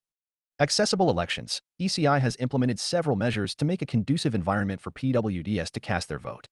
Example, Braille signage on the ballot unit of EVM, entering polling stations without waiting in the queue. Facility granted to take wheelchairs inside polling stations. Permits a companion to accompany a blind infirm elector. Poll personnel were trained and sensitized regarding special needs of PWDS. Global measures. India signed the UN Convention on Protection and Promotion of the Rights and Dignity of Persons with Disabilities. It puts an obligation to take appropriate measures to ensure persons with disabilities access to the physical environment, to transportation, to information and communications, and other facilities and services. India is a signatory to the Declaration on the Full Participation and Equality of People with Disabilities in the Asia-Pacific region. India is also a signatory to the Bawako Millennium Framework working towards an inclusive, barrier-free, and rights-based society. Incheon Strategy aims to make the right real for persons with disabilities in Asia and the Pacific. United Nations Convention on Rights of Persons with Disability, an international treaty promoting and protecting the rights and dignity of persons with disabilities. International Day of Persons with Disabilities, December 3rd, an annual observance to raise awareness about disability issues and promote the rights and well-being of persons with disabilities. Constraints and implementation of welfare programs. Undercounting. PWDS high disabilities due to stigma, leading to inaccurate data. Poor implementation. Existing schemes for PWDs often lack proper execution. Limited accessibility. Public infrastructure hinders PWDs mobility. Attitudinal barriers. Stigma and misconceptions lead to discrimination and exclusion. Education gap. Lack of inclusive education infrastructure and trained teachers. Employment issues. Inaccessible workplaces and negative perceptions limit job opportunities. Lack of empathy. PWDs are treated with sympathy, not empowered through inclusion. The way forward. Enhanced employment opportunities. Create more job opportunities across sectors. Tailor training programs to diverse needs. Implement RPWD Act provisions for workplace inclusivity. Promote CSR initiatives supporting accessible workplaces. Improved accessibility and infrastructure. Adopt universal design principles in public spaces. Upgrade infrastructure with ramps, lifts, signage, etc. Monitor Accessible India campaign for effectiveness. Raising awareness and sensitivity. Conduct public awareness campaigns and workshops. Promote positive media portrayal and integrate disability awareness in education. Include PWDs in decision-making roles. Strengthen legal and policy support. Allocate resources for PWD welfare schemes.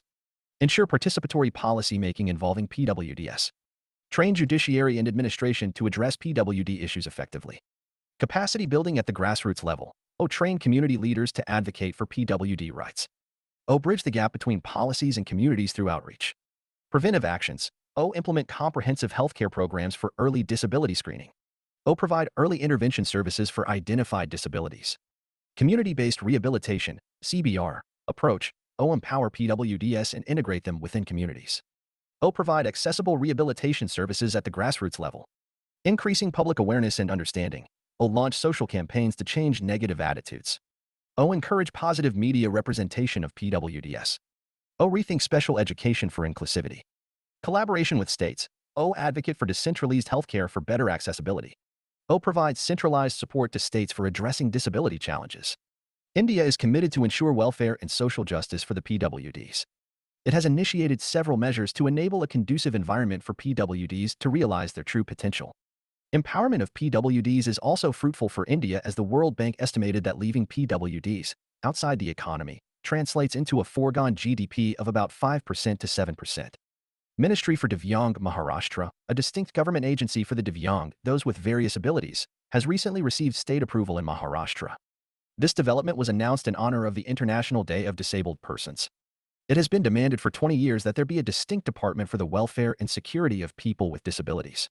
It aims to guarantee the Divyang's well-being and successfully carry out a number of government initiatives aimed at them. Keywords: Rights of Persons with Disabilities, RPD, Act, Quality Vocational Training, Attitudinal Barriers, Community-Based Inclusive Development. Previous year questions. 1.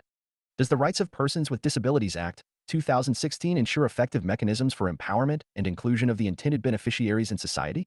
Discuss. 2017 LGBTQA+. The LGBTQA+ community is a diverse group of people who identify as lesbian, gay, bisexual, transgender, queer, intersex, asexual, or questioning. The community is united by a shared history of oppression and discrimination, as well as a shared goal of achieving equality and acceptance. LGBTQA+. The plus sign represents people with diverse sexual orientation, gender identity, gender expression, and sex characteristics who identify using other terms. In some contexts, LGBT, or LGBTI are used to refer to particular populations. SOGIESC encompasses sexual orientation, gender identity, gender expression, and sex characteristics. Community inclusion. They are the people who don't identify with cisgender heterosexual ideals. In India, the LGBTQA+ community also includes a specific social group, a distinct community, the Hijras. They are culturally defined either as neither men nor women, or as men who behave like a woman. At present, they are referred to as the third gender. Basic data. As per the 2011 census, about 6 lakh transgender people live in India. Lesbian, gay, bisexual, and transgender LGBT face certain social and legal difficulties. Census 2011 also reported 55,000 children as transgender identified by their parents. SDG 3. Ensuring healthy lives and well-being for everyone at all stages. SDG 5. Achieve gender equality and empower all women and girls. SDG 10. Reducing inequalities within and among countries. SDG 16. Promoting peaceful and inclusive societies for sustainable development, providing access to justice for everyone, and building effective, accountable, inclusive institutions at all levels. Evolution of LGBTQIA+ rights in India. From Colonial Stigma to Cultural Acceptance, Colonial Era Stigma, 1860 to 1949. Section 377. British imposed law criminalized homosexual acts as unnatural. Post-independence. Right to equality under Article 14 did not repeal discriminatory law. Cultural acceptance and historical references.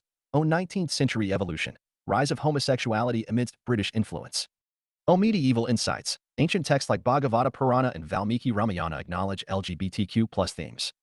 Modern insights. Studies like Shakuntala Devi's The World of Homosexuals and legal recognitions like voting rights and third gender status in 1994 and 2014, respectively. First stirrings of activism. 1992 to 1999. Emergence. Gay rights activism began in 1992. Calcutta Rainbow Pride. India's inaugural Gay Pride Parade held in Kolkata in 1999. Legal turning point. 2009. Delhi High Court. Decriminalized consensual homosexual acts in Nas Foundation v. Government of NCT of Delhi case affirming constitutional rights. Setback and rekindled hope. 2013 to 2017. Supreme Court reinstatement. Section 377 reinstated in 2013. MP Shashi Tharoor. Attempt to legalize homosexuality in Lok Sabha rejected in 2015. Privacy triumph. 2017 Puttaswamy decision. Right to privacy recognized as fundamental by Supreme Court in 2017.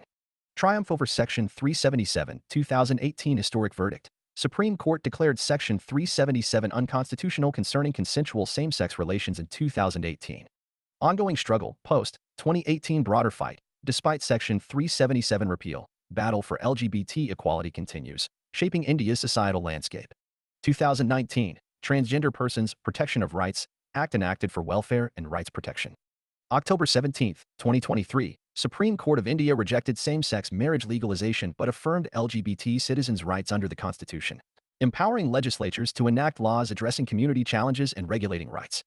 LGBTQA+ issues in India. Discrimination. LGBTQA+ individuals face discrimination in various aspects of life, including employment, housing, healthcare, and education. Social stigma. Homophobia and transphobia are prevalent, leading to marginalization and mental health issues. Lack of awareness. Both the LGBTQA+ community and the general public often lack awareness about rights and resources. Violence and abuse. LGBTQA+ individuals experience violence, harassment, and abuse from family members and society at large. Transgender people are especially vulnerable. Limited access to services. Education, employment opportunities, and healthcare services are often inaccessible due to discrimination and exclusion. Lack of comprehensive anti-discrimination laws. No laws specifically address discrimination based on sexual orientation or gender identity. Limited representation. LGBTQA+ voices are underrepresented in politics and media, hindering progress on legal and social fronts. Implementation gaps. Existing legal protections need better implementation to ensure full realization of LGBTQIA+ rights. Rural LGBTQIA+ community. Lack of exposure and internet access restricts their ability to access support and resources. Consequences of discrimination. High dropout rates. Discrimination in schools leads to many LGBTQIA+ youth dropping out. Poverty and exploitation. Limited job opportunities force many into poverty and risky situations like prostitution. Mental health issues, social exclusion, discrimination, and violence contribute to depression, anxiety, and substance abuse. Homelessness. Rejection from families leads to homelessness, especially among LGBTQIA+ youth. While India has made some progress in LGBTQIA+ rights, significant challenges remain. Creating a more inclusive and accepting society requires addressing social stigma, enacting comprehensive anti-discrimination laws, and ensuring access to education, employment, and healthcare for all. A study by the National Human Rights Commission (NHRC) of India, 99% of transgender people have experienced social rejections on multiple occasions. 52% of the community has faced harassment by their school classmates and 15% from their teachers, resulting in their dropping out of school. As per Census Report 2011, 4.8 lakh people in India are transgenders. 50% to 60% transgenders have never attended schools. 89% of transgenders said there are no jobs for even qualified ones. Steps taken for LGBTQIA+ welfare safeguards for sexual minorities in India Constitution. Preamble. Ensures justice, equality of status, and socio-economic political equality. Article 14. Right to equality guarantees equal treatment before the law and prohibits discrimination based on factors like sex. Articles 15 and 16. Right against discrimination and equality of opportunity prohibit discrimination based on sex, including gender identity and sexual orientation. Article 21. Right to life and personal liberty protects a person's right to life with dignity and autonomy. Article 23. Right against exploitation prohibits exploitation and inhuman acts. Legal safeguards. The Transgender Persons Protection of Rights Act, 2019, prohibits discrimination against transgenders in employment, education, and other areas. The Citizenship Act, 1955, doesn't discriminate based on gender identity for acquiring citizenship. The Registration of Births and Deaths Act, 1969, gender neutral, allowing registration without specifying sex. The Immoral Traffic Prevention Act, IPA, 1956, protects both male and female sex workers, including those with indeterminate gender identity. UGC Anti-Ragging Regulations, 2009 prohibits ragging and discrimination based on sexual orientation and gender identity in universities. Landmark Judgments, NAS Foundation v. Government of NCT of Delhi, 2009 declared Section 377 of IPC criminalizing homosexuality unconstitutional, violating Articles 14, 15, 19, and 21. Later overturned, Suresh Kumar Kushal v.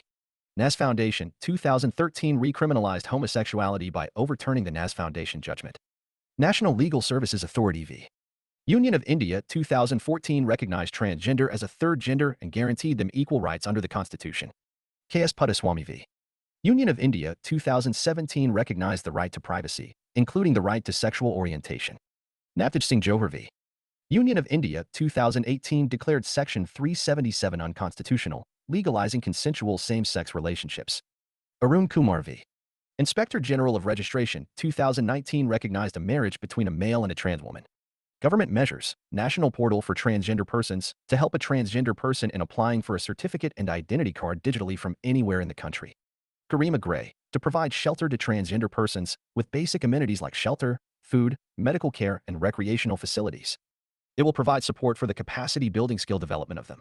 Kerala State, first state to announce a transgender policy.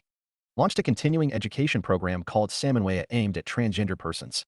Also directed all universities and affiliated arts and science colleges to reserve 2 seats for transgender people. Sweekriti Scheme, EDISA. It's an umbrella scheme to enable the environment to ensure equal opportunities, equity, social justice, and empowerment of transgender persons of the state. SMILE Scheme. Union Minister for Social Justice and Empowerment has launched the Central Sector Scheme SMILE, support for marginalized individuals for livelihood and enterprise. It is set to provide welfare and rehabilitation to the transgender community and the people engaged in the act of begging. It includes 2 sub-schemes. Central Sector Scheme for comprehensive rehabilitation of persons engaged in the act of begging. It will focus on survey and identification, mobilization, rescue shelter home, and comprehensive resettlement. Central Sector Scheme for comprehensive rehabilitation for welfare of transgender persons. It provides scholarships for the transgender students. It has provisions for skill development and livelihood under the PMD-KSH scheme.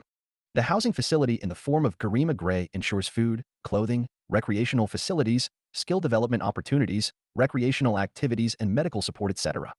Provides a comprehensive package in convergence with PMJ supporting gender reaffirmation surgeries through selected hospitals. Civil society. Popular TV shows such as Satyameva Jayate and The Tara Sharma Show have helped raise awareness among parents about LGBT issues. Social media and corporate initiatives have created increasing awareness of LGBT rights. UGC regulation on ragging in higher educational institutions prohibits discrimination, bullying, and ragging targeted at a student on the ground of their sexual orientation or gender identity. The way forward: recognition of fundamental rights, human rights recognition. Ensure LGBT rights are fundamental human rights, covering marriage, adoption, and guardianship. Legal reforms. Enact or amend laws to combat discrimination based on sexual orientation and gender identity in areas like marriage, education, and employment. Anti-discrimination policies. Implement gender-neutral harassment laws and anti-discrimination policies in both public and private sectors. Government and legislative initiatives combating stigma. Implement initiatives to eliminate stigma, discrimination, and abuse against the LGBTQIA+ community. Legal safeguards. Formulate new laws or amend existing ones to protect LGBTQ+ rights, particularly those of transgender individuals. 3. Social awareness and sensitization educational programs. Implement educational programs to educate people about LGBT rights and train staff to address abuse and discrimination. Yogyakarta principles. Adopt international human rights standards recognizing freedom of sexual orientation and gender identity. 4. Next steps for society: inclusive environments. Challenge stereotypes and promote inclusivity in all aspects of life. Promoting acceptance. Encourage societal acceptance through support from educational institutions and Pride Month initiatives. V. The way forward: supportive laws. Enforce policies and laws to protect LGBTQIA+ individuals from discrimination, hate crimes, and violence. Parental acceptance. Encourage parental acceptance to foster a more inclusive society. Equality, not special treatment. Treat LGBTQA+ individuals with equality and integrate them fully into collective development. 6. Specific needs of the transgender community, public awareness campaigns. Eliminate social stigma associated with the transgender community through awareness campaigns. Sensitization programs. Train legal and law enforcement systems on transgender issues and take action against perpetrators of violence. Inclusive approach. Adopt inclusive policies and regulations to remove barriers to social acceptance for transgender individuals. This comprehensive approach addresses legal, social, and educational aspects to create a more inclusive society for sexual minorities in India. TRNSGNDRPRS1S, Protection of Rights Act 2019. The Act was enacted with the objective to provide for protection of rights of transgender people, their welfare, and other related matters. Key provisions: defines a trans person as someone whose gender does not match the one assigned at birth. Prohibits discrimination against them in employment, education, healthcare, and other services. Allows self-perception of gender identity, but mandates their recognition on the basis of a certificate of identity issued by a district magistrate. It criminalizes begging. It prescribes offenses against transgender persons along with the penalties. Established National Council for Transgender Persons. The Union Minister of Social Justice and Empowerment will be chairperson and Union Minister of State for Social Justice and Empowerment will be vice chairperson. The council has following functions. To advise the central government on the formulation of policies, programs, legislation, and projects with respect to transgender persons. To monitor and evaluate the impact of policies and programs designed for achieving equality and full participation of transgender persons. To redress the grievances of transgender persons. Criticism, ignore NALSA judgment. The Act goes against the very crux of the NALSA judgment as it does not allow for self-determination of transgender status. The Act also does not offer the reservations in public employment and education as had been directed by an earlier Supreme Court judgment. Silent on civil rights. Civil rights such as marriage, adoption, succession are ignored. The Act is also unclear on the trans individual's access to welfare benefits. Unequal treatment. The Act provides for maximum 2 years imprisonment for sexually assaulting a transgender person, whereas the minimum penalty for raping a cisgender woman is 10 years. Focuses more on trans women and hijra. There is little emphasis on the intersex, genderqueer, and trans men. Criminalize begging. Without providing an alternative for livelihood for transgenders, the Act criminalizes begging, on which most of them survive. Way forward, LGBT community is increasingly gaining tolerance and acceptance, especially in large cities, but for most LGBT people in India, home and school, acceptance of their sexuality and freedom to openly express their gender choices still remain a constant struggle. Thus, the government needs to provide equal constitutional rights to empower them, reduce social stigmas, and improve their socioeconomic position. TRNSGNDRPRS1S, Protection of Rights, Rules, 2020, Recognition and Non-Discrimination. Rules under the Act prohibit discrimination in education, employment, healthcare, property rights, and public services. Identity recognition provides a right to self-perceived gender identity and mandates district magistrates to issue identity certificates without medical examination. Medical intervention, guidelines for revised identity certificates post-sex reassignment surgery with medical certification. Equal opportunity policies, mandates establishments to formulate equal opportunity policies for transgender persons, fostering inclusivity. Infrastructure requirements, encourages inclusive facilities like separate wards in hospitals and unisex toilets. National Council for Transgender Persons, NCT advises on policy formulation, monitoring, and grievance redressal, ensuring transgender rights protection. Offenses and penalties. Offenses like forced labor, denial of access to public places, or abuse carry imprisonment of 6 months to 2 years, plus fines. Government initiatives for transgenders. National Portal for Transgender Persons, launched to facilitate digital application for certificates and identity cards. Enables tracking of application status and grievance redressal. Strict timelines for processing applications ensure transparency. National Council for Transgender Persons, constituted by the Ministry of Social Justice and Empowerment. Members include government officials, representatives from transgender communities, and NGOs. Aims to advise on policies, monitor their impact, and address grievances. Garima Gray, scheme for setting up shelter homes for destitute transgender persons. Pilot project launched in Vadodara, Gujarat, in collaboration with the Lakshya Trust. Allowance for transgender persons, subsistence allowance of Rs. 1,500 provided to each transgender person. NGOs tasked with spreading awareness about the assistance. Counseling Services Helpline, free helpline, 888-213-3897, established by the Ministry of Social Justice and Empowerment. Professional psychologists provide counseling services Monday to Saturday. Vaccination of transgenders. The ministry ensures no discrimination at vaccination centers. Mobile vaccination centers initiated in states like Haryana and Assam. State laws to protect transgender population. Examples include Odisha's Sweekriti scheme, Kerala's transgender policy, Tamil Nadu's welfare policy, and Chandigarh's transgender board. Way forward. Public awareness campaigns and sensitization at the school level are crucial. Legal and law enforcement systems must be empowered and sensitized. The National Council for Transgender Persons plays a crucial role in increasing awareness and fostering acceptance. Inclusive policies and regulations, along with efforts to change negative attitudes, are essential for advancing transgender rights and welfare. Issues and news. Same-sex marriage in India. A legal overview. Key observations of the Supreme Court. Same-sex marriage. The court ruled that there is no unqualified right to same-sex marriage under the Constitution.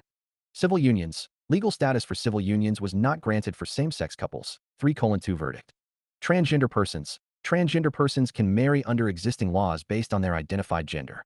Parliament's domain. The authority to legalize same-sex marriage lies with Parliament, according to the court. Same-sex marriage (X) Supreme Court judgment in a nutshell as. Majority opinion, minority opinion. No right to marriage. No right to civil union. It can be only through laws. No right to adopt children. Have the right to choose their own partner. Transgender persons have right to marry. No right to marriage. Have right to civil union. Have right to adopt children. Transgender persons have right to marry. Rights of same-sex couples. Right to cohabit. Same-sex couples have the right to cohabitate, as acknowledged by the court. Discrimination. Prevention of discrimination against same-sex couples is emphasized by the court. Legality of same-sex marriages in India. Statutory right. Marriage is a statutory right, though not expressly recognized as a fundamental right. Judicial interpretation. Previous Supreme Court decisions highlighted the right to marry and LGBTQ+ individuals equal rights. Legal authority. The Constitution empowers both Parliament and the states to enact marriage regulations. Adoption. While current adoption regulations are seen as discriminatory to the queer community, the court refused to strike down CARA regulations. The Union government pledged to form a committee to determine benefits for queer unions. Protection from natal family violence. The Chief Justice recognized atypical families and directed police not to force queer individuals to return to their families. Civil union refers to a legal status granting same-sex couples rights and responsibilities similar to those of married couples. Special marriage (ACT) SMA 1954 features. The SMA facilitates civil marriage regardless of religious background, promoting secularism. Interpretation. The court deliberated on whether the SMA can be made gender-neutral to include same-sex couples. Enacted to facilitate civil weddings for couples of different faiths. Conditions include age requirements, consent, mental fitness, and prohibition of certain relationships. Parties must give notice to the marriage officer, objections can be raised, and appeals can be made to the district court. Marriage under SMA results in severance from the family for some religions. Arguments for and against same-sex marriage. For equality. All individuals deserve equal rights and protections under the law, regardless of sexual orientation. Fundamental rights. The right to marry and choose one's partner is argued to be intrinsic to various articles of the Indian Constitution. Strengthening families and communities. Marriage provides social and economic benefits that should extend to same-sex couples. GPN LVJJ Same-sex marriage in India, ARGUMENTS and FAVOR of SAME, SEX, MA GE in India. ARGUMENTS and FAVOR of SAME, SEX, MA GE in India. Marriage as a fundamental right. Religious definitions of marriage. Surrogacy, and adoption, legitimate interest of state. Extend Special Marriage Act, the right to privacy. Cohabitation as a fundamental right, legislation by Parliament, assimilation of same-sex couples. Interpreting the law. Indian culture and value system, issues with the adoption of children. Human dignity, gendered terms. Legal reforms. Dialogue and engagement. Against religious and cultural beliefs. Many oppose same-sex marriage due to traditional views on marriage. Procreation. Some argue marriage is primarily for procreation, which same-sex couples cannot achieve biologically. Legal issues. Concerns exist about legal complexities arising from same-sex marriage, such as inheritance and adoption rights. Other key points. Civil unions. A minority opinion favored extending civil unions to same-sex couples, offering some legal rights. Transgender rights. The court upheld the right of transgender persons to marry under existing laws. Supreme Court verdicts on the right to marry. 2014 NALSA judgment recognized transgender people's fundamental rights. K.S. Puttaswamy vs. Union of India. 2017 upheld the right to privacy. Navtej Singh Johar vs. Union of India. 2018 decriminalized homosexuality by repealing Section 377 IPC. Shafin Jahan vs. Union of India recognized the right to choose one's partner. Shakti Vahini vs. Union of India recognized the right to choose a life partner as a fundamental right. Adoption rights. The court did not grant adoption rights to same-sex couples but acknowledged discriminatory regulations. Committee for Queer Rights. The government might form a committee to address issues faced by same-sex couples. Challenges and path ahead. Discrimination. Prevention of discrimination against the queer community and access to goods, services, and legal rights is crucial. Awareness and legislation. Raising awareness, enacting legal reforms, and establishing guidelines to prevent harassment and discrimination are essential. Legal precedent. Legal challenges can pave the way for the recognition of same-sex marriages, requiring collaboration and societal acceptance. Future outlook. Legal challenges. The LGBTQIA+ community may seek a legal precedent for same-sex marriage through further legal battles. Legislative efforts. Parliament could enact laws legalizing same-sex marriage. Public awareness. Raising awareness about LGBTQIA+ rights is crucial for societal acceptance.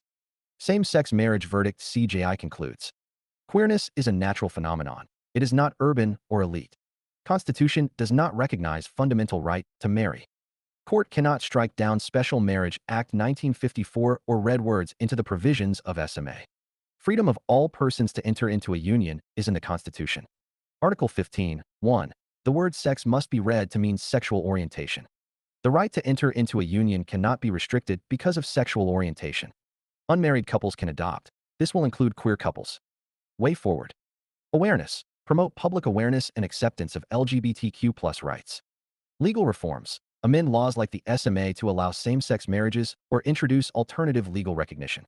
Dialogue and engagement. Foster dialogue with religious leaders and communities to bridge gaps in understanding. Collaboration. Stakeholders, including the LGBTQ+ community, government, and civil society, should collaborate for progress. The Supreme Court's decision is a setback for same-sex marriage in India. However, it opens doors for further legal battles and legislative action. Achieving marriage equality will require a multi-pronged approach, including legal reforms, public awareness campaigns, and collaboration among stakeholders. Minorities.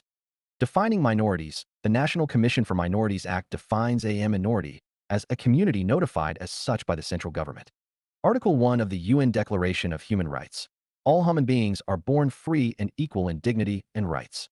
They are endowed with reason and conscience and should act towards one another in a spirit of brotherhood.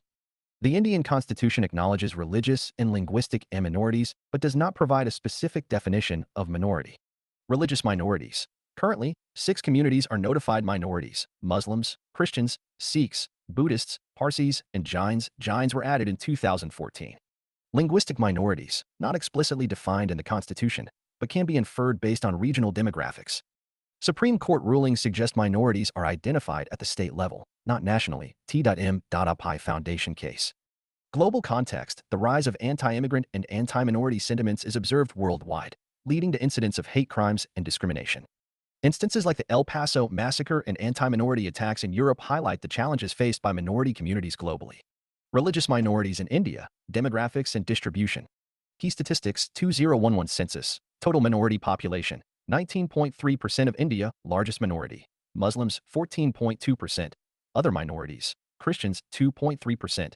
Sikhs, 1.7%. Buddhists, 0.7%. Jains, 0.4%.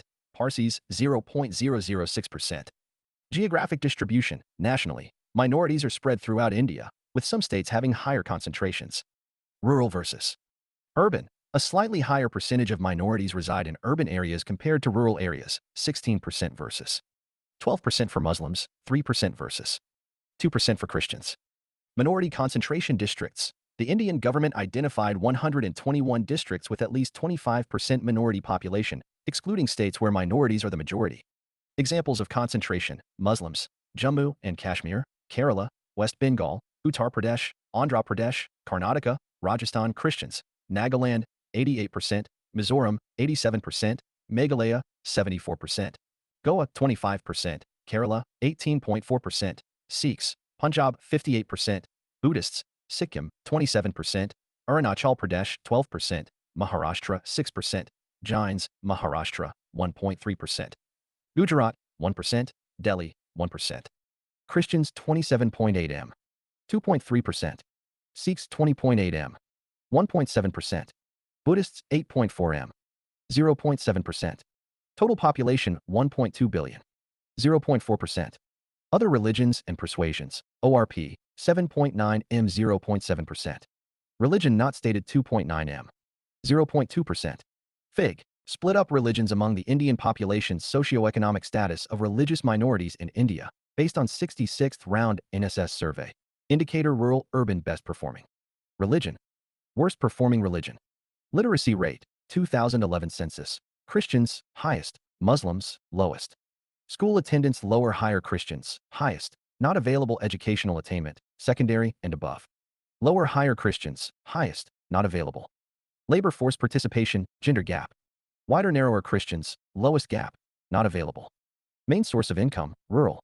Self-employment not applicable Sikhs, agriculture, Muslims, rural labor. Main source of income, urban. Self-employment salary Christians, salary, Muslims. Self-employment. Average monthly per capita expenditure, MPC. Lower higher Sikhs, highest, Muslims, lowest. Land ownership, small holdings less than 0.4 hectares. Higher lower. Land ownership, large holdings, 4 hectares.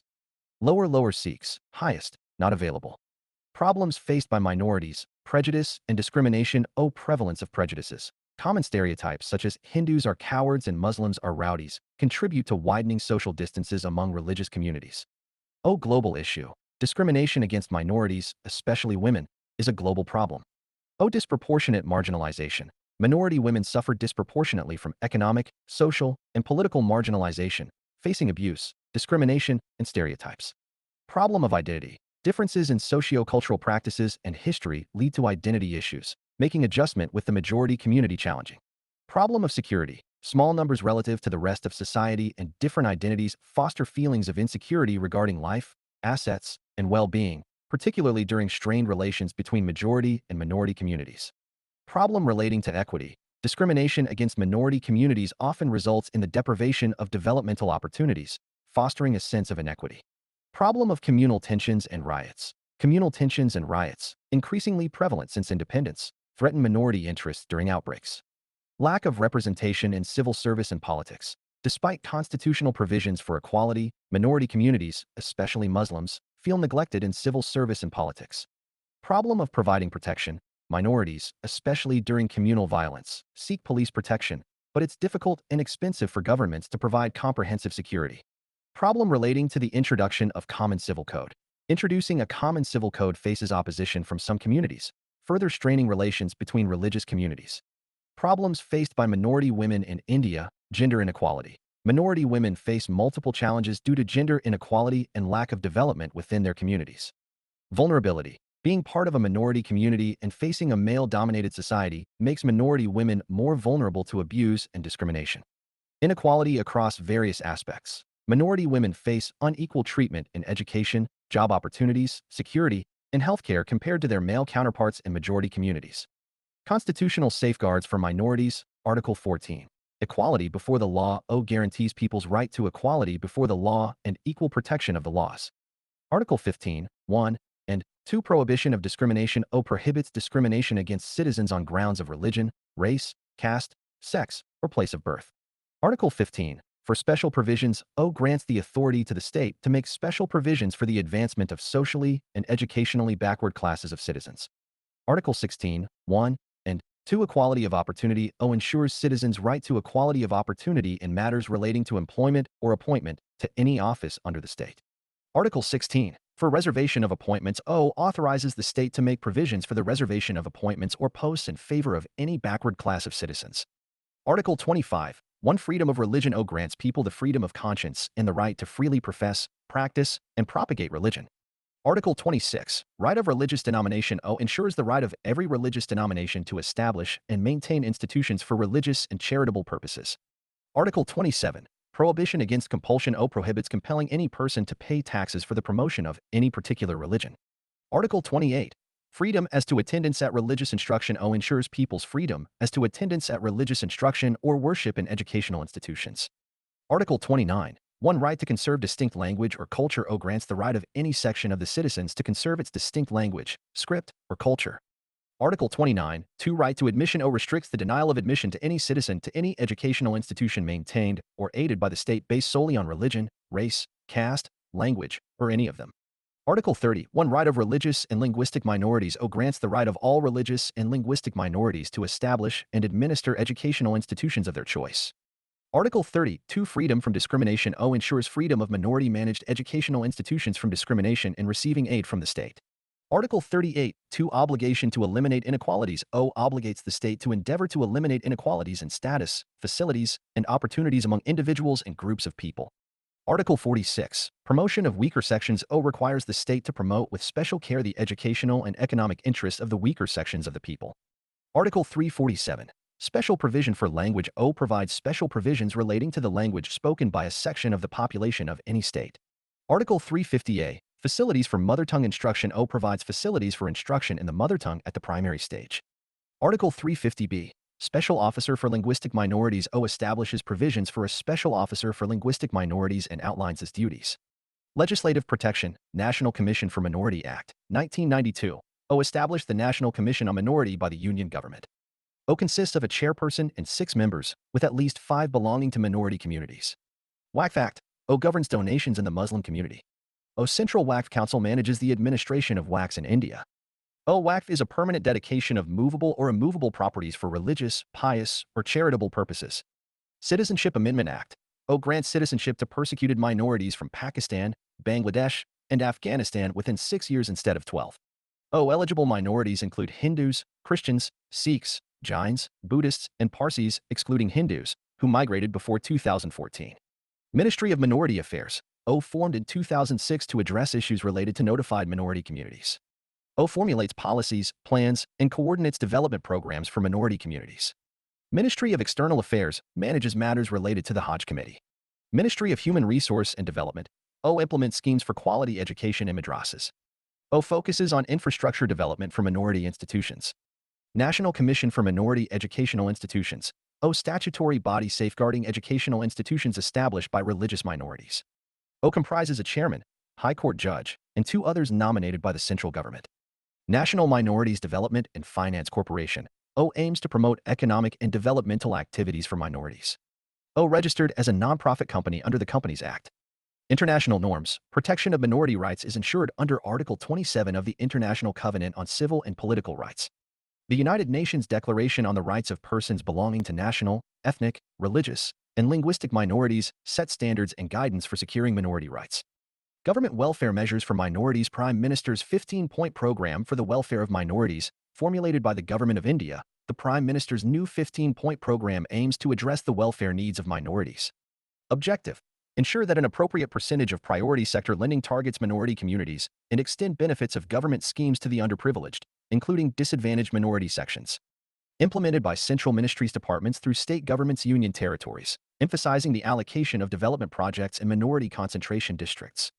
Educational empowerment, scholarship schemes, pre-matric scholarship, post-matric scholarship, and merit-cum means-based scholarship. Maulana Azad National Fellowship, MANF for students of Phil Ph.D. degree. Padho Pardesh, scheme providing interest subsidy on educational loans for overseas studies for minority community students. Naya Severa, free coaching and allied scheme. Nayudan, support for students preparing for main examinations after clearing prelims conducted by UPSC CSE, State Public Service Commission, PSC, etc. Economic empowerment, skill development OSICO or Cameo, learn and earn, OUSTAD, upgrading the skills and training in traditional arts crafts for development, Onai Manzil. Bridge course addressing academic and skill development gaps between madrasa students and mainstream counterparts. Concessional credit through National Minorities Development and Finance Corporation, NMDFC, infrastructure development, Pradhan Mantri Jan Vikas Karyakram, PMJFK, special needs, Nai Roshni. Leadership development of minority women, Hamari Darahar, preservation of heritage of minority communities in India, Geo Parsi, scheme for containing population decline of Parsis in India. Waqf management Okami Waqf Board Tarakiati scheme, computerization of records and strengthening of state Waqf. Boards Oshari Waqf Sampati Vikas Yojana, grants and aid to Waqf for urban Waqf properties development research studies. monitoring and evaluation of development schemes including publicity support to institutions, Corpus Fund to Maulana Azad Education Foundation, MAF, Equity to National Minorities Development and Finance Corporation. NMDFC, Grant and Aid Scheme to State Channelizing Agencies of National Minorities Development and Finance Corporation Committees for Welfare of Minorities Satcher Committee. The Satcher Committee, commissioned in 2005 to assess the socio-economic and educational status of Muslims in India, revealed stark disparities compared to the general population. The committee submitted its report in 2006. Breakdown of its key findings. Educational deprivation. High dropout rates. 25% of Muslim children, 6 to 14 years, never attended school or dropped out, highlighting significant educational gaps. Limited access to higher education. Only 4% of undergraduates and 8% of postgraduates in premier colleges were Muslims, indicating a lack of access to quality education. Gender disparity. Low female workforce participation. Only 25% of Muslim women were employed compared to 80% of Hindu women, reflecting limited opportunities for female empowerment. Employment challenges. Informal sector dominance. Only 27% of urban Muslim workers had regular jobs compared to 49% of upper caste Hindus, suggesting a concentration in vulnerable informal sectors. Overrepresentation in street vending. 12% of Muslim male workers were street vendors compared to the national average of 8%, indicating limited access to formal employment opportunities. Underrepresentation in defense forces. The share of Muslims in the defense forces was only 4%, raising concerns about representation in key sectors. Recommendations. The report recommended targeted interventions in education, employment, and healthcare to address these disparities. It called for increased investment in Muslim-majority districts, scholarships, skill development programs, and quotas in government jobs. Rangnath Mishra Commission. The Ranganath Mishra Commission, established in 2004, aimed to improve the socio-economic conditions of religious and linguistic minorities in India. The commission submitted the report to the government on May 21, 2007.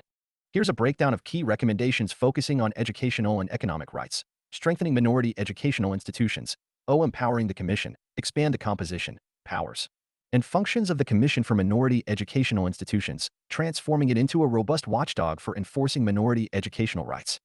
Enhanced financial support. National Coordination Committee. Establish a national-level coordination committee involving representatives of nationalized banks and financial institutions under the RBI's supervision to monitor and facilitate credit flow towards minority communities. Reservations in education and employment. Central government jobs. Implement 10% reservation for Muslims and 5% for other minorities in central government jobs, ensuring wider representation. Government schemes. Extend reservations in popular schemes like Marega, allocating 10% for Muslims and 5% for other minorities, aiming for equitable participation. Additional recommendations. Regular monitoring. Conduct regular assessments and evaluations of existing schemes and policies to gauge their effectiveness in addressing minority needs. Budgetary allocation. Increase the budgetary allocation dedicated to minority welfare programs, considering the significant minority population in India. Global Minority Index. Global Minority Report published by the Center for Policy Analysis, CPA, ranks countries based on their treatment of religious minorities. India tops the index among 110 countries in 2022. Key findings. India's ranking. India leads, followed by South Korea, Japan, Panama, and the United States. Evaluation parameters. The report assesses countries based on constitutional provisions, government policies, and legal frameworks. India's minority policy. India promotes diversity and lacks outlawed religious sects. Inclusivity. India's non-discriminatory approach towards religions and sects sets a potential model. UN recognition. India's minority policy is recognized by the UN as inclusive and non-discriminatory. Way forward. Collaborative solutions. Public-private partnerships, PPPs. Actively pursue PPPs to leverage private sector resources and expertise for sustainable funding and innovative education initiatives for minorities. Encourage corporate social responsibility programs targeted at minority education and skill development. Community-led initiatives. Empower local communities to manage and participate in education programs, cultural preservation projects, and conflict resolution mechanisms. This fosters ownership and accountability, boosting their effectiveness. Digital inclusion. Targeted digital literacy programs. Design and implement digital literacy programs tailored to the specific needs and languages of minority communities. This can be done through partnerships with community organizations and NGOs, ensuring culturally appropriate and accessible learning. Bridging the digital divide. Invest in infrastructure and technology to ensure equitable access to the internet and digital devices in minority communities. This allows them to participate fully in the digital economy and access online education, healthcare, and other essential services. Interfaith dialogue and harmony. Promote interfaith dialogue. support and encourage interfaith dialogue programs, workshops, and exchanges at various levels, from youth groups to religious leaders. This fosters understanding, empathy, and cooperation between different communities. Community-based conflict resolution. Establish accessible and culturally sensitive conflict resolution mechanisms at the local level, staffed by trained mediators and counselors.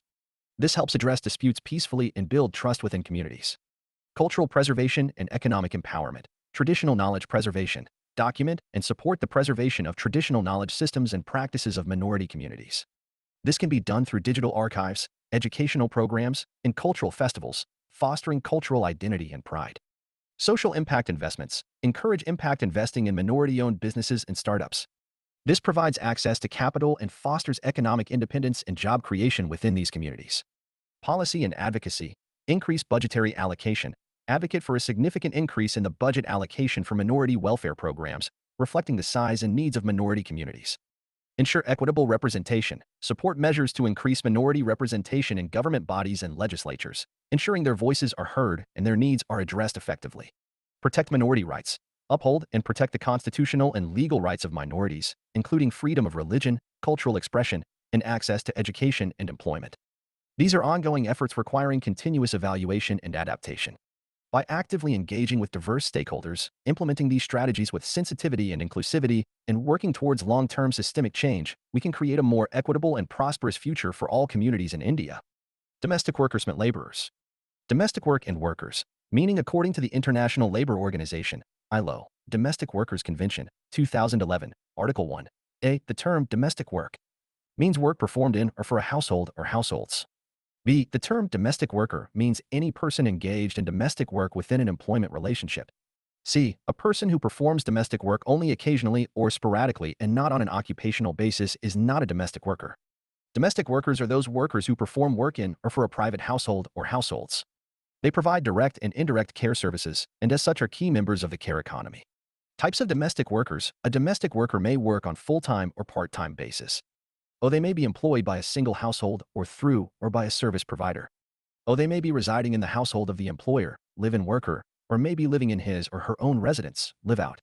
O. Migrant domestic worker. A domestic worker that may be working in a country of which she is not a national.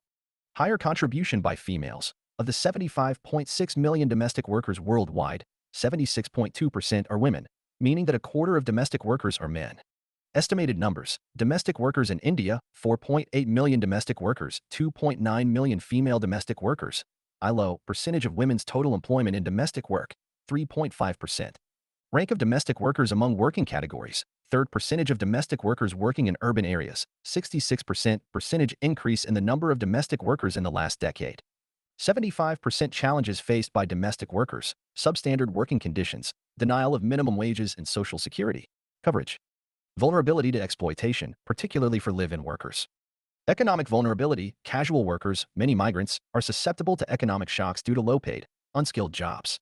Structural disadvantages. Limited literacy and skills contribute to exploitation, worsened by discrimination in urban labor markets. Government failure. Urban informal workers face wage inequality and lack of gainful employment opportunities, perpetuating precarious conditions. Draft national policy on domestic workers. Under consideration by the central government, key features include inclusion in legislation, proposal to incorporate domestic workers into existing labor laws. Right to register. Workers granted the right to register, facilitating access to benefits. Formation of associations, empowering workers to form associations and unions for collective bargaining. Minimum wages and social security, ensuring minimum wages, social security, and protection from abuse. Access to justice, providing access to courts and tribunals for dispute resolution. Regulation of placement agencies, establishing mechanisms for oversight and regulation of placement agencies to prevent exploitation. Measures taken to support domestic workers' constitutional safeguards. Article 23, Fundamental Rights, prohibits human trafficking, forced labor, and bigar, safeguarding individuals' rights against exploitation. Article 39, E, Directive Principles, encourages the state to prevent abuse of individuals' health and strength, ensuring work suitability based on age and strength. Legislative inclusions. Unorganized Workers' Social Security Act, 2008 provides social security to domestic workers. Sexual Harassment of Women at Workplace Act, 2013 addresses workplace harassment, including domestic work settings. Child Labor Act restricts children under 14 from engaging in domestic work. Juvenile Justice Act, 2000 rescues workers under 18 from exploitative conditions. Government schemes, Rashtriya Swasthya Bima Yojana, RSBY, extended to cover domestic workers, ensuring health coverage. Pradhan Mantri Jan Arogya Yojana encompasses domestic workers for comprehensive health benefits. Digital initiatives, eShram portal aims to register 38 crore unorganized workers, including domestic workers. Voluntary pledge for employers, employers pledge for decent work launched and adopted by major employer organizations, promoting fair work practices for domestic workers. Global collaborations, Palermo Protocol integrated into Indian law, defines and combats trafficking in persons. ILO and European Commission collaboration develops operational indicators to combat human trafficking. ILO Convention 29, 1930, defines forced labor. ILO Convention 189 advocates for decent working conditions for domestic workers globally. The Way Forward All India Survey on Domestic Workers, DW, initiated by the Union Minister for Labour and Employment, aiming to gather comprehensive data. Way Forward for supporting domestic workers, enhance social welfare schemes, strengthen existing schemes to protect informal sector workers from economic disruptions and provide financial aid under Garib Kalyan Yojana. Explore agri-value chains and utilize excess grain stocks. Engage returning migrants in building new agricultural value chains for employment opportunities and distribute excess grain stocks from government go-downs to benefit migrant workers. Scale up One Nation, One Ration Card scheme. Expand access to subsidized grains in urban areas, supporting migrant workers and ensuring food security. Stronger social and political commitment and national policy on domestic workers. Address exploitation and abuse faced by domestic workers through stronger commitment and establish a binding national policy framework. Standardization of work categories and improved data management. Define types and workloads for different domestic worker categories to determine minimum wages effectively and ensure reliable data collection on migrant workers for understanding domestic worker demographics. Keywords: senior citizens, silver linings ahead. Active aging, vibrant living. Experience matters. Wisdom worth sharing. Thrive, togetherness, health, retirement, independence, voice experience. Grace, growth, resilience, advocacy, community, empowerment. Active aging. Independent living. Long-term care. Social security. Mental health. Elder abuse prevention. Persons with disabilities, Divyang ability and diversity. Inclusion inspires. Breaking barriers, building dreams. Strength beyond limitations. Able, access, belonging, leadership, empowerment. Inspire, inclusion, networks, support, power, independence, respect, equality, accessibility. Assistive technology. Inclusion. Disability rights. Independent living. Special education. LGBT community, celebrating unity and diversity. Pride in every color. Love is love. Equality for all. Equal, empowerment, quality of life, unity, acceptance, love, pride, partnership, respect, inclusion, diversity, equality. Gender identity. UPSC Optional Course 2025 H&G Lish F to the power of T. Mathematics. Adjust coupon code 8,999. For extra discount, 992-061-3613. PW. Live 6 Health and Nutrition Health along with education is a foundational investment in human capital and in economic growth. Its importance lies in the simple fact that it multiplies the productivity of an individual and the nation as a whole. To paint the picture on the other side. Without good health, children are unable to go to school and adults are unable to go to work. Therefore, the world over there is a great emphasis on health and education. Health. Access to timely, acceptable, and affordable health care of appropriate quality is the right of every person. The WHO Constitution, 1946, envisages the highest attainable standard of health as a fundamental right of every human being. SDG 3 is to ensure healthy lives and promote well-being for all at all ages. Constitutional provisions. The Indian Constitution also realizes the value of healthy citizenry and therefore has following provisions. Article 39(e) directs the state to secure the health of workers, men, women, and children. Article 42 directs the state to create just and humane conditions of work and maternity relief. Article 47, state to raise the nutrition levels and standard of living of people and to improve public health. Article 243G endows the panchayats and municipalities to strengthen public health under Article 243G. Fundamental right. The SC and Bandwa Mukti Morcha v Union of India and others interpreted the right to health under Article 21. SC judgment, in State of Punjab and others v Mohinder Singh Chawla the SC reaffirmed that the right to health is fundamental to the right to life. Key facts World Malaria Report, 2022 Malaria Progress in India. India achieved an 85.34% reduction in malaria morbidity and a 94% decrease in malaria mortality between 2000 and 2020. This progress signifies a substantial decline in malaria cases, aligning with Goal 6 of the Millennium Development Goals. Regional context. India contributed to 83% of malaria cases in the WHO Southeast Asia region. Global achievements. Sri Lanka attained malaria-free certification in 2016 and maintains its status. China and El Salvador were certified malaria-free by WHO in 2021. The Islamic Republic of Iran achieved 3 consecutive years of zero indigenous cases in 2020.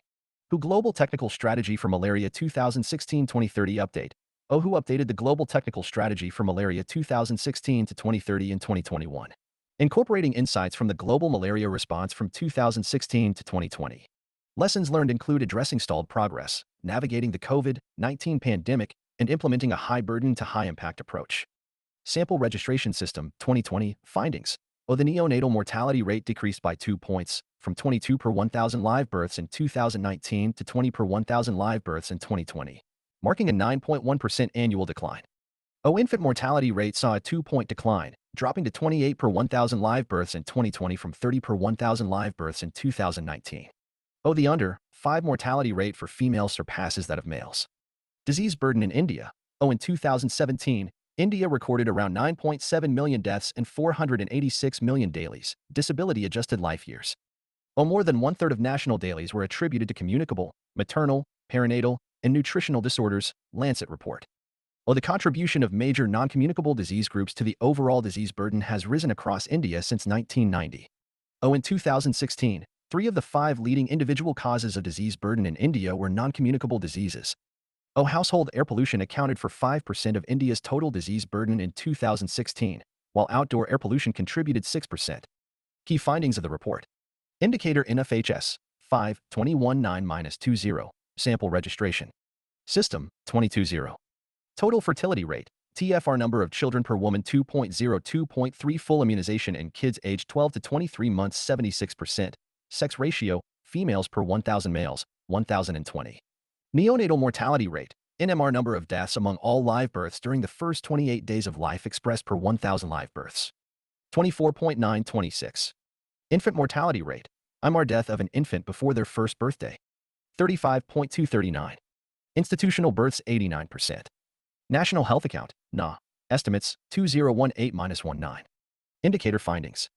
Total health expenditure, as a percentage of GDP and per capita, decreased from 4%, 2013 to 14, to 3.2%, 2018 to 19. Current health expenditure, CHI, as a percentage of the decreased from 93%, 2013 to 14, to 90.6%, 2018 to 19. Out-of-pocket expenditure, OPE, as a percentage of the decreased from 60%, 2013 to 14, to 48.2%, 2018 to 19. Social Security expenditure, SSE, on health as percentage of the increased from 6%, 2013 to 14, to 9.6%, 2018 to 19. Health structure in India. The healthcare system is organized into primary, secondary, and tertiary levels. India has a mixed healthcare system, inclusive of public and private healthcare service providers. Challenges in the health sector. Despite health being one of the most important aspects of human existence, health services in India suffer from multiple issues and challenges. Some of them are policy and governance challenges. Poor investment in health. According to the Economic Survey 2022-23, India's expenditure on healthcare touched 2.1% of GDP in FY23 and 2.2% in FY22, against 1.6% in FY21. This is among the lowest in the world, while in developed countries, it is somewhere between 10 to 18%. Poor governance of the health sector. Malpractices such as overbilling, unnecessary diagnostic tests and surgical procedures, etc. are prevalent in hospitals. There is also a lack of accountability across both private and public clinics in India. Interstate variation in health expenditure. Developed states like Kerala, Delhi spend more than the poorer states such as Jharkhand, Bihar, Uttar Pradesh, etc. Infrastructural challenges. Lack of basic infrastructure. According to the NITI Aayog report 2021 titled, Reimagining Healthcare in India Through Blended Finance, 50% of India's population has access to 35% of hospital beds, thus indicating a strong need to strengthen healthcare infrastructure. Unequal public health system. According to the Rural Health Statistics from MOHFW 2021, there are a total of 5,439 primary healthcare centers, PHCs, in the urban areas and of 3,966 PHCs in the tribal area. Resource constraints. Inadequate number of trained health professionals. A 2021 WHO report highlighted that India fell short of the recommended ratio of healthcare workers, with just above the 2006 standard. Issue related to ASHA workers. Lack of diagnostic tools availability. Growing reluctance of qualified practitioners to work in under-resourced rural areas. Communicable disease. Insufficient medical infra. M. A. Nutri. T. I. On a carrot 1 drawbacks of HEA, THCA are 6SYSTEMM lack of manpower. Limited role of private sector. Per sanitation. Service delivery challenges. Low quality care, misdiagnosis, insufficient training of health workers, and incorrect medication contribute to prevalent low quality care. Access barriers. Social and financial disparities prevent access to healthcare services, particularly for disabled, mentally challenged, and elderly populations. Dominance of private hospitals. Private sector control. In the financial year 2020, 70% of the hospital market share and 63% of hospital beds were controlled by private sector providers. Out-of-pocket expenditure. OPE decrease in DOPE. National Health Account estimates for 2018 to 19 indicated a decrease in out-of-pocket expenditure to 48.2% from 60% in 2013 to 14. Government interventions to improve access to health. National Health Policy, 2017. The primary aim of the National Health Policy, 2017, is to inform, clarify, strengthen, and prioritize the role of the government in shaping health systems in all its dimensions: investments in health, organization of healthcare services, prevention of diseases, and promotion of good health through cross-sectoral actions. Access to technologies, developing human resources, encouraging medical pluralism, building knowledge base, developing better financial protection strategies, strengthening regulation and health assurance.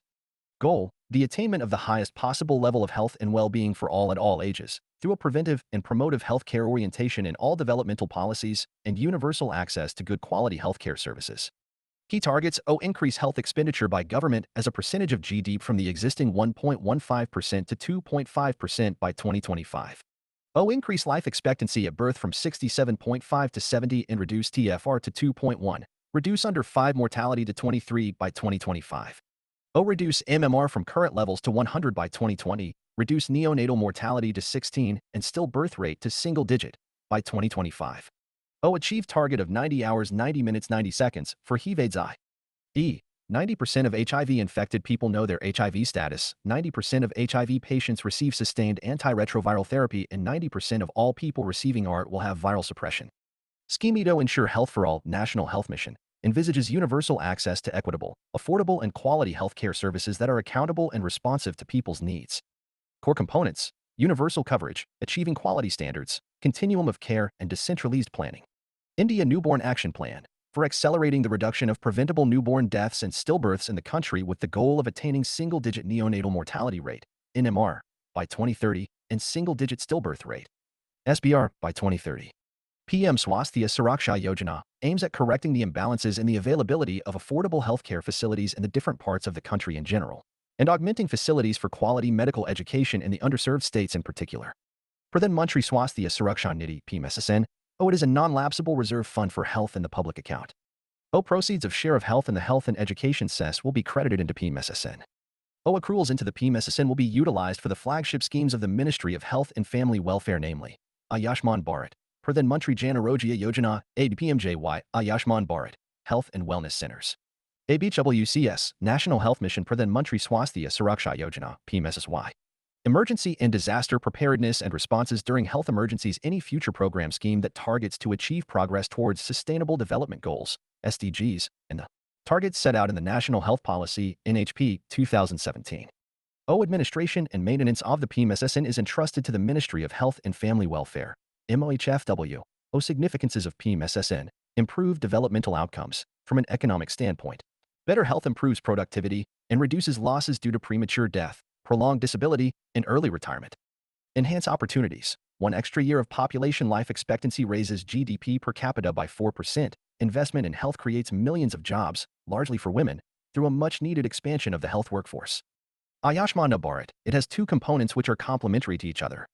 Health and Welfare Centers, HWCs. 1. 50,000 HWCs will be created to deliver comprehensive primary health care that is universal and free to users. Pradhan Mantri Jan Arogya Yojana. It provides health insurance cover of Rs. 5 lakhs per year to over 10 crore poor and vulnerable families seeking secondary and tertiary care. National Program for the Health Care for the Elderly, to provide accessible, affordable, and high-quality long-term, comprehensive, and dedicated care services to an aging population.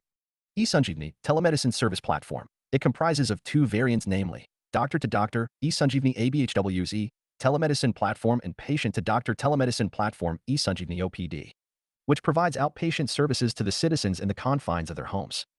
Atal Bimit Vyakti Kalyan Yojana. It offers cash compensation to insured persons when they are rendered unemployed. Way forward. Despite previous efforts, the health sector in India faces numerous shortcomings, demanding urgent solutions to foster national development.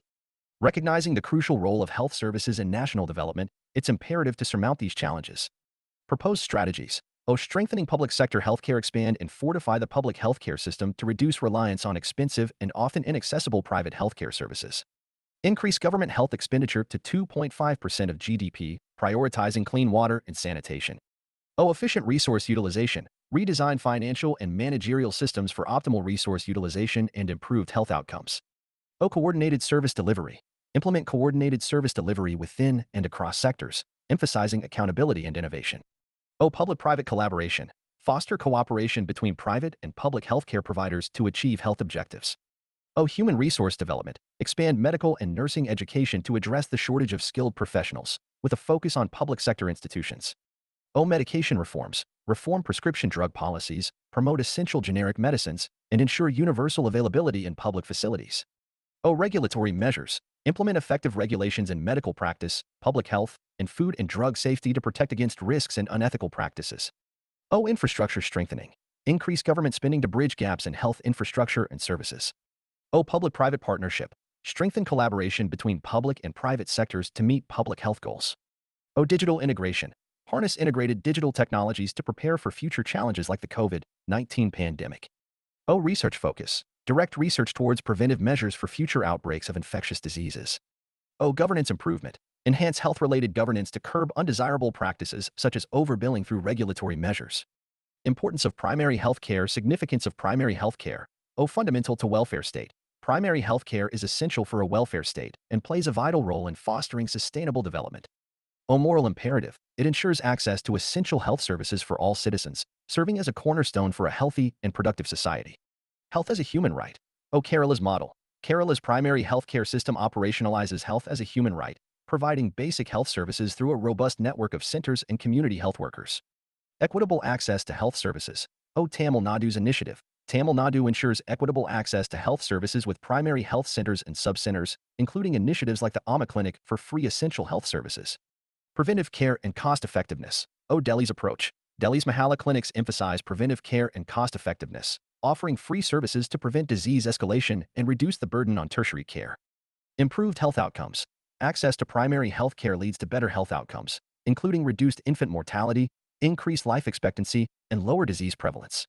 Economic productivity. Primary health care ensures a healthy and productive workforce, crucial for sustainable economic development. Social cohesion and stability. By addressing the health needs of all citizens, including vulnerable populations, primary health care promotes social cohesion and stability. Overall impact. Primary health care, through equitable access, preventive care, improved outcomes, economic productivity, and social cohesion, establishes the groundwork for a healthy, inclusive, and prosperous society capable of sustainable development. Recent issues concerning health. Niti Aayog Report. Health Insurance for India's Missing Middle. Niti Aayog released a comprehensive report titled Health Insurance for India's Missing Middle, which brings out the gaps in the health insurance coverage across the Indian population and offers solutions to address the situation.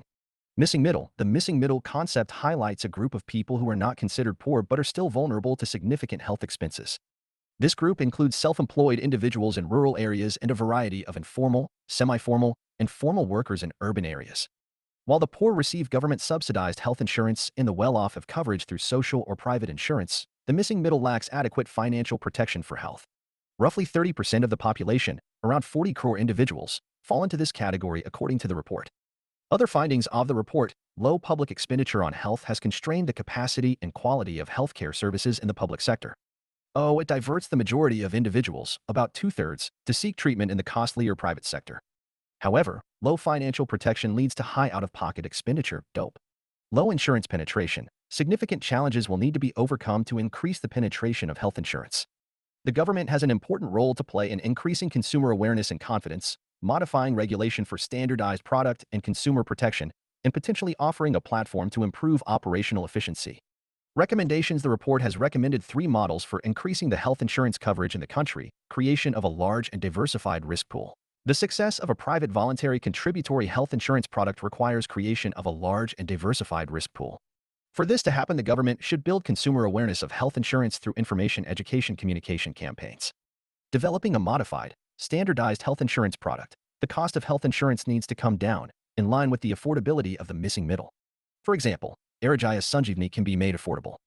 Government-subsidized health insurance. This model can be utilized for segments of the missing middle which remain uncovered due to limited ability to pay for the voluntary contributory models. In the medium term, once the supply side and utilization of PMJY is strengthened, their infrastructure can be leveraged to allow voluntary contributions to the missing middle. Way forward, integrated approach. A combination of the 3 models, phased in at different times, can ensure coverage for the missing middle population. Gender disparities. Outreach strategy. Government databases such as National Food Security Act, NFSA, Pradhan Mantri Suraksha Bima Yojana, the Pradhan Mantri Kisan Samman Nidhi, PM Kisan, for agricultural households can be shared with private insurers after taking consent from these households. This will increase the outreach of insurance products with the needy section of the population. Right to health. Rajasthan government has passed the Right to Health Bill, which gives every resident of the state the right to avail free services at all public health facilities. What is right to health? The right to health refers to the minimum standard of health that every human being is entitled to achieve. Its origin dates back to 1946 when the World Health Organization, WHO, was established to promote health as a human right.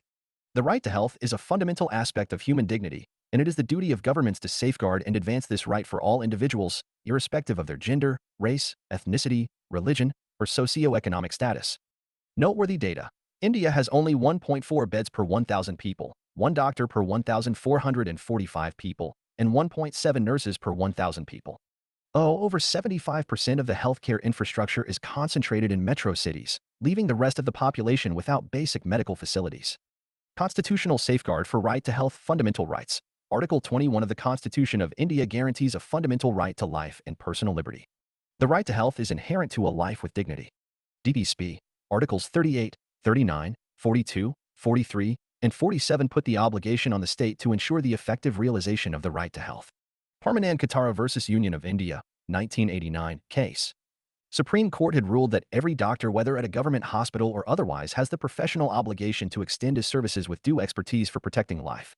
Challenges related to right to health. Low healthcare spending. In the fiscal year 2023, the Indian government allocated only 2.1% of GDP to healthcare, significantly lower than the average spending share of GDP for lower and middle-income countries, LMIC, which stands at 5.6%. Infectious disease burden. More than 33% of individuals in India still suffer from infectious diseases, with a high per capita out-of-pocket expenditure of 7.28 Indian rupees for inpatient care and 29.38 Indian rupees for outpatient care, as reported by Frontiers in Public Health. Inadequate health infrastructure. India has a scarcity of healthcare infrastructure, with only 1.4 beds per 1,000 people and over 75% of facilities concentrated in metropolitan areas, where only 27% of the population resides, leaving 73% without adequate medical facilities. Gender disparities. Women in India encounter significant health disparities, including limited healthcare access, elevated maternal mortality rates, and gender-based violence. India consistently ranks among the 5 worst countries for female health and survival, according to the World Economic Forum 2021. Way forward, enhancing health expenditure. The goal of increasing healthcare expenditure to 2.5%, as outlined in the National Health Policy, NHP, 2017, aims to bolster infrastructure within healthcare facilities. Strengthening primary health centers. Recognizing that 80 to 90% of an individual's health needs throughout their lifetime can be addressed by primary healthcare centers, there's a need to reinforce these facilities. Effective policy implementation. It's crucial to ensure the proper implementation and awareness of existing policies and regulations related to healthcare. Learning from other nations. India can glean insights from developing countries like Thailand in striving towards universal health coverage, UHC. UHC comprises 3 key elements: population coverage, disease coverage, and cost coverage. National Suicide Prevention Strategy. The Ministry of Health and Family Welfare has announced a national suicide prevention strategy, which is the first of its kind in the country. The suicide prevention policy comes with time-bound action plans and multi-sectoral collaborations to achieve reduction in suicide mortality by 10% by 2030. Data on suicide deaths in India. In India, more than 1 lakh lives are lost every year to suicide, and it is the top killer in the 15 to 29 years category. In the past 3 years, the suicide rate has increased from 10.2 to 11.3 per 1,000 population, the document records. The most common reasons for suicide include family problems and illnesses, which account for 34% and 18% of all suicide-related deaths. Objective: to establish effective surveillance mechanisms for suicide within the next 3 years. To establish psychiatric outpatient departments that will provide suicide prevention services through the district mental health program in all districts within the next 5 years. To integrate a mental well-being curriculum in all educational institutions within the next 8 years. Developing guidelines for responsible media reporting of suicides, and restricting access to means of suicide. The policy is in line with global strategy. The UN's Sustainable Development Goal, SDG 3.4, aims to reduce premature mortality from non-communicable diseases by 1/3 through prevention and treatment, and promote mental health and well-being. Government initiatives. National Mental Health Program, NMHP, 1982 was launched to ensure the availability and accessibility of minimum mental health care for all in the foreseeable future, particularly to the most vulnerable and underprivileged sections of the population. Mental health care programs, training community members to provide psychological support to strengthen mental health services in the country. Collaboration with government would be an important plank to develop a sustainable network for community locality towards mental health. National Health Policy, 2017. This policy will take action on the following fronts. Increase creation of specialists through public financing and develop special rules to give preference to those willing to work in public systems. Create network of community members to provide psychosocial support to strengthen mental health services at primary level facilities. And leverage digital technology in a context where access to qualified psychiatrists is difficult. Mental Health Care Act, 2017 was passed to decriminalizing suicide attempts. The most significant provision in the act was advanced directives, which allowed individuals with mental illnesses to decide the course of their treatment and appoint someone to be their representative. It also restricted the use of electroconvulsive therapy, ECT, and banned its use on minors, finally introducing measures to tackle stigma in Indian society.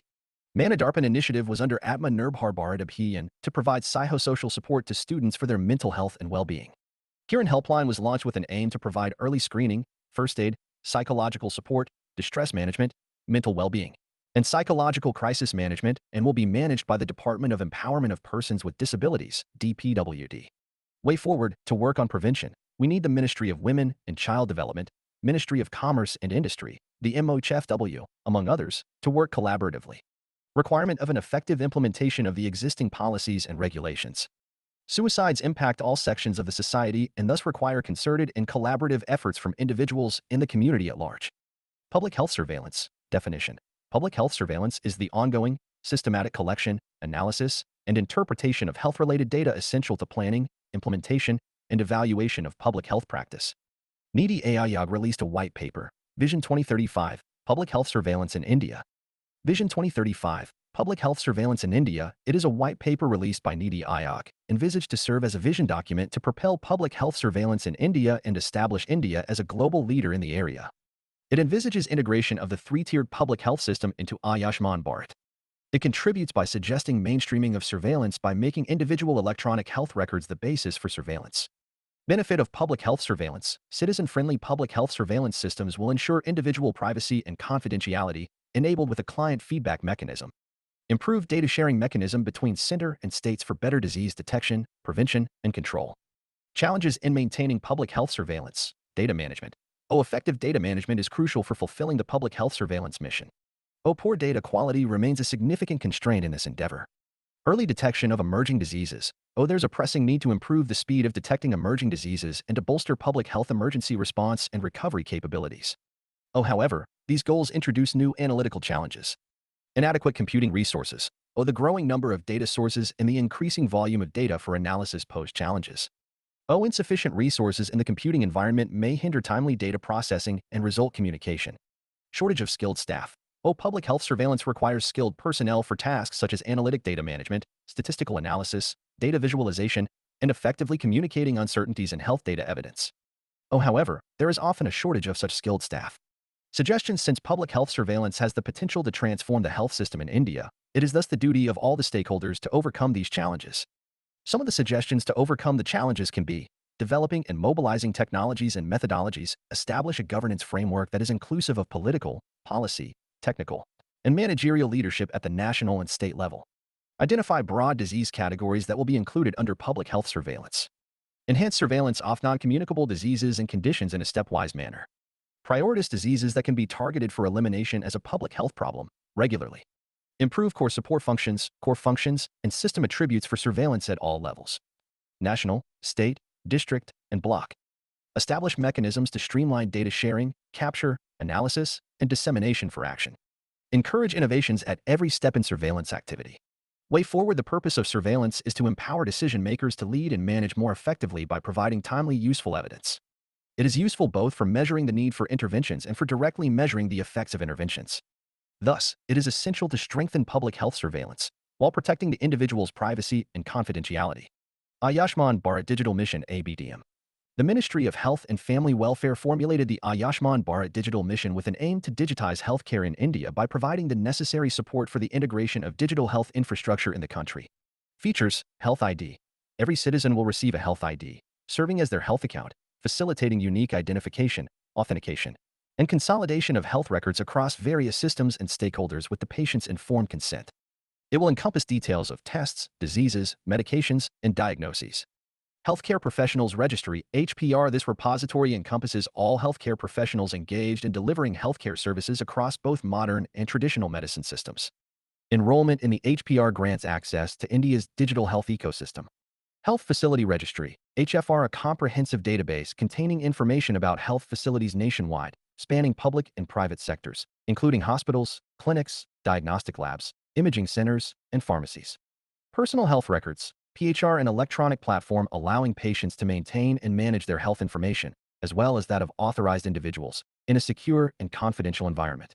Ayushman Bharat Digital Mission Sandbox. Part of the mission, this sandbox serves as a testing framework for technology and products, aiding organizations, including private entities, in integrating with the national digital health ecosystem or becoming health information providers or users efficiently. Significance of Ayushman Bharat Digital Mission, creating interoperability within the digital health ecosystem, like the role played by the Unified Payments Interface in revolutionizing payments. Improve the efficiency, effectiveness, and transparency of health service delivery. Citizens will get access to healthcare facilities at a click. Provide choice to individuals to access both public and private health services. Facilitate compliance with guidelines and protocols and ensure transparency in pricing. Healthcare professionals will have better access to patients' medical records. CHLENGS digital divide. This could lead to exclusion of digitally illiterate and unconnected remote, hilly, and tribal areas. Concerns related to privacy data breach. The concern becomes more real owing to absence of a comprehensive data protection bill. Demand-skill mismatch. To completely digitize the system, there is a huge requirement of skilled manpower in the digital domain, but it is in short supply. Inadequate primary healthcare data, lack of infrastructure and staff at primary level. Issue of interoperability of systems built by different states and the central repositories. Way forward, overhauling public health system. India's public health system requires significant restructuring. While the Ayushman Digital Bharat mission is a positive step, addressing its challenges is essential. Suggestions for overcoming challenges. Implement robust data protection measures to safeguard personal information. Standardize the National Digital Health Mission (NHM) architecture nationwide while accommodating state-specific regulations. Ensure transparency and simplicity in the mission's communication for the general public. Integrate with other government schemes like Ayushman Bharat Yojana and IT-enabled initiatives such as reproductive child health care and Nikshay. Advocate for health to be recognized as a justiciable right within the NHM, aligning with the draft National Health Policy 2015. WASH program. NABARD announced a special refinance facility to support the government's water, sanitization, and hygiene (WASH) program. What is WASH? WASH is an acronym that stands for Water, Sanitation, and Hygiene. Universal, affordable, and sustainable access to WASH is a key public health issue and is the focus of the first two targets of Sustainable Development Goal 6. The World Health Organization in 2019 found that, worldwide, 1.9 million deaths and 123 million dailies could have been prevented in 2016 with adequate WASH. Importance of WASH hand hygiene disparities. According to the Drinking Water, Sanitation, Hygiene, and Housing Condition Report 2020, 56% of urban households reported hand-washing with water and soap before eating, contrasting with only 25.3% in rural areas. COVID-19 challenge. The low level of hand hygiene poses a significant challenge amidst the COVID-19 pandemic. Health and socioeconomic benefits. Enhancing access to WASH services can yield numerous benefits including improved health, increased life expectancy, enhanced student learning, and promotion of gender equality. It can also mitigate illness, reduce poverty, and foster socioeconomic development. Impact on child mortality. Insufficient sanitation contributes to approximately 700,000 child deaths annually due to diarrhea, primarily in developing nations. The disease burden attributable to wash-related issues accounts for 3.3% of global deaths. Long-term effects. Chronic diarrhea can adversely affect children's physical and cognitive development over the long term. Gender justice. Inadequate access to wash facilities hinders students, particularly girls, from attending school, impacting their educational achievements and future work productivity. Conversely, improved access to wash facilities can promote gender equality and justice. Role in COVID-19 management. Water plays a central role in managing COVID-19, with frequent hand washing recommended as a preventive measure and water intake essential for recovery from infection. Government scheme Esto Promote Wash, Swachh Bharat, launched in 2014 to eliminate open defecation and improve solid waste management. The government provides subsidies for construction of nearly 110 million toilets between 2014 and 2019. SBM has changed the behavior of hundreds of millions of people with respect to toilet access and usage. 500 million people have stopped defecating in the open since 2014. Amrut, launched in 2015 to establish infrastructure that could ensure adequate robust sewage networks and water supply for urban transformation, Jal Jeevan Mission. JJM is envisioned to provide safe and adequate drinking water through individual household tap connections by 2024 to all households in rural India. Challenges INSI HIV and GWSH infrastructure. The migration to urban areas leads to the formation of densely populated poverty clusters, presenting a challenge for sanitation infrastructure development. Urban slums. Inadequate supply, demand limitations, and institutional constraints hinder the access of impoverished communities to sufficient urban services, particularly in urban slums. Water distribution issues. The World Health Organization reports that 25% to 45% of water in distribution lines is lost due to leaks in developing nations. Additionally, cross-contamination of wastewater into potable water lines has resulted in severe disease outbreaks. Climate change. Climate change exacerbates the risks to wash systems, especially in impoverished and developing regions where access to safely manage basic sanitation is lacking.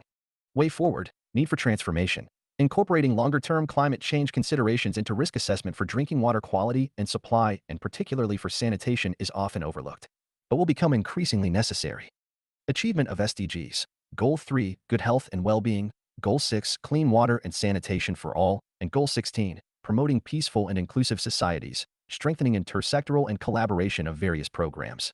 At all levels, ASHA, accredited social HELTHACTIVSD, workers about. The SHA workers are volunteers from within the community who are trained to provide information and aid people in accessing benefits of various healthcare schemes of the government. ASHAs are primarily married, widowed, or divorced women between the ages of 25 and 45 years from within the community. The WHO has recognized India's 10.4 lakh ASHA workers as global health leaders for their efforts in connecting the community to the government's health programs. Role of FASH workers. They act as a bridge connecting marginalized communities with facilities such as primary health centers, sub-centers, and district hospitals. The role of these community health volunteers under the National Rural Health Mission, NRCHM, was first established in 2005. The aim is to have one ASHA for every 1,000 persons or per habitation in hilly, tribal, or other sparsely populated areas. ASHA workers are also tasked with ensuring and motivating children to get immunized. Challenges faced by ASHA workers. ASHA workers were not treated in the same manner as doctors despite the fact that both are in the front line in the fight against the pandemic. ASHAs have not been supplied with adequate PPE as they perform contract tracing and interact with newly infected cases in the community. This poses a huge risk to them and their families, resulting in stigma and discrimination by the community for being high-risk COVID-19 contacts. This has also led to multiple cases of violence against ASHAs and their families. They also did not have access to priority or free testing. If tested positive for COVID-19, ASHAs were not receiving support for their treatment. Suggestions. Recognition of ASHA's work. The government and communities should acknowledge ASHA's contributions through both financial and non-financial incentives. Institutional mechanisms. Establish institutional mechanisms to incorporate ASHA's experiences, needs, and socioeconomic realities, including class, caste, and gender, into policy-making processes. Clear guidelines. Develop and disseminate clear and concise guidelines for ASHAs promptly to enhance their effectiveness and service delivery. Capacity building. Implement a capacity-building strategy for ASHAs, especially focusing on technology use, and initiate supervision initiatives to support their professional growth. Support systems. Develop support systems to ensure the physical and mental well-being of ASHAs, recognizing the challenges they face in their roles. Health system reforms. Initiate broader health system reforms specific to ASHAs, including policies for fair recruitment, retention, financial protection, leave management, protection against sexual harassment, and physical and mental health support, with clear accountability mechanisms at all levels. Convergence with vertical programs. Foster convergence with vertical programs such as livelihoods and nutrition to complement OSHA's work and enhance overall community health outcomes. Universal health coverage, UHC. There have been noteworthy strides over the past 2 decades in the quality of healthcare delivered to citizens and population health outcomes. Yet, there is wide variation across states in the availability of resources, the status of state health programs, rural-urban differentials, and governance capacity.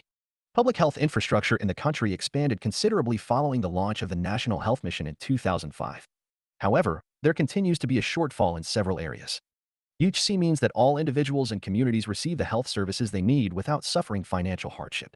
Achieving UHC is one of the targets, SDG 3.8, the nations of the world set when adopting the SDGs in 2015. Protecting people from the financial consequences of paying for health services out of their own pockets reduces the risk that people will be pushed into poverty because unexpected illness requires them to use up their life savings, sell assets, or borrow, destroying their futures and often those of their children. A lack of universal access to quality, affordable health services also endanger countries' long-term economic prospects and makes them more vulnerable to global health risks. Constraints in achieving universal health coverage. Inadequate focus on comprehensive preventive care and primary care in the past. The multiplicity of government-sponsored insurance schemes resulting in the fragmentation of the risk pool. Acute shortage of motivated human resources for health. 84% of the active pharmaceutical ingredients, APIs, for drugs manufactured in India are imported. Wide variation in diagnostic tests across the country. For example, a lipid profile test can cost Rs. 90 in some cities, going up to Rs. 7,110 in others. Way forward. Galvanize health facilities in the public sector and engage the private sector. Ensure access to affordable drugs and medical devices. Boost domestic production of APIs by setting up 6 large API intermediate clusters as per the recommendations of the CATA Committee. Strengthen health research capacity. Identify key traditional medicine and facilitate collaboration with modern systems of medicine. One Health. The concept of One Health recognizes that the health of human beings is connected to the health of animals and the environment. It is gaining importance as most of the contagious diseases affecting humans are zoonotic, animal-to-man origin, in nature, and it can be effectively implemented for reducing incidence of emerging zoonotic threats like COVID-19. National Ayush Mission, NAM, recently highlighted by the Parliamentary Standing Committee on Health and Family Welfare. It was launched in 2014 by the Ministry of Ayush and is aimed at developing, educating, and promoting traditional Indian medical systems, Ayurveda, Yoga and Naturopathy, Anani, Siddha, Soarigpa, and homeopathy. Objectives of NAM. Enhancing accessibility to Ayush services. Encouraging cultivation of medicinal plants. Strengthening Ayush educational institutions. Spreading awareness about Ayush practices. Duration. The mission is operational until 2026. Achievements of NAM. Notable increase in beneficiaries accessing Ayush services. Challenges highlighted. Underutilization of funds. Concerns regarding medicine quality. Infrastructural delays in hospital construction. Administrative bottlenecks. Inadequate setup of Ayush departments in some states UTs. Exclusion of Soarigpa from NAM. Recommendations for improvement. Enhancing quality control and standardization. Boosting research and evidence-based practice. Bridging the integration gap between Ayush and allopathic healthcare. Overcoming delays through specific action plans. Building consumer confidence and advocacy through awareness campaigns and responsible advertising. Future strategies. Specific action plans for AHWCs. Training programs for staff. Financial incentives for states. Utilizing technology for process streamlining. Global Initiative on Digital Health, GDH. Recently, the World Health Organization, WHO, and the G20 India presidency introduced a new initiative called the Global Initiative on Digital Health, GDH. GDH aims to harmonize efforts in line with the Global Strategy on Digital Health 2020 to 2025, which seeks to enhance global health outcomes by expediting the development and implementation of suitable digital health solutions to attain the health-related Sustainable Development Goals, SDGs. Provide high-quality technical support to foster the development and reinforcement of standards-based and interoperable systems that conform to global best practices, norms, and standards. Enable the intentional utilization of quality-assured digital transformation tools, empowering governments to oversee their journey toward digital health transformation. GDH intends to tackle challenges such as redundant efforts and a product-centric approach to digital health transformation by focusing on 4 fundamental pillars. SPECS 2030 Initiative. The SPECS 2030 Initiative, led by the World Health Organization, WHO, aims to combat global vision impairment and blindness by ensuring universal access to eye care and treatment. Its key objectives include tracking the number of individuals receiving spectacles to gauge progress in vision correction, In the context of India, where more than 100 million people may lack access to essential eye care and glasses, the SPECS 2030 initiative is anticipated to generate positive impacts. Additionally, the initiative highlights the significance of correcting various vision conditions. Myopia, nearsightedness, can be addressed with concave lenses. Hypermetropia, farsightedness, can be corrected with convex lenses. Presbyopia, the age-related loss of near-focusing ability, typically requires bifocal lenses for correction. Nutrition. Nutrition objectives by 2022 to 23, under Pashan Abhiyan had aimed to achieve the following outcomes compared to 2015 to 16 baseline in FHS. For reduce stunting prevalence among children to 25% or less.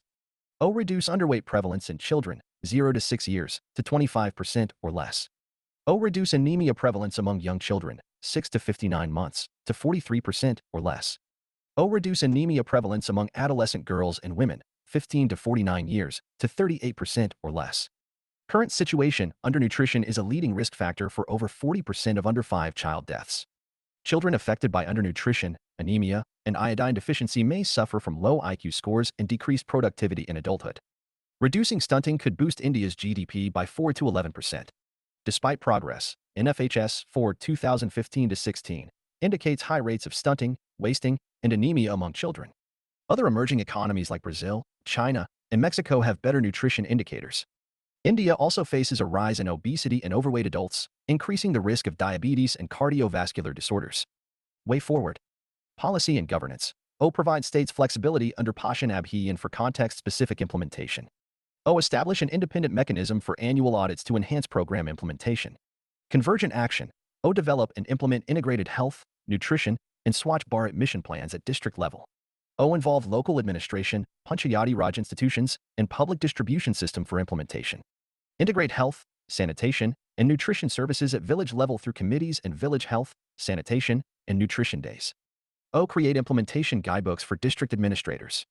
Mission mode action. Focus on high malnutrition burdened districts under Pashan Abhiyan with convergence mechanisms at all levels. Develop action plans with timelines, budget allocation, and intensive monitoring by needy AIOC. Refine program interventions. Prioritize the first 1,000 days with home-based contacts for infants and mothers. Expand interventions beyond food-centric approaches to include healthcare measures and birth spacing. Emphasize immunization, fortification, and biofortification of grains. Establish a national nutrition surveillance system and conduct research studies for program improvements. Strengthen monitoring mechanisms. Implement real-time IT-based monitoring through common application software. Conduct joint health and nutrition reviews in the field with defined accountability at all levels. Community-led movement. Mobilize Pashan Abhiyan as a community-led initiative with political support. Develop behavioral change communication modules for frontline workers and community engagement. Anemia control program. Implement evidence-based strategy for anemia control across home, community, school, and facility levels. Consider the screen and treat approach as part of anemia control intervention package. Key terms: universal health coverage, EHC, One Health, ASHA, neonatal mortality rate, infant mortality rate, institutional births, missing middle. Student S-Note. Previous year questions. 1. Besides being a moral imperative of a welfare state, primary health structure is a necessary precondition for sustainable development. Analyze. 2021. 2. In order to enhance the prospects of social development, sound and adequate healthcare policies are needed, particularly in the fields of geriatric and maternal healthcare. Discuss. 2020. 3. Appropriate local community-level healthcare intervention is a prerequisite to achieve health for all in India. Explain. 2018. 4. To ensure effective implementation of policies addressing water, sanitation, and hygiene needs, the identification of beneficiary segments is to be synchronized with the anticipated outcomes. Examine the statement in the context of the WASH scheme. 2017. 5. Public health system has limitations in providing universal health coverage. Do you think that the private sector could help in bridging the gap? What other viable alternatives would you suggest? 2015 Education. Introduction education is fundamental for achieving full human potential, developing an equitable and just society, and promoting national development. Providing universal access to quality education is the key to India's continued ascent and leadership on the global stage in terms of economic growth, social justice and equality, scientific advancement, national integration, and cultural preservation. NEP 2020 Constitutional Provisions. The 86th A.M. Indem in Act 2002 added the right to education as a fundamental right under Article 21A, changed the subject matter of Article 45 and added a fundamental duty under Article 51A. Article 21A. The state shall provide free and compulsory education to all children of the age of 6 to 14 years. Article 45. Provide early childhood care and education for all children until they complete the age of 6 years. Article 51A.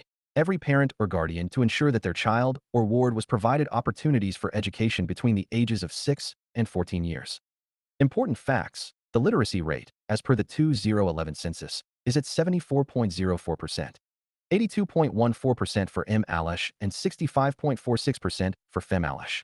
Kerala has the highest literacy rate of 93.91%, and Bihar, 63.82%, ranks last. The 42nd Amendment into the Constitution in 1976 made education a concurrent subject. Gross enrollment ratio in higher education has increased steadily over the past decade, reaching a GER of 28.4% in 2021 to 22. The pupil-to-teacher ratio within the public school system for upper primary and secondary education is 35:1. India spends only 3.5% of the GDP on education, less than some developing countries. For example, South Africa's expenditure on education is 6.1% of its GDP. Annual Status of Education Report, ASER, 2023. ASER Report 2023 confirms that boys and girls of elementary school-going age have all come back to school. Making learning attractive for children is possible today with little effort. Government schools in many states now have become the most favorable destination for children from marginal and vulnerable social groups because the parents have limited disposable incomes and the education of girls is just for formality. 3/4 of the children have come back to government schools as incomes and employment have shrunk.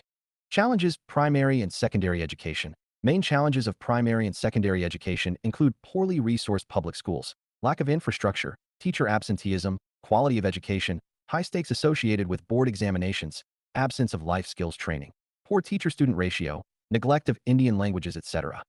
Higher education, gross enrollment ratio, 28.4% in 2021 to 22. Political interference. Poor Class 1 enrollment ratio challenges in higher education. Inadequate infrastructure. Inadequate financial support. I-demand and skill deficit. Lack of industrial oriented education. Unqualified and untrained teachers. Absence of fundamental facilities like drinking water, urinals and power, furniture and study materials. Poor quality, expensive education, unsafe environments for girls, political interference. Inadequate research, privatization, etc.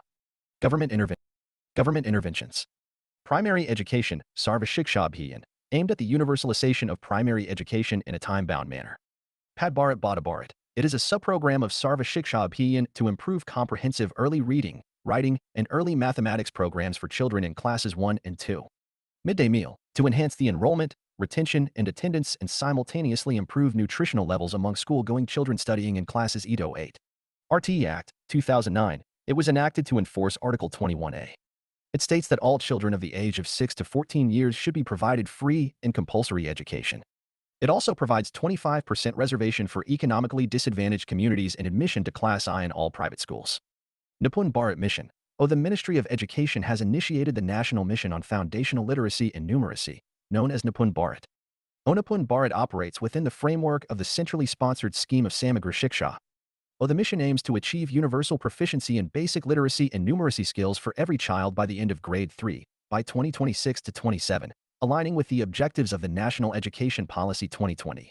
Targeting children aged 3 to 9 years, Nipun Bharat focuses on providing access to education and ensuring retention in the early years of schooling, enhancing teacher capabilities through training and support, developing high-quality and diverse learning materials for both students and teachers, monitoring each child's progress and meeting educational objectives.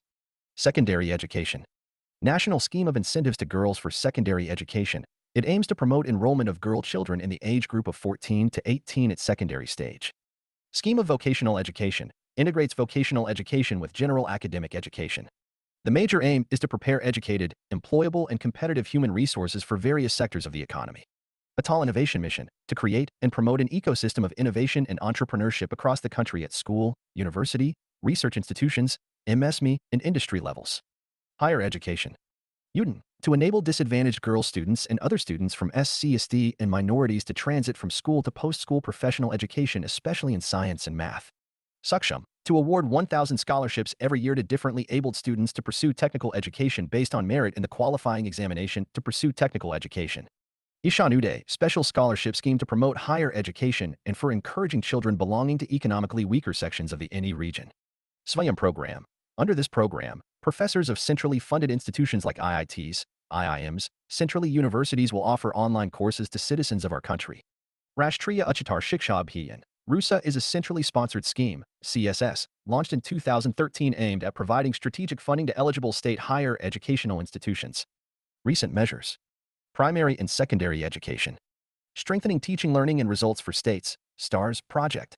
Envisions improving the overall monitoring and measurement activities in the Indian school education system through interventions in selected states. Prajayata, guidelines for digital education developed from the perspective of learners, for students who are presently at home due to lockdown. Samagra Shiksha Abhiyan. It was launched by subsuming the three schemes of Sarva Shiksha Abhiyan, SSA, Rashtriya Madhyamik Shiksha Abhiyan, RMSA, and Teacher Education, TE, with objective of providing quality education and enhancing learning outcomes of students, ensuring equity and inclusion at all levels of school education, etc.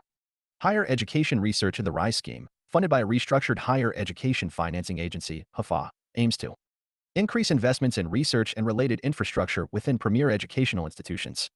The Prime Minister's Research Fellows (PMRF) scheme is designed to elevate the quality of technical research. Imprint, Impacting Research Innovation and Technology, India is a joint initiative between IITs and ISC aimed at boosting original scientific and technological research. The Scheme for Promotion of Academic and Research Collaboration, SPARC, aims to improve India's higher education research ecosystem by facilitating collaborations between Indian institutions and world-leading counterparts. Enrollment of students, the National Education Policy, NEP, 2020 aims to increase the gross enrollment ratio, GER, in higher education to 50% by 2035. Emphasis is placed on making the curriculum flexible through an interdisciplinary approach. It advocates for the creation of multiple exit points within the education system. Scholarships are provided to ST, SC, OBC, and SEGA students based on their merit. New UGC regulations for open and distance learning permit reputable institutions to offer education through distance mode.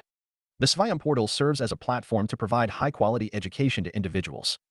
UPT 2.0 platform assists in systematically integrating technologies with commercial potential and information regarding incubated startups and higher education institutions.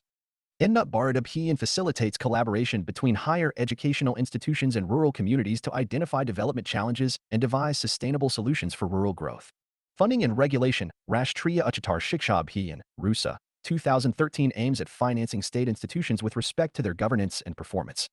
Higher Education Financing Agency, HFA, created as a joint venture of MO and Canara Bank in 2018, aims to leverage funds from the market. Donations and CSR funds to be used to finance improvement in infrastructure in top institutions. Higher Education Commission of India, HESI, was proposed to act as an overarching regulator of higher education by replacing UGC or AICTE. Institutions of Eminence program has been launched in order to implement the commitment of the government to empower the higher educational institutions and to help them become world-class teaching and research institutions. Improving Qualities, the National Institutional Ranking Framework, NIRF, 2015 is a methodology established by the Ministry of Education, MO, to rank higher education institutions in India. Its purpose is to encourage institutes to compete against each other while simultaneously fostering their growth. NIRF rankings also serve as a criterion for assessing private institutions under the Institutions of Eminence, LOE scheme. The LOE scheme aims to establish or upgrade 20 institutions, 10 public and 10 private, as world-class teaching and research institutions. The University Grants Commission, UGC, has mandated NAC assessments for all higher education institutions, HEIs, seeking funding. The All India Council for Technical Education, AICTE, has stipulated that at least half of the programs offered by an HEI must be accredited by the National Board of Accreditation, NBA. Practicable suggestions, allocation of a minimum of 6% of GDP towards education and bolstering primary and secondary education. Emphasizing personalized training, skill-oriented learning, and tackling educational disparities. Focus on infrastructure enhancement, technology integration, and catering to the educational needs of children with disabilities. Enhanced attention to imparting ethical and moral education, alongside promoting adult literacy. Targeting teacher development programs and advocating for gender-neutral educational practices. Increasing the gross enrollment ratio, GER, in higher education and ensuring inclusivity for marginalized groups. Creating a supportive environment to foster research and innovation. Enhancing the employability of graduates by aligning higher education with market demands. recognizing education as a fundamental catalyst for economic, political, and social progress. Acknowledging education's pivotal role in achieving Sustainable Development Goal 4, ensure inclusive and equitable quality education and promote lifelong learning opportunities for all.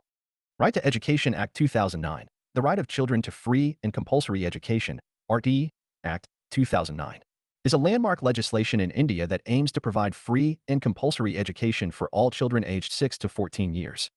It represents the consequential legislation envisaged under Article 21A, which means that every child has a right to full-time elementary education of satisfactory and equitable quality in a formal school which satisfies certain essential norms and standards. Aspects of the RTE Act: increased access to education. By mandating that all children aged 6 to 14 years receive free and compulsory education, the Act has helped increase enrollment rates and reduce dropout rates. According to the Annual Status of Education Report, ACR 2020, the overall enrollment rate for children aged 6 to 14 years increased from 93.4% in 2006 to 96.3% in 2020. Thus, the Act has made significant strides in improving access to education. Infrastructure and quality improvements. The RTE Act also mandates that schools meet certain minimum standards in terms of infrastructure and teacher qualifications. Since the Act's implementation, there has been a significant improvement in school infrastructure, with the percentage of schools with functional toilets increasing from 62.6% in 2010 to 79.4% in 2016, according to the District Information System for Education, DICE.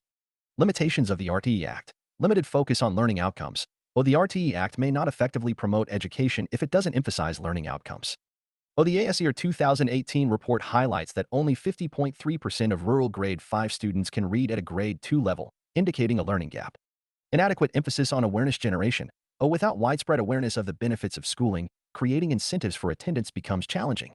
Initiatives like the Chalo School Chalo campaign of Sarva Shiksha Abhiyan have aimed to raise awareness but need further expansion. Insufficient incentives for disadvantaged groups. There's a lack of provisions such as scholarships, transportation, or midday meals to encourage school attendance among marginalized children. While the midday meal scheme exists, its implementation faces challenges, requiring additional incentives for greater inclusion. Incomplete implementation. Challenges in RTE Act implementation include inadequate funding, teacher shortages, and lacking monitoring mechanisms. According to the DICE 2016 report, about 17.51% of schools still don't meet the mandated pupil-teacher ratio. By adopting a comprehensive approach that addresses the aforementioned limitations, India can harness the full potential of the RTE Act to create an inclusive, equitable, and effective education system that empowers children and contributes to the nation's overall development. National Digital Education Architecture, NDR, it will provide education ecosystem architecture for development of digital infrastructure, a federated but interoperable system that will ensure autonomy of all stakeholders, especially states and UTs. It will help in building up a new education ecosystem that will create a digital foundation leading to self-governance of all parties involved, particularly states and the center. It lets educationists do evaluation based on talents and abilities, helping students understand their area of specialties that can be utilized in their future profession. Under this, the government will not be building technology solutions for the education sector but will act as an enabler, offering a framework wherein technology can be developed and built by anyone. It promotes a digital-first approach, supporting teaching and learning activities, and facilitating educational planning as well as governance and administrative activities. National Educational Alliance for Technology, NEET. The Ministry of Education introduced NEET as a collaboration between the government, via ACD, and education technology companies across India. It aims to provide access to top-quality technological solutions in education to enhance youth employability, all on a single platform for learner convenience. These solutions utilize artificial intelligence to offer personalized and tailored learning experiences, leading to improved learning outcomes and skill development in specialized areas. NEET is poised to significantly reduce the digital divide, particularly among economically disadvantaged students, while meeting India's and the world's knowledge-based needs. It acts as a bridge between edtech companies, academic institutions, and students through its business-to-business, B2B, and business-to-consumer, B2C, model. Regulation of edtech. EdTech is essentially a combination of education and technology. It is a combined use of computer hardware, software, and educational theory to facilitate learning. During COVID-19, remote learning suddenly became the only alternative as institutions, students, guardians, and authorities switched to the digital mode. The Indian EdTech industry was valued at $750 million in 2020 and is expected to reach $4 billion by 2025. Self-regulation. The EdTech companies have formed a collective, India EdTech Consortium, under the aegis of the Internet and Mobile Association of India, IMAI. This consortium has adopted a code of conduct for their businesses. However, the government has already hinted at formulating a policy to regulate the EdTech sector. Need for regulation. Privacy risk. Educational apps gather extensive data from learners through devices, analyzing it minutely to tailor learning experiences and improve future app versions. Sensors like GPS, gyroscope, and biometric sensors provide detailed information about the learner's surroundings and emotions, raising concerns about privacy and security. Monopoly. Venture capital-backed edtech platforms may offer services at low or no cost, potentially leading to monopolistic practices in the industry. Algorithmic bias. EdTech platforms often rely on AL-based tools, which can introduce biases with long-term implications for students' academic careers. For instance, in the UK, students from disadvantaged backgrounds received lower grades due to algorithmic biases, highlighting systemic issues. Loan-based fee system. The fee structures of edtech companies may not be affordable for everyone, as they operate as consumer-driven services and charge high fees. Lack of emphasis on social skills. EdTech platforms cannot fully replace traditional schooling, as schools play a crucial role in fostering important life skills such as collaboration, play, and critical thinking beyond classroom instruction. Way forward, there must be a mechanism to thoroughly map the EdTech landscape, especially their scale, reach, and impact. The focus should be on access, equity, infrastructure, governance, and quality-related outcomes and challenges for teachers and students. The policy formulation and planning process must strive to enable convergence across schemes, education, skills, digital governance, and finance. It must be ensured that EdTech policies focus on three key elements: accessibility, enabling processes of teaching, learning, and evaluation; governance, improving governance systems including planning, management, and monitoring processes. Key findings of All India Survey on Higher Education, ASHE, 2021-2022 Introduction, released by the Ministry of Education. The ASHE has been conducted since 2011 under the Higher Education Statistics and Public Information System (HESPIS) scheme. Participation and data collection. Involvement of major stakeholders like the University Grants Commission, All India Council for Technical Education, and state governments in data collection. Utilization of electronic mode and a dedicated portal for conducting the survey. Number of institutions. 1,168 universities, 45,473 colleges, and 12,002 standalone institutions were registered. 17 universities and 4,470 colleges are exclusively for women. Student enrollment. Total enrollment increased to nearly 4.33 crore in 2021-22 from 4.14 crore in 2020-21. Gross enrollment ratio, GER, in higher education for the age group 18 to 23 years is 28.4, lower than the global average of 40%. Gender parity index, GPI, stands at 1.01, with female GER surpassing male GER for the fifth consecutive year. Infrastructure for institutions. High availability of libraries, 97%, and laboratories, 88%. Increasing connectivity to the National Knowledge Network, 56% in 2020-21. Skill Development Center availability at 61%. Representation of foreign students. India hosts 46,878 foreign students, with Nepal leading at 28%. Majority of foreign students enrolled in undergraduate courses, 74.8%. Private sector in higher education. Most of our premier institutions of education have been funded by the government, state, or central, and they are all run as not-for-profit enterprises. Entry of the private sector in the field of education began with professional courses such as engineering, dentistry, medicine, pharmacy, etc. The avenues for the private sector increased over time as it was realized by the private sector that there was a reasonable supply of interested students who could afford the cost of education. Role of private institution: academic freedom. The government does not play a role in the appointment of faculty and staff. Further, they are not dependent on government aid for carrying out day-to-day activities. Better infrastructure. Private institutions promise better academic performance of students by providing better infrastructure and good quality teachers. They use this as a crucial factor for attracting parents towards them. Complement the government schools and universities. They support the universities as the government does not have the capacity to solely accommodate the huge Indian population. Raising resources from corporate sector. Raising of funds, grants, and loans from the corporate sector under the Corporate Social Responsibility (CSR) are improving the ecosystem of higher education in India. Establishment of private universities for not-for-profit purposes. These types of universities are making the higher education cheaper and access to students belonging to lower economic sections. Concerns: rising inequalities. Private institutions exacerbate class divides due to their high costs, excluding many individuals from access.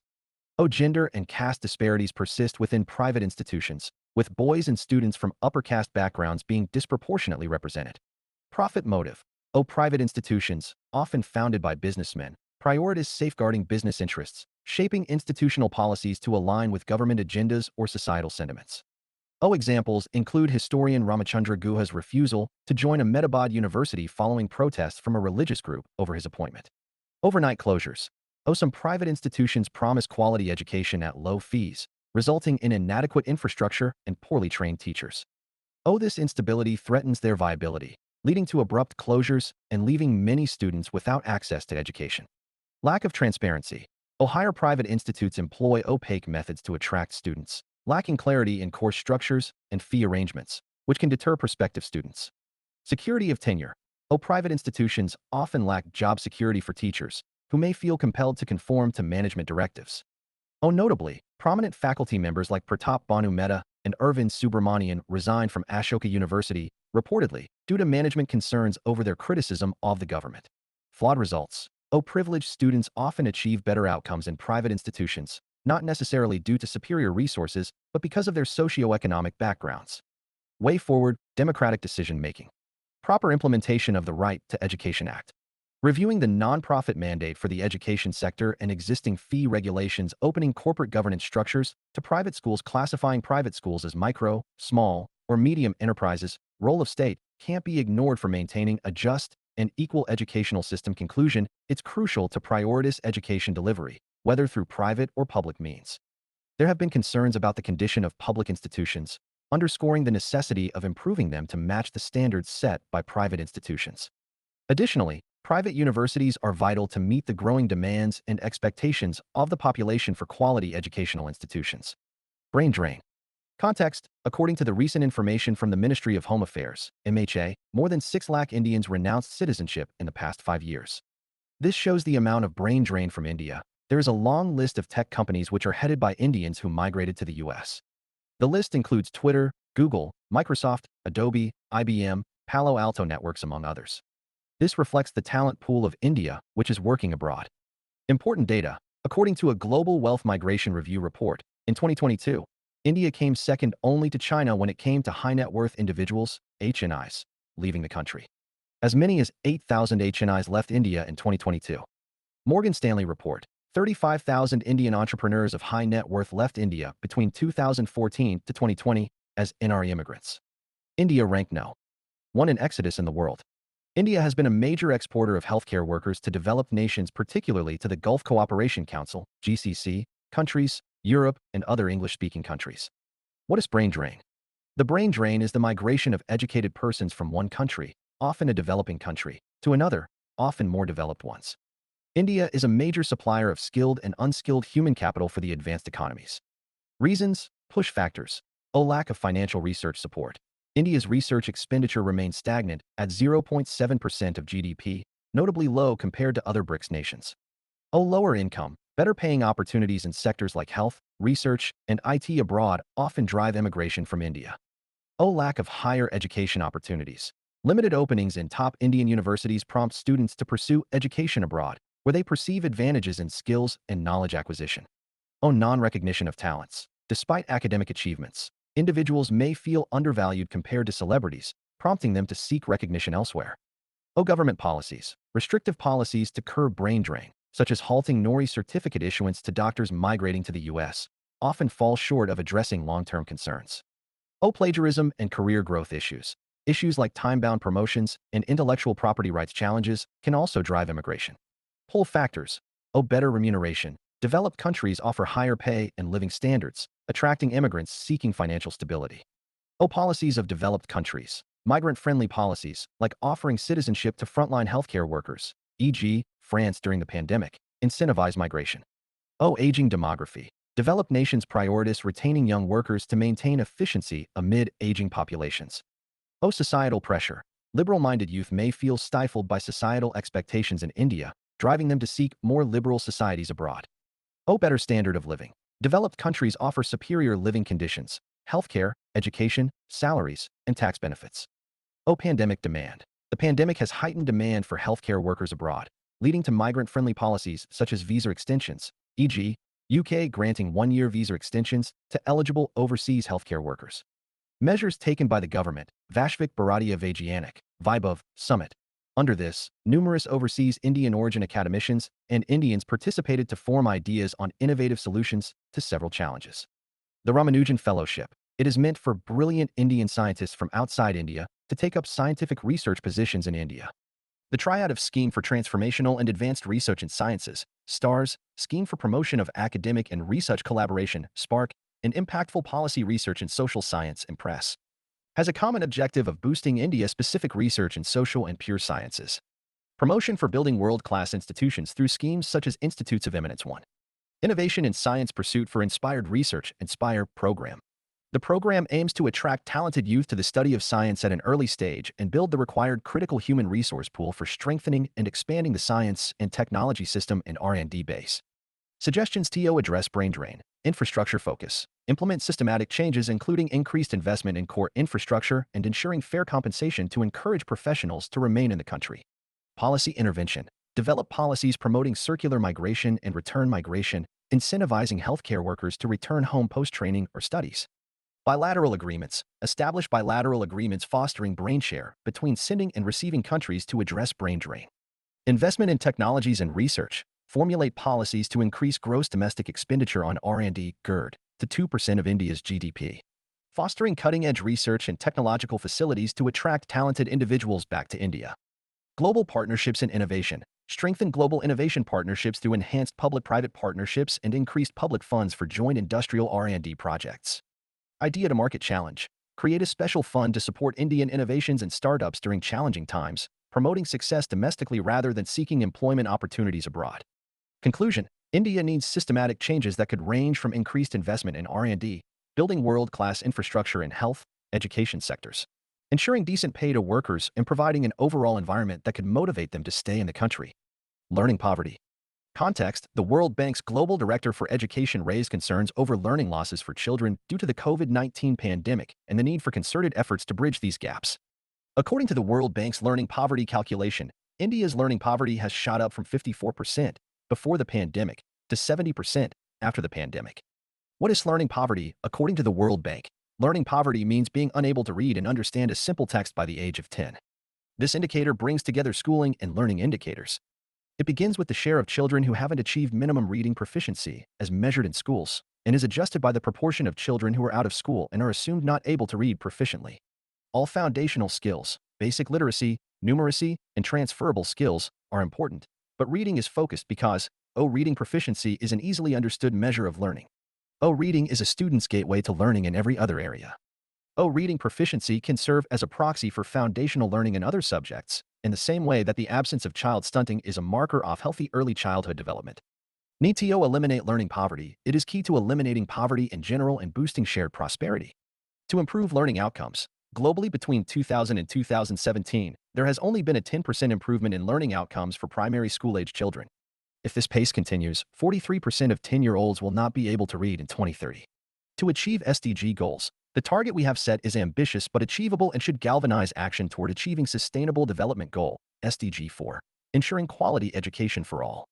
It will require nearly tripling the rate of progress worldwide, which can be done if every country can match the performance of the countries that made the most progress between 2000 and 2015. To increase global productivity, the learning crisis not only wastes the children's potential, it hurts entire economies. It will negatively impact future workforces and economic competitiveness. As per the World Bank's Human Capital Index shows that globally, the productivity of the average child born today is expected to be only 56% of what it would be if countries invested enough in health and education. Reasons for increase in learning poverty, school closures during the pandemic. Closure of schools and shift to online classes during the pandemic exacerbated learning poverty. A World Bank report from 2019 highlights that 55% of late primary-age children in India struggle with reading, with a 20% increase observed during COVID-19. Ill-organized school systems. Inadequate reading skills often indicate poorly organized school systems that fail to support learning in other subjects like mathematics, science, and humanities. School dropouts. Globally, many children lack proficient reading skills, with over 260 million children not attending school, leading to a deepening crisis in learning poverty. Decline in household income. Economic downturns have forced students to switch from private to government schools due to declining household incomes, exacerbating the quality gap between private and public education systems. Quality of study material. Poorly designed textbooks and learning materials contribute to poor academic performance and hinder learning potential. Malnutrition among children. Severe deprivation in terms of nutrition and unhealthy environments, as well as lack of caregiver nurturing, contribute to learning poverty among children. Quality of teachers. Ineffective guidance, teaching methodologies, and a shortage of trained teachers result in decreased learning outcomes, further contributing to learning poverty. Importance of learning skills for sustainable growth and poverty reduction. Poor education outcomes have major costs for future prosperity, given that human capital is the most important component of wealth globally.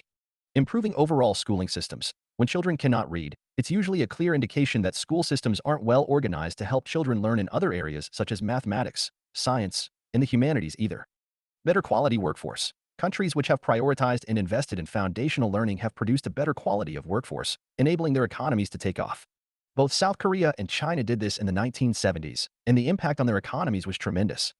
Improves individual freedom. For individuals and families, it can lead to higher productivity and earnings, poverty reduction, higher rates of employment, better health outcomes, and greater civic engagement. Benefits society.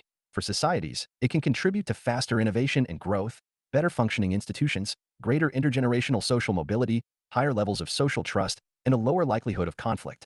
Way forward, ensure timely access to more and better age and skill-appropriate texts. In Mongolia, better access to books led to a 0.21 standard deviation improvement in student outcomes. Focus on ramping up catch-up learning and brushing.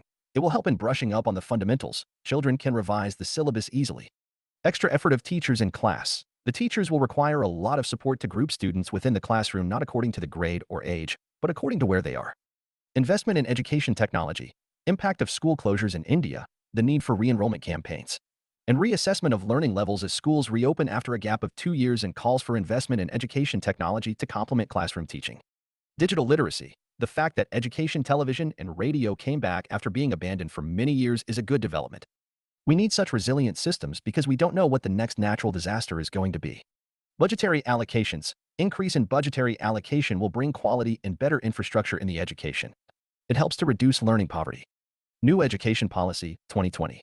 The NEP 2020 is the first education policy of the 21st century, replacing the 34-year-old National Policy on Education, NPE, 1986. Founded on principles of access, equity, quality, affordability, and accountability, it aligns with the 2030 Agenda for Sustainable Development. Its goal is to transform India into a vibrant knowledge society and global knowledge superpower by enhancing the holistic, flexible, and multidisciplinary nature of both school and college education, tailored to 21st century needs and individual student capabilities. Progress and challenges. The launch of NEP 2020 signified significant advancement in education and learning. India has now completed 1 year under the NEP, although the pandemic has hindered its progress. Learning approach. NEP emphasizes learning through observation, listening, exploration, experimentation, and questioning. However, hands-on experiences are missing in online learning platforms, posing a challenge to the NEP's implementation during the pandemic. Salient features of NEP 2020. School education. The policy focuses on overhauling the curriculum, easier board exams, a reduction in the syllabus to retain core essentials, and thrust on experiential learning and critical thinking. Early childhood care and education with new curricular and pedagogical structure. The new NEP pitches for a 5+3+3+4 design corresponding to the age groups: 3 to 8 years, foundational stage; 8 to 11, preparatory; 11 to 14, middle; and 14 to 18, secondary. INSERT will develop a national curricular and pedagogical framework for early childhood care and education, (FECI), for children up to the age of 8. Emphasizes on ensuring universal access to school education at all levels, i.e. preschool to secondary. Infrastructure support, innovative education centers to bring back dropouts into the mainstream, tracking of students and their learning levels. Recognizing foundational literacy and numeration is an urgent and necessary prerequisite to learning. NEP 2020 calls for setting up of a national mission on foundational literacy and numeracy. States will prepare an implementation plan for attaining universal foundational literacy and numeracy in all primary schools for all learners by grade 3 by 2025. NEP 2020 is in favor of multilingualism and the power of language. The policy has emphasized mother tongue, local language, regional language as the medium of instruction at least till grade 5, but preferably till grade 8 and beyond. Standard setting and accreditation for school education. NEP 2020 envisages clear, separate systems for policy making, regulation, operations, and academic matters. States UTs will set up an independent state school standards authority, SSA. Higher education. Opening up of Indian higher education to foreign universities. Dismantling of the UGC and the All India Council for Technical Education, AICTE. Introduction of a 4-year multidisciplinary undergraduate program with multiple exit options and discontinuation of the M.Phil program. Online education and digital education, a dedicated unit for building of digital infrastructure. Digital content and capacity building will be created in the MHRD to look after the e-education needs of both school and higher education. Technology and education. National Educational Technology Forum, NTF, an autonomous body, will be created to provide a platform for the free exchange of ideas on the use of technology to enhance learning, assessment, planning, and administration. Other provisions. Gender Inclusion Fund, for assisting the nation in the education of female and transgender children. National Educational Technology Forum, a platform to facilitate exchange of ideas on technology usage to improve learning. National Research Foundation, to improve research and innovation. Special education zones, to focus on the education of underrepresented groups in disadvantaged regions. Financing education. The center and the states will work together to increase the public investment in the education sector to reach 6% of GDP at the earliest. Significance and challenges of NEP 22.0. Significance challenges. Comprehensive framework. It provides an overarching vision and comprehensive framework for both school and higher education across the country. It encourages critical thinking. In the Prime Minister's words, the policy focuses on how to think, rather than what to think. Stress on formative years. In adopting a 5+3+3+4 model for school education starting at age 3, it recognizes the primacy of the formative years from ages 3 to 8 in shaping the child's future. Mother tongue. It also recognizes the importance of learning in the child's mother tongue till at least class 5.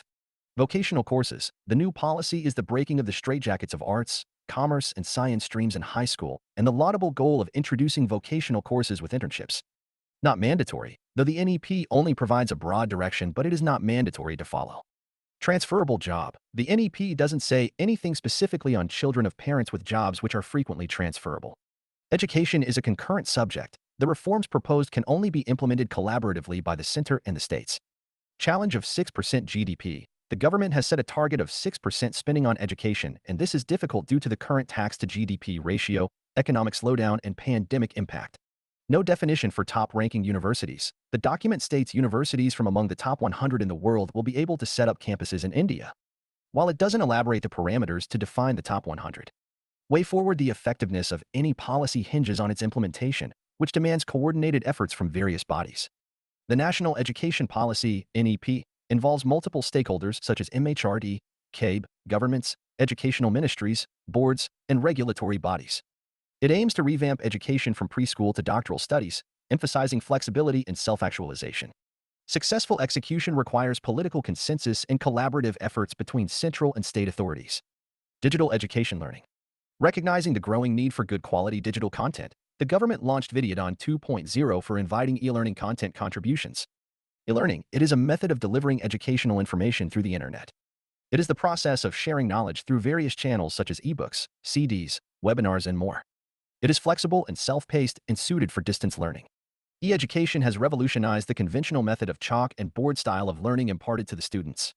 Prerna, an experiential learning program. The Ministry of Education, MO, initiated the Prerna, an experiential learning program to cultivate leadership qualities among participants. Program details. A week-long residential program designed for selected students from classes 9 to 12. Each batch comprises 20 students with equal gender representation, 10 boys and 10 girls. Venue. Vernacular school established in 1888, located in Vadnagar, Gujarat. Curriculum. Developed by IIT Gandhinagar, focusing on 9 value-based themes. Objectives. Embody the essence of Vasudhaiva Kutumbakam, emphasizing unity and diversity. Challenges. Digital illiteracy of parents, teachers, and students. Affordability of electronic gadgets such as tablets, laptops, etc. Lack of content in the local language. Practical-oriented subjects such as chemistry has limitation in e-learning, teachers' unfamiliarity and resistance to change. Advantages. Convenience and flexibility. Teachers can teach from anywhere in their preferred time and students can learn courses anytime and anywhere. Effective learning. Applying e-learning to all levels of schooling help to ensure students grasp the lessons adequately at a faster pace. Disciplined learning. The audiovisual method of teaching leads to a disciplined learning environment. There are effective tutor and student engagements. Cost-effective. Saves time, money, and reduces transportation cost. Environment-friendly. No need for papers like traditional learning. Thus, it's environment-friendly. Global-level education. Tutors can provide online education in multiple languages and people from different time zones. More engagement. Digital learning is a more engaging experience as compared to traditional learning. Through digital learning, A course can be designed in a way that makes it interactive and fun through the use of multimedia. Government initiatives Svayam, study webs of active learning for young aspiring minds. It is an integrated platform for online courses using information and communication technology ICT, which covers school 9th to 12th to postgraduate level. It also offers online courses for students, teachers, and teacher educators. Diksha, the Diksha platform offers engaging learning material relevant to the prescribed school curriculum to teachers, students, and parents.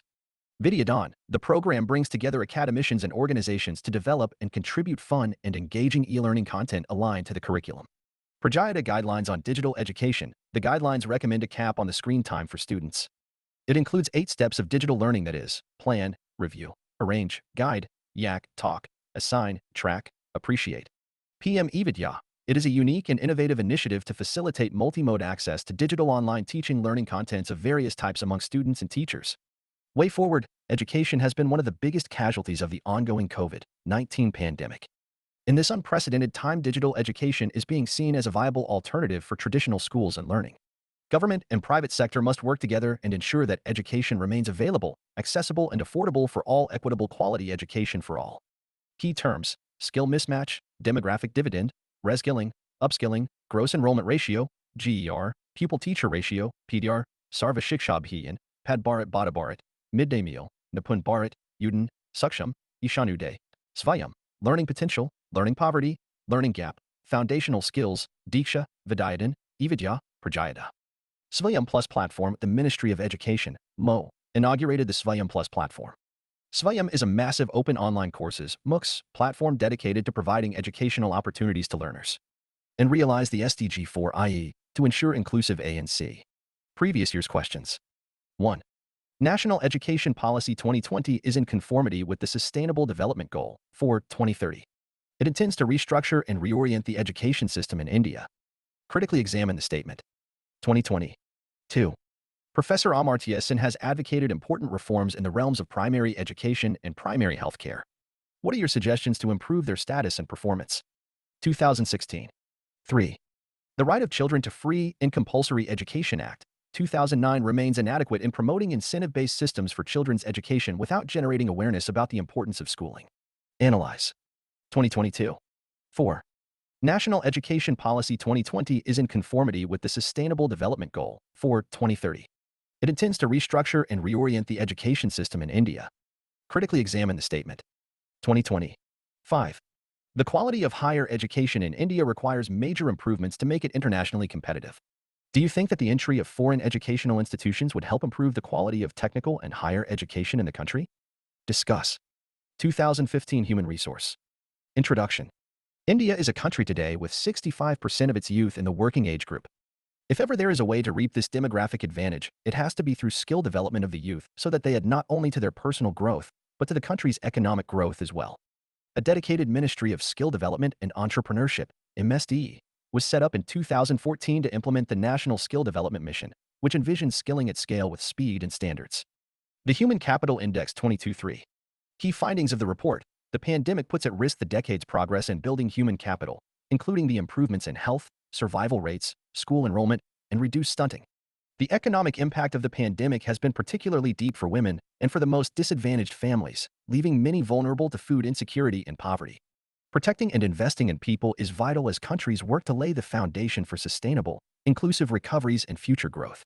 India has been ranked 116 out of 195 countries in HCI, World Bank, 2023. Facts and data about human resource. Around 85% of the workforce in the unorganized sector does not imbibe any form of skill development. The annual incremental requirement of trainers is approximately 20,000, whereas at present the current annual capacity of the trainers is only 2,000.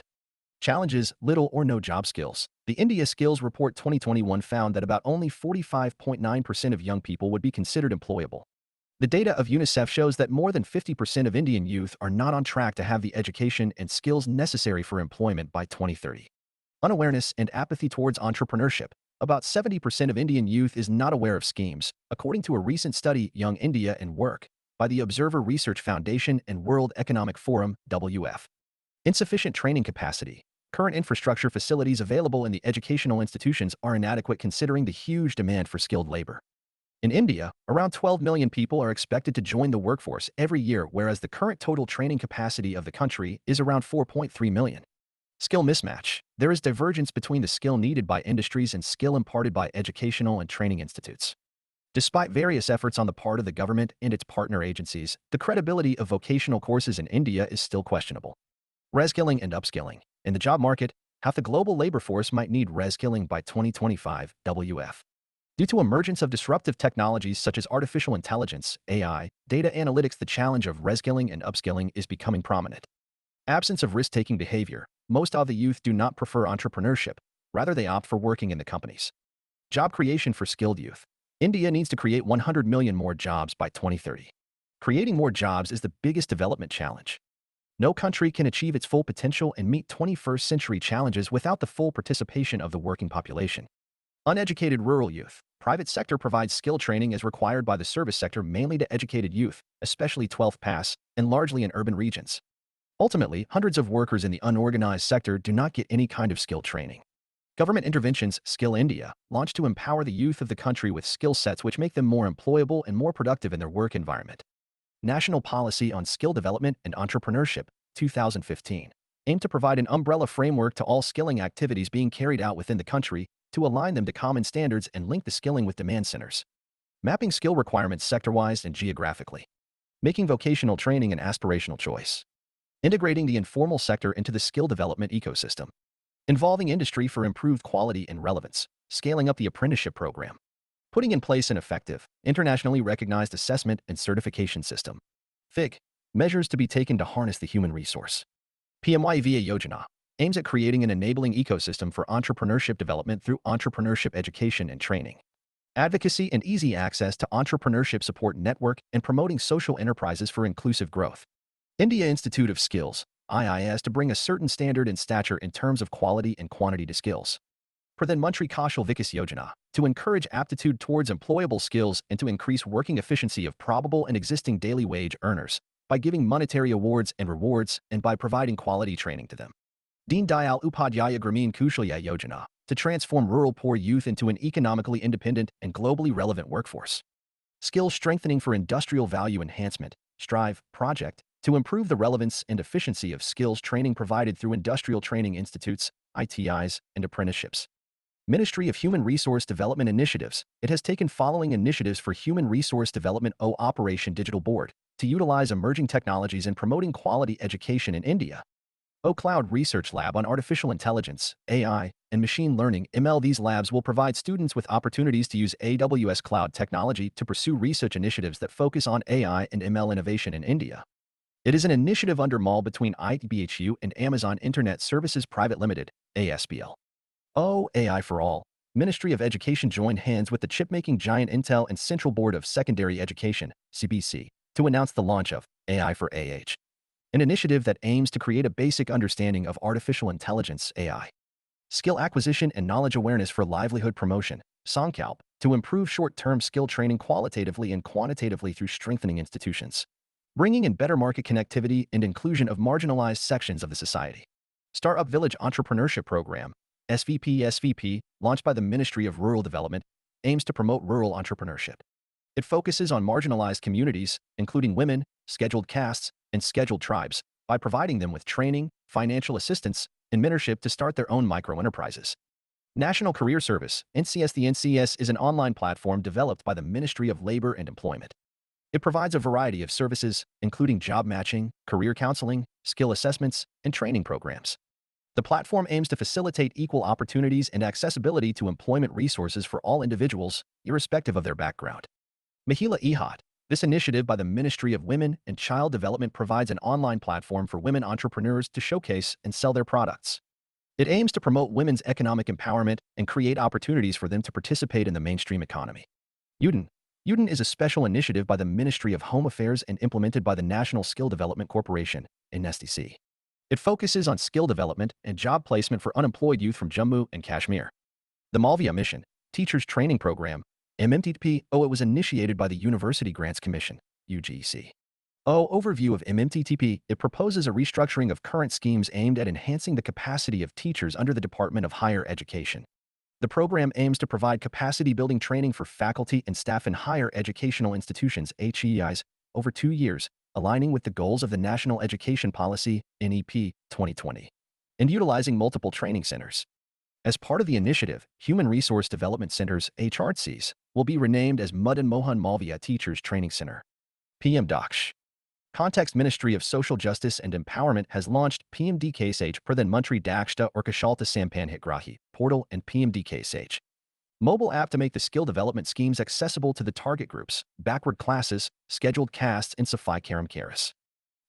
Under this, eligible target groups are provided with the skill development training programs on short-term training program, upskilling, reskilling, entrepreneurship development program, and long-term training program. These training programs are being implemented through the government training institutes, sector skill councils that have been constituted by the Ministry of Skill Development and Entrepreneurship, and other credible institutions. Eligibility: marginalized persons of SC, scheduled caste, OBC, other backward classes, economically backward classes, denotified tribes, sanitation workers including waste pickers, manual scavengers, transgenders, and other similar categories. Sustainable Development Goal, SDG, SDG 8, to promote sustained, inclusive, and sustainable economic growth, full and productive employment, and decent work for all. Targets: by 2030, achieve full and productive employment and decent work for all women and men, including for young people and persons with disabilities, and equal pay for work of equal value. Protect labor rights and promote safe and secure working environments for all workers, including migrant workers, in particular women migrants, and those in precarious employment. Migration in India 2020 to 2021 Foot Report. The Ministry of Statistics and Program Implementation compiled data on migrants and temporary visitors for a study that was released in June 2022. Key findings of the report.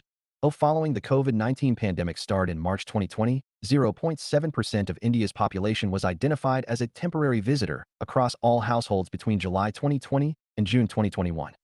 Temporary visitor. A visitor having a trip to a main destination outside his usual environment for less than a year, for any main purpose other than to be employed by a resident entity in the country or place visited. Over 84% of these 0.7% temporary visitors relocated for pandemic-related reasons, such as job loss, school closures, and health-related issues. For the period of July 2020 to June 2021, the migration rate across all of India was 28.9%, with migration rates of 26.5% in rural areas and 34.9% in urban areas. Female migrants made up a bigger percentage of the population, 47.9%, with 48% living in rural and 47.8% in urban regions. Male immigration rates were 10.7%, with 5.9% of them occurring in rural areas and 22.5% in urban ones. Circular migration. Understanding the phenomenon definition. Circular migration involves repeated migration experiences with multiple immigrations and returns, rather than permanent or temporary moves. Characteristics. Typically seen among low-income groups seeking seasonal job opportunities in different locations. Individuals move in response to work availability rather than settling permanently or temporarily. Benefits. Balances development needs of state cities with economic opportunities for individuals. Reduces brain drain by encouraging skill transfer and brain circulation. Addresses labor shortages without causing permanent population growth. Reduces income instability by diversifying income sources. Alleviates pressures associated with permanent immigration. Encourages higher remittance rates. Facilitates cultural exchange. Challenges. Exploitation by employers, including poor working conditions and labor rights violations. Subsistence-level employment with limited savings opportunities. Limited government policy support due to data deficiencies and underreporting. Exclusion from political processes in destination areas. Predominantly driven by distress and vulnerability, affecting disadvantaged groups with poor education backgrounds. Other issues: social isolation, language barriers, job uncertainty, anti-migrant sentiments in host states, etc. Way ahead. Thorough information regarding circular migrant workers can be gathered nationally and regionally, for instance, through the Periodic Labor Force Survey, PLFS. Offering safety measures such as affordable insurance policies, occupational safety initiatives, and skill development programs. Ensuring alignment and cooperation between central and state authorities to regulate labor laws, possibly through an interstate migration council. Developing specific governmental strategies aimed at incorporating migrant labor into the formal economic system. Implementing strong safeguards to uphold migrant rights and counter exploitation and mistreatment. Suggestions: empowerment. capacity building and empowerment of state skill development missions in many states in order to upscale quality skill development. Skill development. Create economic incentive for skilling and for industry to realize the productivity gains linked with skilled manpower innovation. Create an enabling ecosystem for entrepreneurship to thrive and instill a mindset and culture of opportunity and innovation. Integration. Integration of skill training with formal education. Training.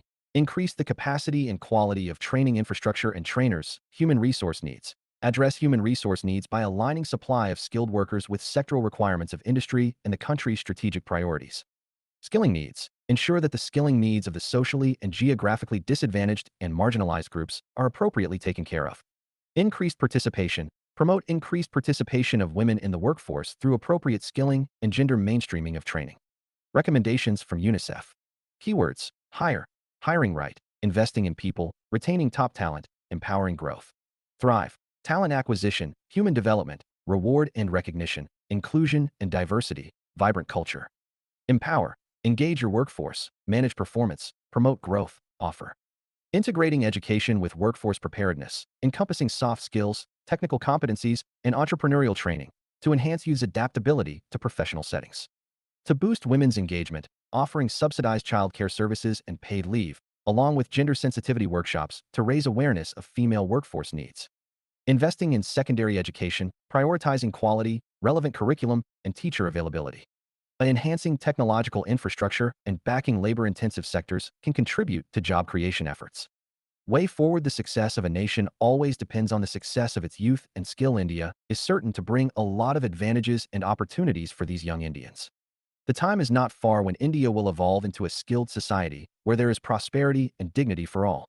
Mapping skill requirements for a demand-driven skill development ecosystem. Develop skill development plans and strategies by geography and sector.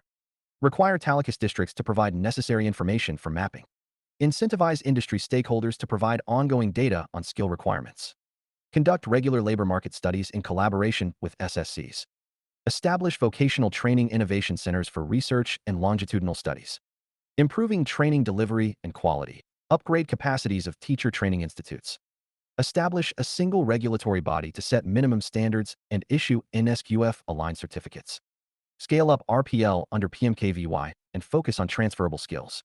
Vocational education in secondary schools. Initiate vocational education from Class 8. Incentivize participation by private schools. Consider provisions for credit transfers into higher education.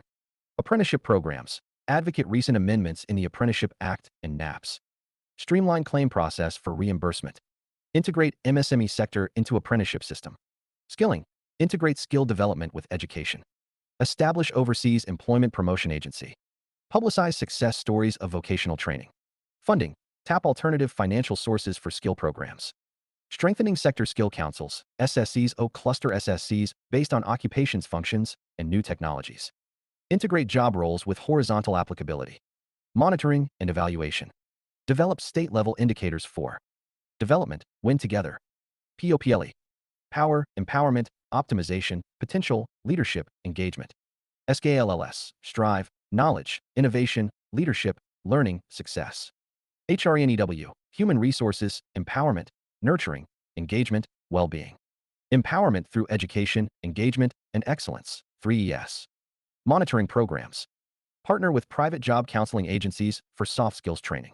Previous year questions. 1. The crucial aspect of the development process has been the inadequate attention paid to human resource development in India. Suggest measures that can address this inadequacy. 2023. 2. Skill development programs have succeeded in increasing human resources supply to various sectors. In the context of the statement, analyze the linkages between education, skill, and employment. 2023. 3. Earn while you learn scheme needs to be strengthened to make vocational education and skill training meaningful. Comment. 2021. 4. Despite the consistent experience of high growth, India still goes with the lowest indicators of human development. Examine the issues that make balanced and inclusive development elusive. 2019. 5. Demographic dividend in India will remain only theoretical unless our manpower becomes more educated, aware, skilled, and creative. What measures have been taken by the government to enhance the capacity of our population to be more productive and employable? 2016. Poverty and hunger. Poverty. Definition according to the World Bank. Poverty is pronounced deprivation and well-being and comprises many dimensions. It includes low income and the inability to acquire the basic goods and services necessary for survival with dignity. In India, 21.9% of the population lived below the national poverty line in 2011. Absolute poverty refers to those whose incomes fall below a line set by a given country. Below this line, people are unable to meet their basic needs for food, water, and shelter. Relative poverty refers to a state of living where people can afford necessities but are unable to meet their society's average standard of living. Poverty classification, absolute poverty. Oh, it is a condition which occurs due to deprivation from basic human needs such as food, clothing, health, education, sanitation facilities, shelter, etc. Oh, it is measured through the concept of poverty line and refers to the actual number of people living below poverty line, BPL. Relative poverty. Oh, it is defined from the social perspective, that is living standard compared to the economic standards of the population living in surroundings. Hence, it is a measure of income inequality. Usually, relative poverty is measured as the percentage of the population with income less than some fixed proportion of median income. It is a widely used measure to ascertain poverty rates in wealthy developed nations. Poverty manifests itself in multiple forms as discussed below. Health poverty, lack of access to nutrition, sanitation, high disease burden, and low productivity create a poverty trap. Skill poverty, poor access to education, lack of early childhood interventions, and poor skill mobility in informal jobs lead to poor employability, income, and economic opportunities. Asset poverty, lack of assets like land or house, low access to finances, and lack of social capital. Gender poverty. Gendered aspect of poverty includes subversion of ownership of assets and incomes to male members including son, husband, or brother while women remain dependent. Crimes. Poverty facilitates regression, drug addiction, prostitution, human trafficking, organized crime, Naxalism, etc. It degrades the moral values of the society. Approaches recommended by different committees for poverty calculation, Task Force on Projections of Minimum Needs and Effective Consumption Demand, headed by Dr. Y. K. Ulugh, 1979. Official poverty counts began for the first time in India based on the approach of this task force. Poverty line was defined as the per capita consumption expenditure level to meet average per capita daily calorie requirement of 2,400 kilocalories per capita per day in rural areas and 2,100 kilocalories per capita per day in urban areas. Based on 1973 to 74 prices, the task force set the rural and urban poverty lines at 49.09 and Rs. 56.64 per capita per month at 1973 to 74 prices. Lakdawala Expert Group, 1993. It did not redefine the poverty line and retained the separate rural and urban poverty lines recommended by the Ulugh Committee at the national level based on minimum nutritional requirements. However, it disaggregated them into state-specific poverty lines in order to reflect the interstate price differentials. Low economic growth. Low level of education and low growth. Low I development. Low level of investment. Income, or human capital. Low level of savings, low level of productivity. Vicious cycle of poverty. Over the years, this method lost credibility. The price data were flawed and successive poverty lines failed to preserve the original calorie norms. Tendulkar Expert Group, 2009. The Tendulkar Committee suggested several changes to the way poverty was measured. It recommended a shift away from basing the poverty lines from calorie norms used in all poverty estimates since 1979 and towards target nutritional outcomes instead. It recommended incorporation of private expenditure on health and education while estimating poverty. Instead of monthly household consumption, consumption expenditure was broken up into per person per day consumption, resulting in the figure of 32 rupees and 26 rupees a day for urban and rural areas. As a result, the national poverty line for 2011 to 12 was estimated at Rs. 816 per capita per month for rural areas and Rs. 1,000 per capita per month for urban areas. Rangarajan Committee, 2014. Due to widespread criticism of the Tendulkar Committee approach as well as due to changing times and aspirations of people of India, Rangarajan Committee was set up in 2012. It reverted to the practice of having separate all India rural and urban poverty line baskets and deriving state-level rural and urban estimates from these. It recommended separate consumption baskets for rural and urban areas which include food items that ensure recommended calorie, protein, and fat intake and non-food items like clothing, education, health, housing, and transport. This committee raised the daily per capita expenditure to 47 rupees for urban and 32 rupees for rural from 32 rupees and 26 rupees respectively at 2011 to 12 prices. Monthly per capita consumption expenditure of Rs. 972 in rural areas and Rs. 1407 in urban areas is recommended as the poverty line at the all India level. However, the government did not take a call on the report of the Rangarajan Committee. Currently in India, the identification of impoverished individuals is carried out by state governments, drawing on information from below poverty line, BPL censuses, with the latest being the Socioeconomic Caste Census 2011, SECC 2011, conducted by the state's Union Territories, UTs, simultaneously for both rural and urban areas. SECC 2011 was supported by the Government of India both technically and financially. The census gathered comprehensive data on households, covering individual particulars, housing, deprivation, employment, income, assets, amenities, and land ownership. It documented the socio-economic status of 17.97 crore rural households and 6.51 crore urban households. SECC 2011 classified households into three groups: automatically excluded, households meeting exclusion criteria, such as any of the 13 assets and income-based parameters, are automatically excluded from welfare benefits. Automatically included, households meeting inclusion criteria, satisfying any one of the 5 acute social destitution parameters, are automatically included for welfare benefits. Others, others are ranked based on 7 indicators of deprivation and, budget permitting, may be eligible for welfare benefits. Unlike BPL censuses, SECC 2011 introduces the ability to track household deprivation, effectively addressing gaps with a focus on the multidimensionality of poverty. Outside the Census Act, it provides a unique opportunity to understand the specific deprivation of each household. The Sumit Bose Committee, 2017, recommended leveraging SECC 2011 data to identify beneficiaries for various government schemes. The government has utilized SECC data in implementing social welfare programs, including Pradhan Mantri Awas Yojana Gramin. National Sample Survey, NSS Key Points Annual National Survey, covers various socio-economic topics and rotating cycles. Example topics: health and education, 71st round; household consumption expenditure, 68th and 75th rounds. Household Consumption Expenditure Survey (CES) conducted every 5 years during NSS rounds. CES purpose: estimates household monthly spending and distribution across income classes. Data collected: expenditure on food, non-food goods and services. Uses: rebased GDP and other macroeconomic indicators. 79th round, 2022 to 23 focuses on HCES, including data on free government welfare items. Deen Dayal Antyodaya Yojana National Rural Livelihood Mission, Pradhan Mantri Jan Arogya Yojana Ayushman Bharat, Pradhan Mantri Sahaj Bijli Harghar Yojana, Pradhan Mantri Ujjwala Yojana. Several state governments also use it to implement the National Food Security Act, 2013. The incorporation of SECC data in government programs facilitates evidence-based developmental interventions. Generating a program-specific priority list, considering the fiscal space of the welfare program, ensures targeted pro-poor interventions. The selection of beneficiaries is validated through Gram Sabhas, and identity is established through Aadhaar where legally allowed, minimizing duplication and fraud. This approach significantly enhances the government's effectiveness in addressing multidimensional poverty, transcending income or expenditure-based considerations. India makes significant strides in reducing multidimensional poverty. A closer look: a major breakthrough. Niti Aayog's report, National Multidimensional Poverty Index, a Progress Review 2023, reveals a remarkable achievement. 13.5 crore individuals, 135 million, lifted out of multidimensional poverty between 2015 to 16 and 2019 to 21.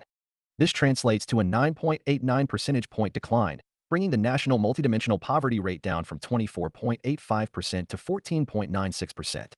Rural areas lead the charge. While both rural and urban areas saw reductions, rural areas witnessed the most significant improvement, dropping from 32.59% to 19.28% multidimensional poverty. Urban areas also saw a decline, from 8.65% to 5.27%.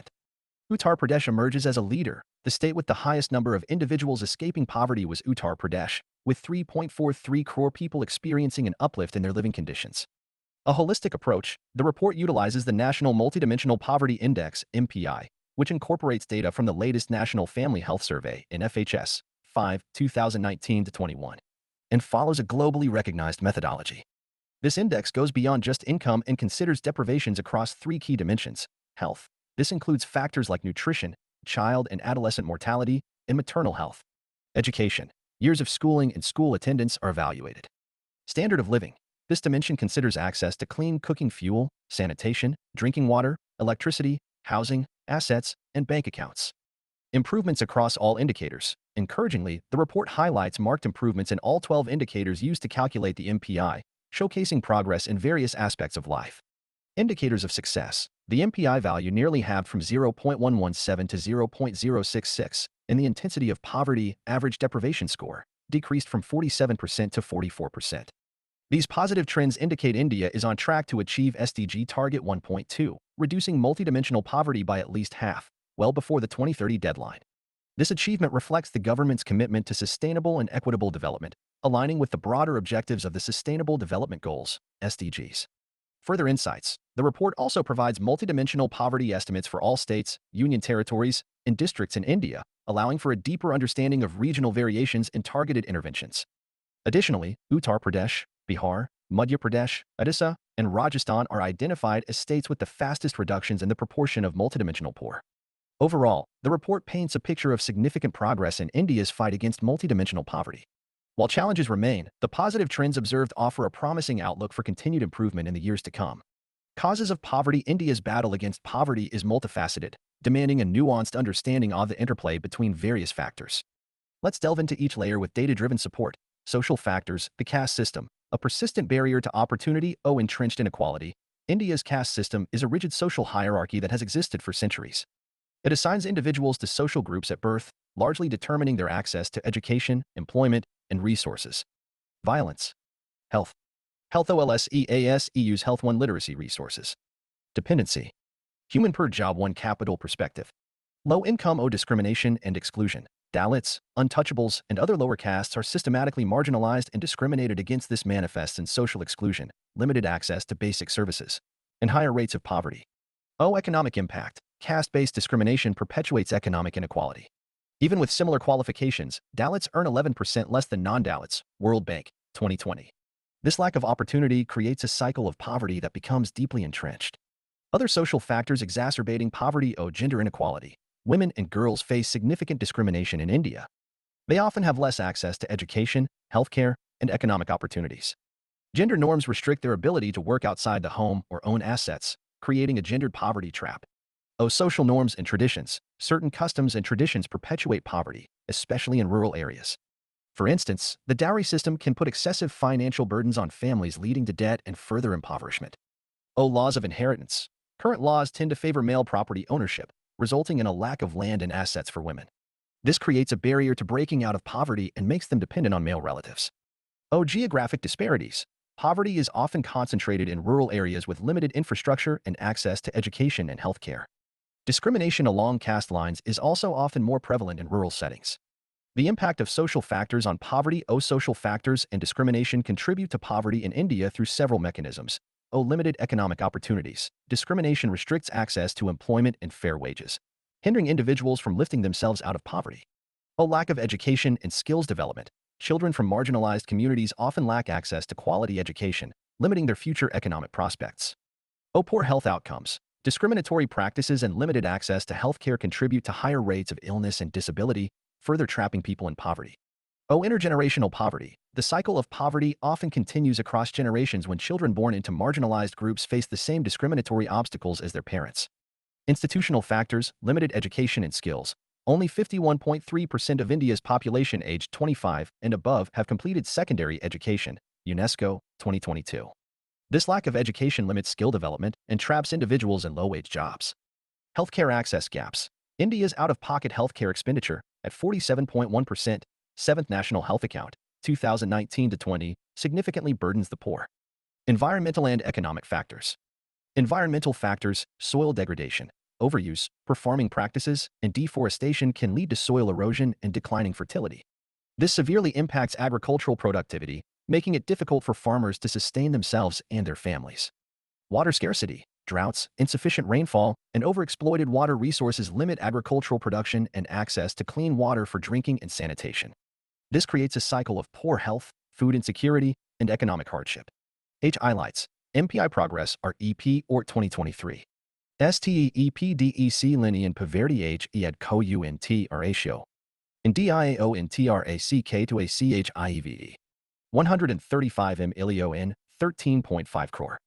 PEOP LU ESCAPED Multidum ENSIO in ALPOVE Rudy BETWEE in 21.5-16 AND 2019-21. TARGET 12. Reducing MULTIDM NSIO in ALPOVE Rudy by AT LU ASTH ALF, CARAT MUG AHEADOF 2030. FASTESTDEC lin en PERCE en ta GEOF emulated en SIO in ALPO in RURAL A REAS from 32.59% 2015 to 16 I 19.28% 2019 to 21.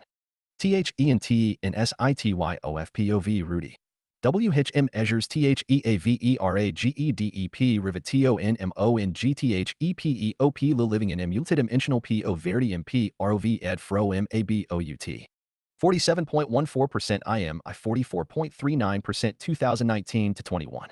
AH12 indicators H of 8 show an MP ROVEM and T suggesting THATM of G over mid. Turbine bands S increasingly visible on ground. A reduction in THE incidence e.g. of POVE Rudy S, and URB in a REASW greater than 6. Up, Bihar, MP. OD is HAA and DRA JA STHA and REC ORDEDSTEPESTDEC Linean and UMBE are of MPI POOR. ASCS improvement in nutritio in YEARSOF schooling, SA and E to TON, A and D cooking fu EL played a significant role in reducing THEMPI value. Natural disasters, floods, cyclones, and earthquakes can devastate entire regions, destroying homes, crops, and livelihoods. The loss of assets and income sources pushes vulnerable families deeper into poverty and makes rebuilding difficult. Climate change. Increasingly unpredictable weather patterns due to climate change disrupt agricultural cycles and threaten livelihoods. Extreme weather events are becoming more frequent and severe, making farming even more challenging in vulnerable regions. Economic factors, unequal playing field. India's Gini coefficient, a measure of income inequality, stands at 0.402 for AY 2022 to 23. SBI research, indicating significant wealth inequality. This translates to the top 10% of earners controlling 51% of the national income, IMF, 2022. Unemployment and underemployment. India's unemployment rate in 2021 was 7.8%, World Bank, 2022, but underemployment remains a significant challenge, with 37% of employed individuals working less than their desired hours, ILO, 2023. Debt traps. Household debt in India has risen rapidly, with 77% of rural households and 55% of urban households reporting debt, CMIE, 2022. This high debt burden can trap families in poverty. Low capital formation. India's gross fixed capital formation, 24.4% in 2021, World Bank, 2023. This lack of investment hinders economic growth and job creation. Inadequate infrastructure. India ranks 38 in the World Bank's Logistics Performance Index, 2023, highlighting significant infrastructure challenges that impede economic activity and market access.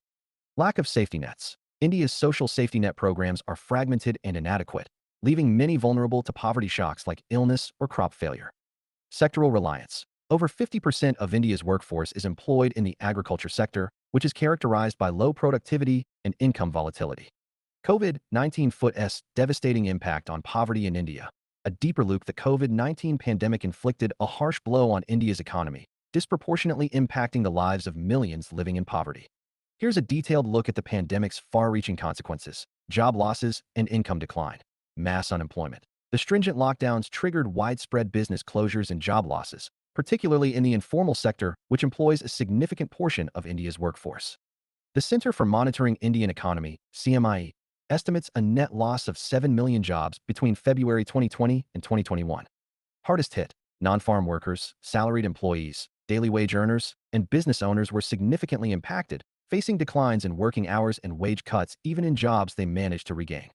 Increased informality. Many salaried workers were forced to move into the informal sector due to limited job options, leading to lower income security and vulnerability. Overall income drop.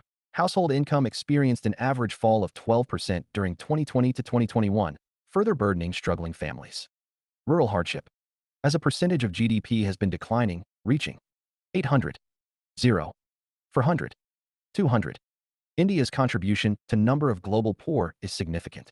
SODOT, World Bank, Poverty Eno SH Ed Prosperity 2 C22 Report. 600. 2019-2020. Number of POR, WC, IDN. IMBR 0 SPOOR, INDU. India, poverty and inequality. Share of people in extreme poverty %. 60. Beyond urban woes. Initially perceived as an urban phenomenon, the economic disruption swiftly spread to rural areas due to interconnectedness across sectors. Disrupted agriculture. The lockdown not only led to a mass exodus of workers from rural areas, but also halted agricultural activities. This trapped millions of rural laborers in hardship, hindering their ability to earn a living. Movement restrictions. Movement restrictions on labor, goods, and essential services severely impacted rural income and production, especially for perishable goods like fruits and vegetables. Challenges to poverty alleviation in India. Structural and systemic challenges, inequality. Deep-rooted inequality in India perpetuates poverty. Unequal distribution of wealth, assets, and opportunities limits the ability of the poor to break out of the cycle. Caste system. The persistent caste system fuels discrimination and social exclusion, limiting educational and economic opportunities for individuals from marginalized communities. Corruption. Corruption at various levels siphons off resources that could be used for development programs. It weakens institutions and erodes trust in systems, hindering effective poverty reduction initiatives. Inefficient governance. Inefficiencies in policy implementation, bureaucracy, and a lack of transparency lead to delays and wastage in poverty alleviation programs. Economic and social factors, population growth. The rapidly growing population strains resources, infrastructure, and job creation efforts. More people means greater demand for food, healthcare, and education, making it more difficult to meet the basic needs of all.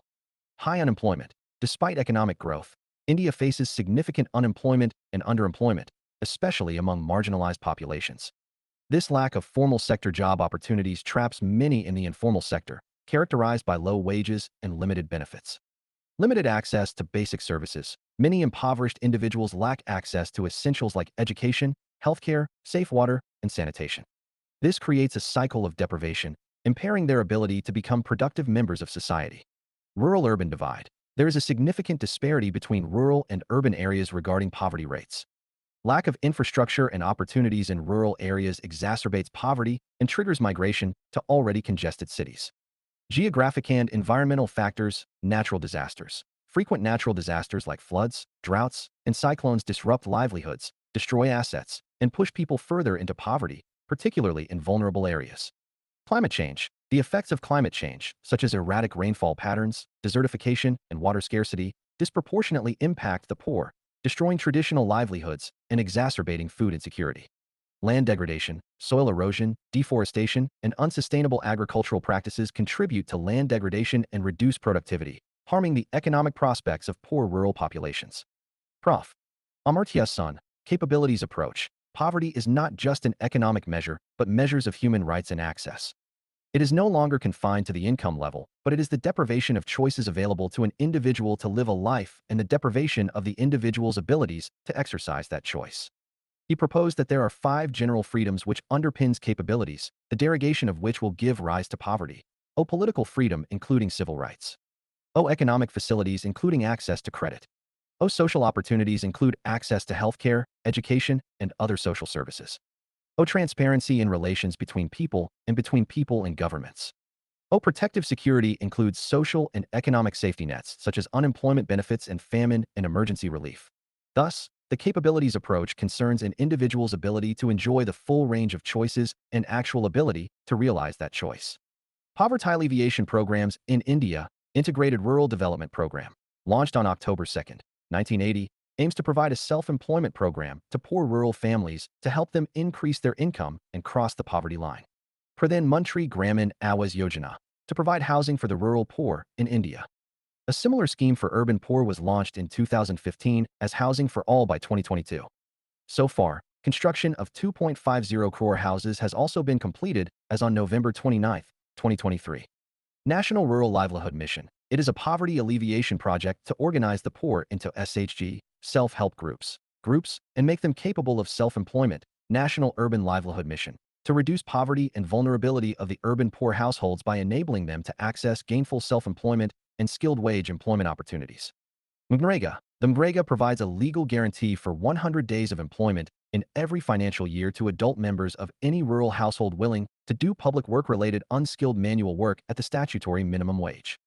National Food Security Act, 2013. The act legally entitled up to 75% of the rural population and 50% of the urban population to receive subsidized food grains under targeted public distribution system. National Social Assistance Program. To provide support to aged persons, widows, disabled persons, and bereaved families on death of primary breadwinner. belonging to below poverty line households. Why does poverty still persist in India? Rural distress. Rural distress is mainly driven by the agriculture failure due to rising input costs, decreasing land holding, climate change, etc. Further lack of industrialization and employment opportunities in other sectors than agriculture are the main impediment to alleviating poverty. Pandemic impact. COVID pandemic and consequent lockdown resulted in shutdown of businesses, job loss, and falling incomes. It is estimated that the number of poor in India has more than doubled. Stagnant manufacturing sector. The share of the manufacturing sector, which leads to the creation of large employment, has stagnated around 15 to 16% of the GDP. Failure of anti-poverty schemes, insufficient funds, bureaucratic apathy, inclusion and exclusion errors, corruption, poor implementation, top-to-down approach led to failure of poverty alleviation programs and limited their success.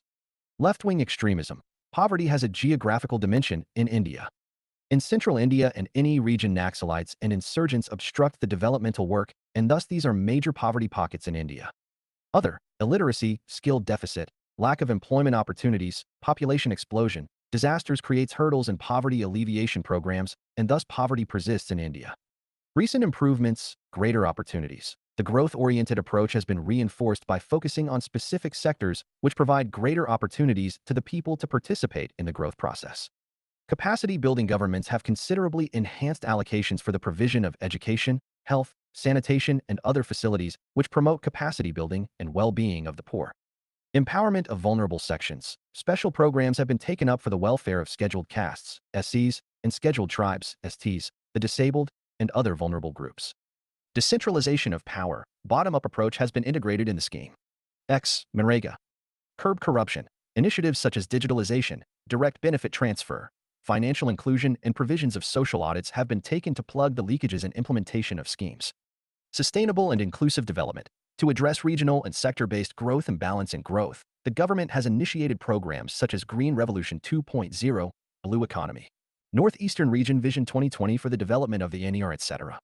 Way forward. Poverty is not only an economic or political problem. It is also an ethical issue and a matter of social justice. Poverty also jeopardizes the development of the nation as it becomes a hindrance in economic growth. Thus, government, civil society, etc. must work together for poverty alleviation through a variety of interventions. Poverty and associated issues. Poverty poses a significant social challenge impacting millions in India and globally. It encompasses more than just financial scarcity, extending to the erosion of dignity, opportunities, and fundamental human rights.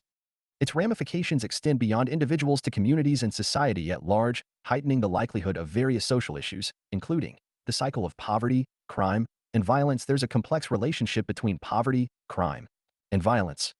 Economic deprivation and limited opportunities. Poverty restricts access to basic needs like food, shelter, healthcare, and education. These deprivations severely limit opportunities for economic and social advancement. This can lead to a sense of hopelessness and a perception that legitimate avenues for success are blocked. Survival strategies. In the face of limited opportunities, individuals may turn to crime out of desperation to provide for themselves or their families. Property crimes like theft or burglary may seem like the only way to obtain basic necessities. Social disorganization and weakened institutions. Poverty-stricken communities often suffer from social disorganization. This includes weakened family structures, lack of positive role models, and a decline in community institutions that could provide support. All these factors increase the likelihood of criminal behavior, especially among youth. Strain theory. Sociological theories like strain theory posit that the gap between societal expectations and the means to achieve them can generate frustration and desperation. This strain can push individuals into deviant or criminal behavior as a way to achieve goals deemed important by society. Exploitation and victimization. Economic inequality creates power imbalances, making those in poverty vulnerable to exploitation. They might become victims of wage theft, predatory lending practices, or human trafficking. These experiences can fuel resentment and lead to violent responses. Substance abuse and mental health. Poverty is correlated with substance abuse and mental health problems. These conditions can impair judgment and impulse control, leading to violence or increased participation in criminal activities. Gangs and organized crime. Disadvantaged neighborhoods may see the rise of gangs or organized crime groups seeking to exploit vulnerable individuals. These groups may offer a sense of belonging and an illicit path for economic gain, perpetuating cycles of violence and criminal activity. Note a direct causation. Buta strongssociety, and it's crucial to remember that poverty doesn't directly cause crime or violence. Many people living in poverty never engage in these behaviors. However, the conditions associated with poverty can dramatically increase the risk of involvement in criminal or violent acts. Addressing the issue breaking the link between poverty, crime, and violence requires multifaceted, long-term approaches, economic opportunities, expanding economic opportunities through job creation, vocational trainings, and support for small businesses is crucial to providing alternative pathways to success. Education and social support. Investing in education and community-based programs helps break generational cycles of poverty, fosters positive life skills, and provides vital support structures. Addressing inequality. Reducing economic inequality lessens the sense of hopelessness and marginalization that contributes to crime and violence.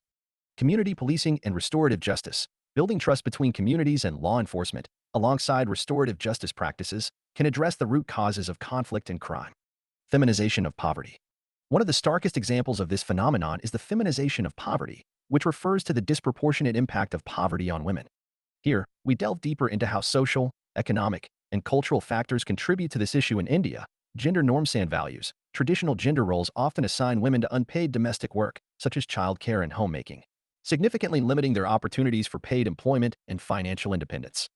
Societal norms may restrict women's mobility, access to education, and skills development, further hindering their ability to participate fully in the workforce and achieve economic empowerment. Unequal division of labor and assets. Women often carry the burden of both household chores and caretaking responsibilities, leaving them with less time and energy to pursue income-generating activities. Unequal distribution of assets, such as land and property, overwhelmingly favors men, further marginalizing women in terms of economic ownership and control. Power imbalances. Patriarchal structures limit women's decision-making power and financial autonomy. This lack of agency makes them vulnerable to exploitation and hinders their ability to access resources and opportunities. Violence against women, including domestic abuse and dowry-related harassment, adds another layer of vulnerability, hindering their ability to escape poverty. Latest data and trends. Female labor force participation. India's female labor force participation rate remains significantly lower than that of men, highlighting the limited opportunities women have in the formal workforce. Access to education and healthcare. Women and girls face challenges in accessing quality education and healthcare services. This creates a cycle of disadvantage, limiting their potential for personal and economic growth. Decision-making power. Women's participation in decision-making processes at the household and community levels remains limited. This lack of voice further marginalizes their needs and perspectives within society. Breaking the cycle. Empowering women economically and socially is crucial to break the cycle of poverty and foster a more inclusive and equitable society. This requires strengthening women's economic opportunities through skill development, vocational training, and entrepreneurship programs. Promoting gender-sensitive policies that address violence against women, improve access to education and healthcare, and enhance women's agency. Encouraging women's participation in decision-making forums and leadership roles at all levels, ensuring their voices are heard and their perspectives are incorporated into policy and development processes. By addressing the feminization of poverty and other forms of social and economic disparities, we can build a stronger and more cohesive society where everyone has the opportunity to thrive. Previous year questions. 1.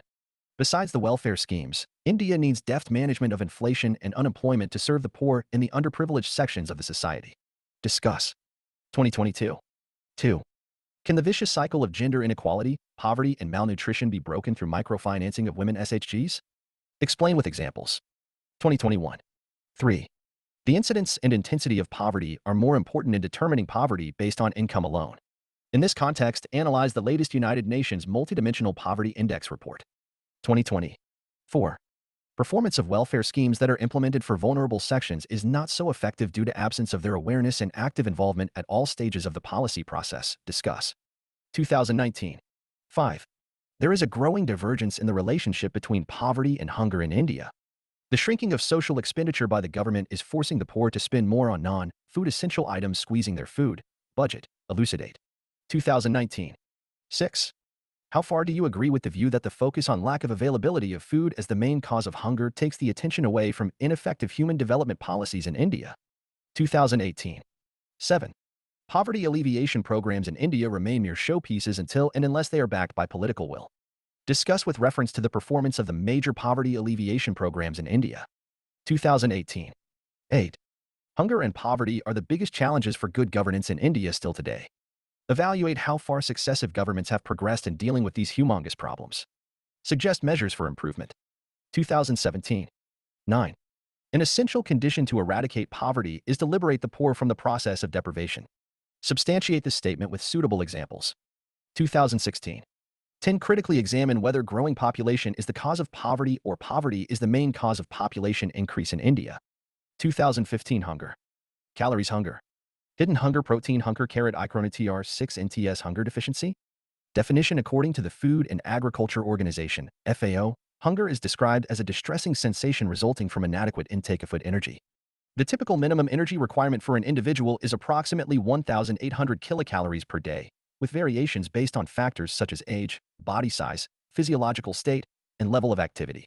While India produces enough food to feed its population, the country is home to 25% of the world's hungry population.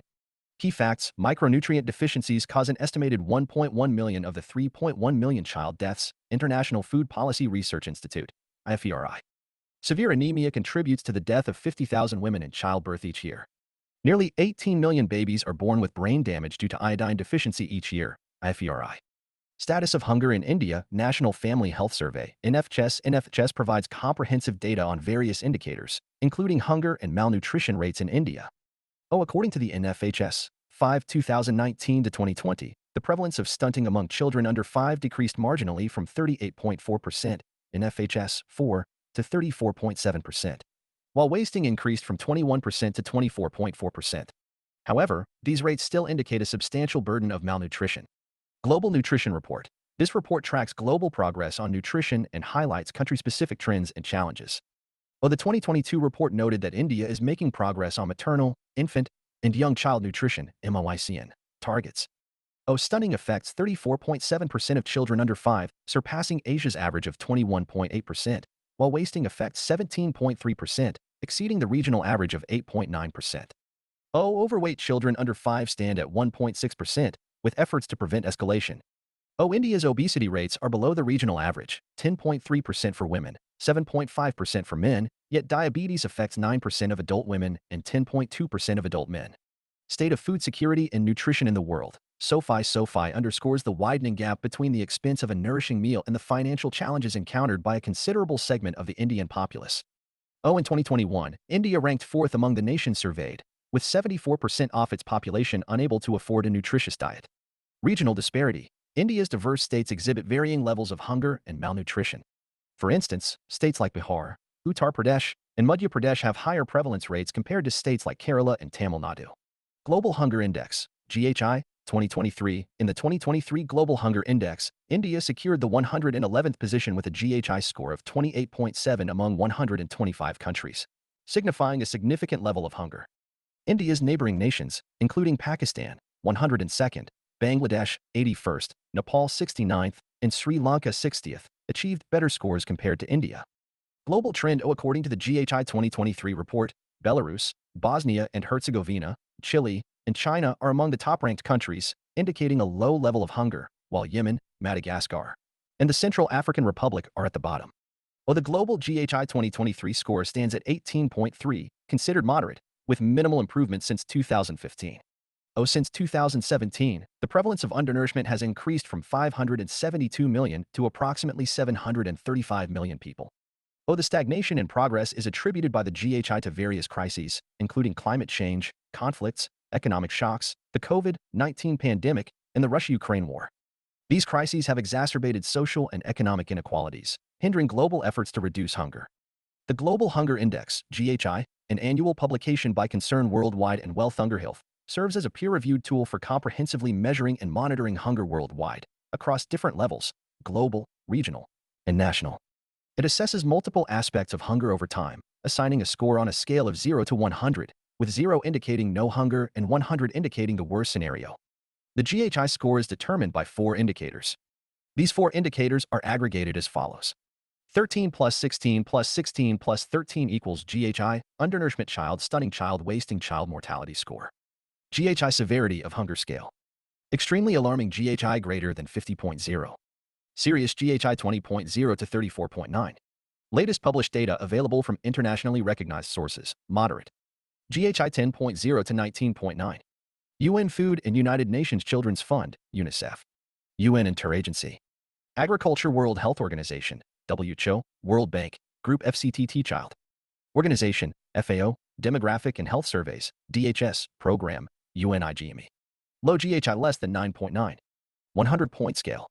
Aligned with Sustainable Development Goals, SDGs. The prevalence of undernourishment corresponds to SDG 2.1, which focuses on ensuring access to safe, nutritious, and sufficient food for all. Child stunting and wasting rates are indicators for SDG 2.2, aimed at ending all forms of malnutrition, or reducing preventable child deaths is a target under SDG 3.2. Indian government's response to GHI Report 2023 critique of methodology. The Ministry of Women and Child Development has raised objections regarding the methodology used in the report, highlighting serious methodological concerns and alleging malified intent. Contradictory data. Data from the government's PASHAN tracker consistently indicates a child wasting prevalence below 7.2%, which contradicts the GHI's reported figure of 18.7%. Emphasis on child health. The government has emphasized that 3 out of the 4 GHI indicators focus on children's health, potentially skewing the representation of the entire population. Questionable sample size. The government has expressed skepticism regarding the accuracy of the proportion of undernourished population indicator due to its reliance on a small sample size opinion poll. Consideration of complex factors. The government argues that indicators such as stunting and wasting result from a multitude of complex factors, including sanitation, genetics, environment, and food utilization, challenging the notion that they are solely indicative of hunger. Multiple determinants of child mortality. Additionally, the government has highlighted that child mortality may not solely stem from hunger, suggesting that other contributing factors should be considered. Causes of hunger in India. Hunger remains a significant issue despite its growing economy and advancements in agriculture. Several specific factors contribute to hunger in India. Some of the major causes of hunger are as follows. Poverty. Hunger is a consequence of poverty. Poor living conditions and limited food access lead to malnutrition in children, especially in rural areas with overpopulation. Gender inequality. Girls suffer more due to the patriarchal mindset, as they are considered secondary and are generally the last to eat in poor families. They are also deprived of midday meals due to a lack of access to schools. Poor governance. Corruption is one of the greatest obstacles to eliminating hunger. This problem is compounded by the lack of awareness among the people. Example. Food distribution is inconsistent, with grains being diverted to the open market for profit and poor quality grains sold in ration shops. Unidentified hunger. Inaccurate classification of households as above or below the poverty line, coupled with poor quality grains, leads to a decline in food consumption. Hidden hunger. Micronutrient deficiency, caused by poor diet, disease, and inadequate nutrition during pregnancy and lactation, leads to hidden hunger. Lack of maternal knowledge. Inadequate understanding of nutrition, breastfeeding, and parenting among mothers is another area of concern. Resource wastage and climate change. The consequences of resource wastage are borne by lower strata of society as they cannot adapt to changing events. Further, the expansion of deserts, soil erosion, water scarcity, and extreme weather phenomena as a result of climate change invariably affects poor people more, leading to hunger. Natural disasters. Weather extremes lead to hunger crises. Droughts and floods destroy harvests and leave the poor vulnerable. The lack of toilet facilities leads women to eat less to avoid relieving themselves in the open, as highlighted in the Economic Survey of 2018. Hidden hunger, also referred to as micronutrient deficiency, manifests when the intake or absorption of essential vitamins, proteins, and minerals falls below the levels required to sustain optimal health and development in children and normal physical and mental functions in adults. Causes of hidden hunger. Micronutrient deficiency, poor diet, lack of availability, accessibility, and affordability of nutritious food. Example, meat, fruits, vegetables, etc. Lack of awareness, lack of safe drinking water and sanitation facilities, increased micronutrient needs during certain life stages. Example, during pregnancy and lactation, absence of crop diversity in agriculture, etc. Hidden hunger crisis in world. More than 2 billion people worldwide suffer from hidden hunger, more than double the 805 million people who do not have enough calories to eat. Food and Agriculture Organization, 2014. Much of Africa, south of the Sahara, and the South Asian subcontinent are hotspots where the prevalence of hidden hunger is high. Many developing countries face a phenomenon known as the triple burden of malnutrition, undernourishment, micronutrient deficiencies, and obesity. Challenges in addressing hidden hunger. Significant gaps exist in the implementation of programs like Integrated Child Development Services, ICDS, Public Distribution System, PDS, and food security. For instance, there is a severe shortage of pediatric iron syrups in most states that needs immediate rectification. Although universal maternity entitlements have been assured under the National Food Security Act, NFSA, their implementation faces numerous hurdles. Institutional support systems such as the Sarva Shiksha Abhiyan, Midday Meal Scheme, and National Rural Health Mission are already in place to combat hidden hunger, but they require reinforcement. Implementing weekly iron folic acid supplementation programs to reduce anemia among girls represents a positive step in addressing hidden hunger. India is promoting the cultivation of iron-rich crops like pearl millet, which are abundant in vitamin B, calcium, iron, potassium, magnesium, and zinc to combat widespread iron deficiencies. Innovative agricultural techniques, such as fortification and biofortification, aimed at addressing specific micronutrient deficiencies within target populations, should be encouraged. Impact: children and adolescents, stunting and wasting, mental impairment, frequent infections, adverse effects on child health and survival, high mortality rate, etc. Pregnant women, increased mortality, increased perinatal complications, etc. Adults, poor health, low productivity, and even death. Malnutrition, increased risk of chronic diseases, even mild to moderate deficiencies can affect a person's well-being and development. Impacts: development of nations. In addition to affecting human health, hidden hunger can curtail socioeconomic development, particularly in low and middle-income countries.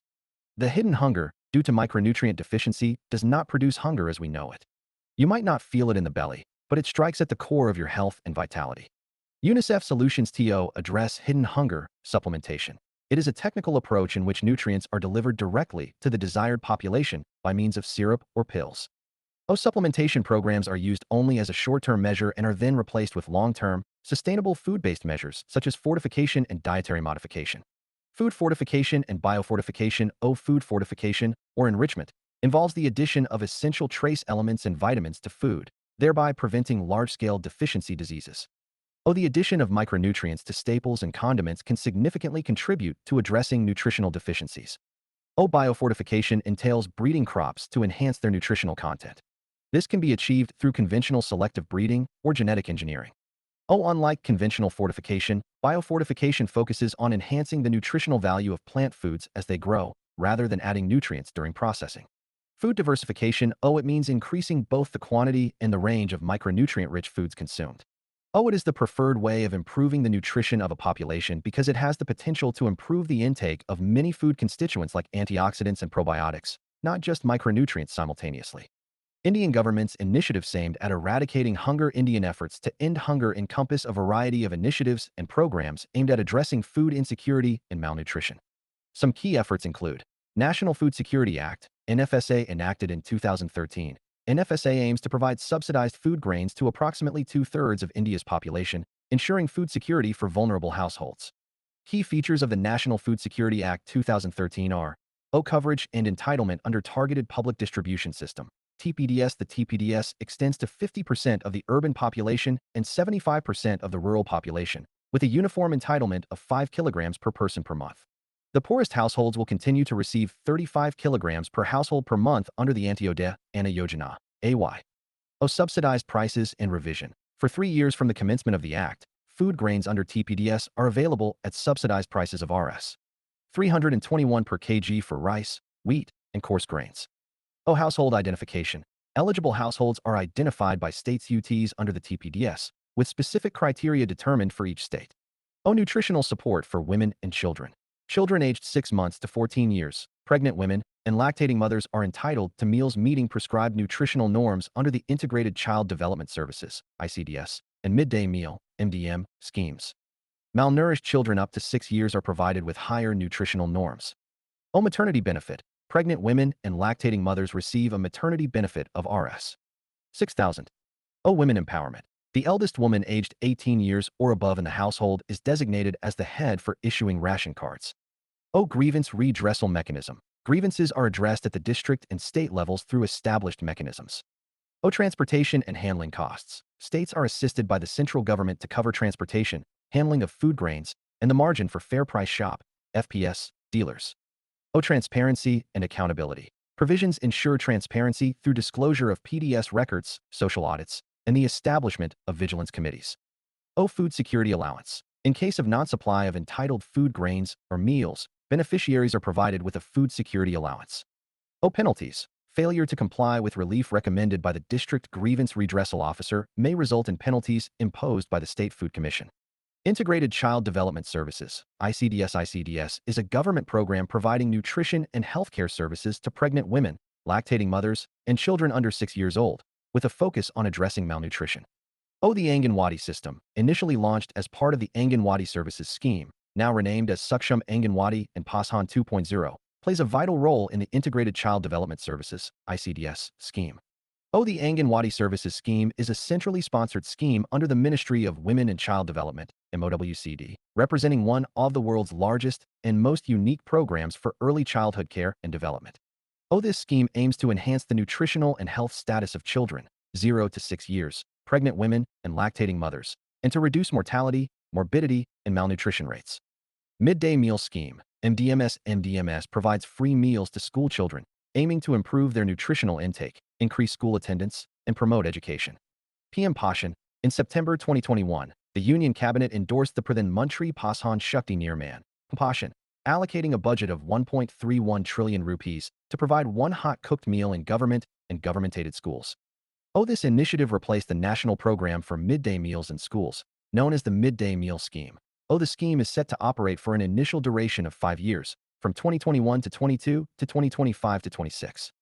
Coverage: primary, grades 1 to 5, and upper primary, grades 6 to 8. School children receive allocations of 100 grams and 150 grams of food grains per working day, respectively, ensuring a minimum of 700 calories. Additionally, the program extends to students in Balvatikas, ages 3 to 5, attending pre-primary classes. The primary goals of the PM Pashan scheme, formerly recognized as the Midday Meal Scheme, are to tackle two critical issues facing a large portion of children in India: hunger and education. This initiative aims to enhance the nutritional well-being of eligible children attending government and government-aided schools. Additionally, it endeavors to incentivize underprivileged children from disadvantaged backgrounds to attend school more consistently, enabling them to better focus on classroom engagements. Pashan, PM's overarching scheme for holistic nourishment, Abhiyan, launched in 2018, aims to reduce malnutrition among children, adolescents, and pregnant women through various interventions, including nutritional counseling, health checkups, and micronutrient supplementation. To rally communities and empower people to take action, India dedicates September to Pashan Ma, a nationwide month of nutrition awareness and engagement.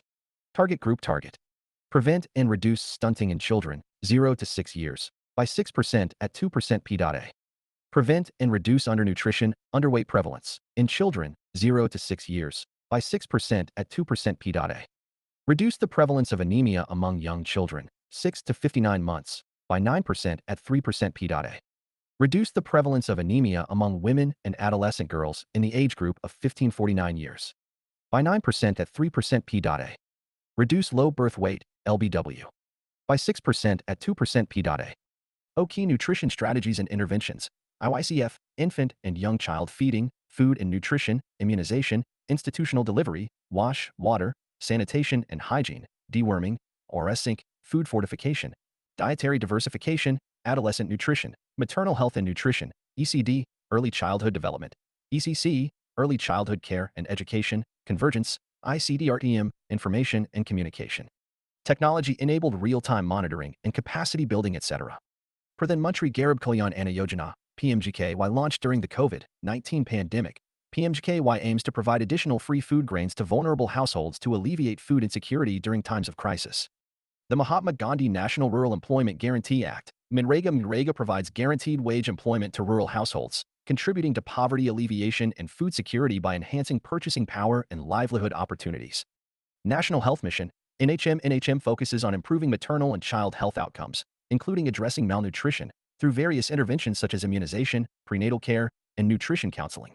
Food Fortification Program. The government has initiated programs to fortify staple foods such as rice, wheat, and salt by adding essential vitamins and minerals such as iron, iodine, zinc, and vitamins A and D to improve nutritional outcomes, particularly among vulnerable populations. Eat Right Movement. It is an initiative spearheaded by FSSAI aimed at revolutionizing the nation's food ecosystem to ensure safe, nutritious, and sustainable food for all Indians. Its motto, Sahi Bhojan, Bedar Jivan, underscores its mission. Aligned with the National Health Policy 2017, it complements initiatives like Ayushman Bharat, Pashan Abhiyan, Anemia Mukt Bharat, and Swachh Bharat Mission, focusing on preventive and promotive healthcare. Eat Right India employs a balanced approach, incorporating regulatory measures, capacity building, collaboration, and empowerment to promote food suitability for both people and the planet. Related initiatives include State Food Safety Index, designed by FSSAI to assess states' performance across 5 food safety parameters: human resources and institutional data, compliance, food testing infrastructure and surveillance, training and capacity building, and consumer empowerment. Eat Right Awards, established by FSCI, acknowledge the efforts of food companies and individuals in promoting safe and healthy food choices. Eat Right Mela, organized by FSCI, serves as a public engagement platform to encourage citizens to adopt healthier eating habits. Identification and Management of Malnutrition in Children, the Ministry of Women and Child Development, WCD, in collaboration with the Ministries of Health and Family Welfare and AYUSH, launched a protocol to address child malnutrition. The protocol provides detailed guidelines for identifying and managing malnourished children at the Anganwadi level, a crucial component of Mission Pasan 2.0. Key components include growth monitoring, appetite testing, and nutritional management of malnourished children. Children failing the appetite test are referred to nutritional rehabilitation centers. Follow-up care is provided for children achieving requisite growth parameters post-intervention. The protocol introduces the Buddy Mother Initiative, where mothers of healthy babies mentor mothers of malnourished children. Diet diversity and micronutrient-rich food are encouraged. Notably, 7.7% of children under 5 years suffer from severe wasting. Niti Aayog strategy for New India at 75 TO Enhanced Nutrition. Niti Aayog, the policy think tank of the Indian government, has formulated strategies under the New India at 75 vision to enhance nutrition across the country. These strategies are aimed at addressing malnutrition, improving access to nutritious food, and promoting healthy dietary practices. Address policy and governance issues. Enhance flexibility for states under Passion Abhiyan to tailor programs for context-specific implementation and experiment with innovative approaches. Establish an independent institutional mechanism for annual audits to improve program implementation. Ensure convergent action at all levels. Develop and implement annual integrated health, nutrition, and Swachh Bharat mission action plans for all districts under Passion Abhiyan. Integrate health, sanitation, and nutrition services at the village level through committees and regular observance of village health, sanitation, and nutrition days. Implement mission mode action in districts with a high burden of malnutrition. Set up convergence mechanisms at state, district, and block levels with specified timelines and sufficient budgetary allocation. Strengthen monitoring systems and coordinate intensively monitored implementation by Niti Aayog. Refine program interventions. Devise a strategy for additional home-based contacts under the Home-Based Young Child Care Initiative. Focus on healthcare measures, birth spacing, exclusive breastfeeding, and timely access to complementary food interventions. Prioritize immunization, including rotavirus and pneumococcal vaccines. Consider mandatory fortification of staples and incorporate fortified food grains and double fortified salt in government programs. Explore approaches to biofortification of grains for micronutrient deficiencies. Research. Establish a national nutrition surveillance system. Conduct implementation research studies. Evaluate the effectiveness of conditional cash transfers and supplementary nutrition. Review and redesign nutrition programs targeted at adolescent girls. Test approaches to prevent childhood and adult obesity. Scale up nutrition MIS and strengthen monitoring mechanisms. Implement IT-based real-time monitoring mechanisms. Undertake joint health and nutrition reviews. Establish accountability with defined responsibilities at all levels. Make Passion Abhiyan, Ajan Andolan. Foster a community-led movement with political backing. Develop behavioral change communication modules for frontline workers. Galvanize the National Anemia Control Program. Implement revised strategy based on evidence. Incorporate home, community, school, and facility-level action. Consider screen and treat as part of the Anemia Control Intervention Package. Niti Aayog, National Convention on Prevention Obesity. Niti Aayog described obesity as a silent epidemic. Obesity is defined as abnormal or excessive fat accumulation that presents a risk to health. A body mass index, BMI, over 25 is considered overweight, and over 30 is obese.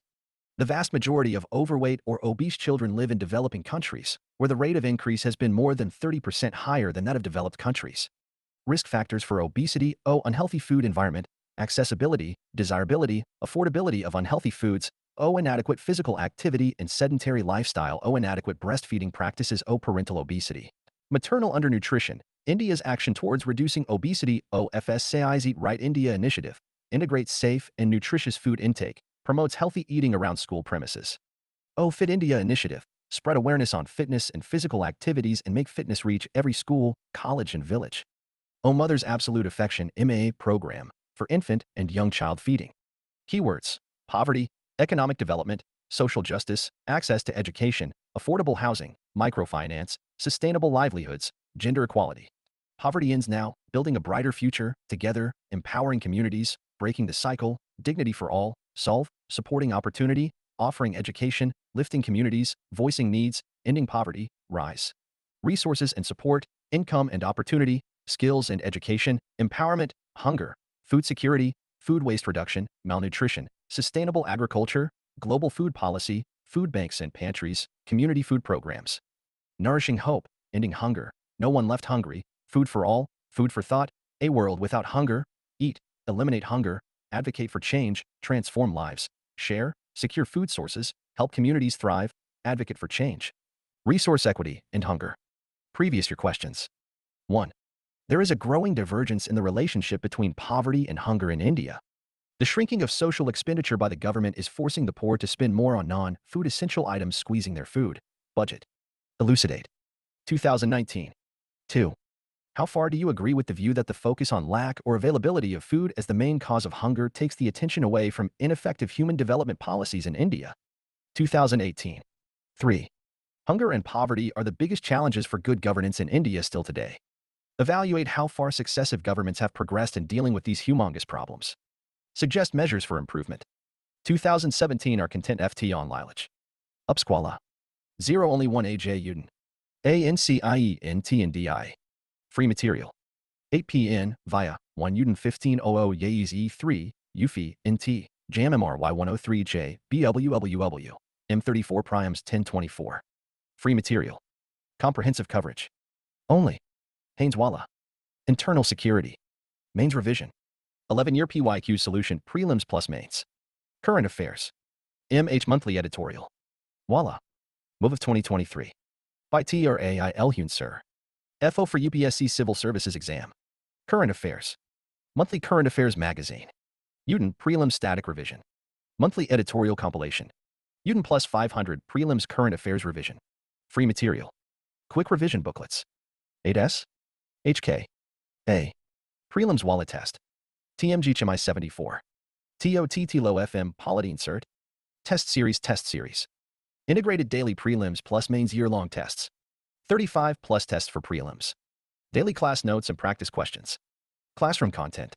All content available in Hind in English ISBN 978-81-19130-99-3Q Karolbach, M. Mukherjee Nagar, Lucknow. Putna 9788119 130,993 by Physics Wallah Prahar Mains Wallah, static plus current. Final hit to CSE Mains 2024. Science and Technology.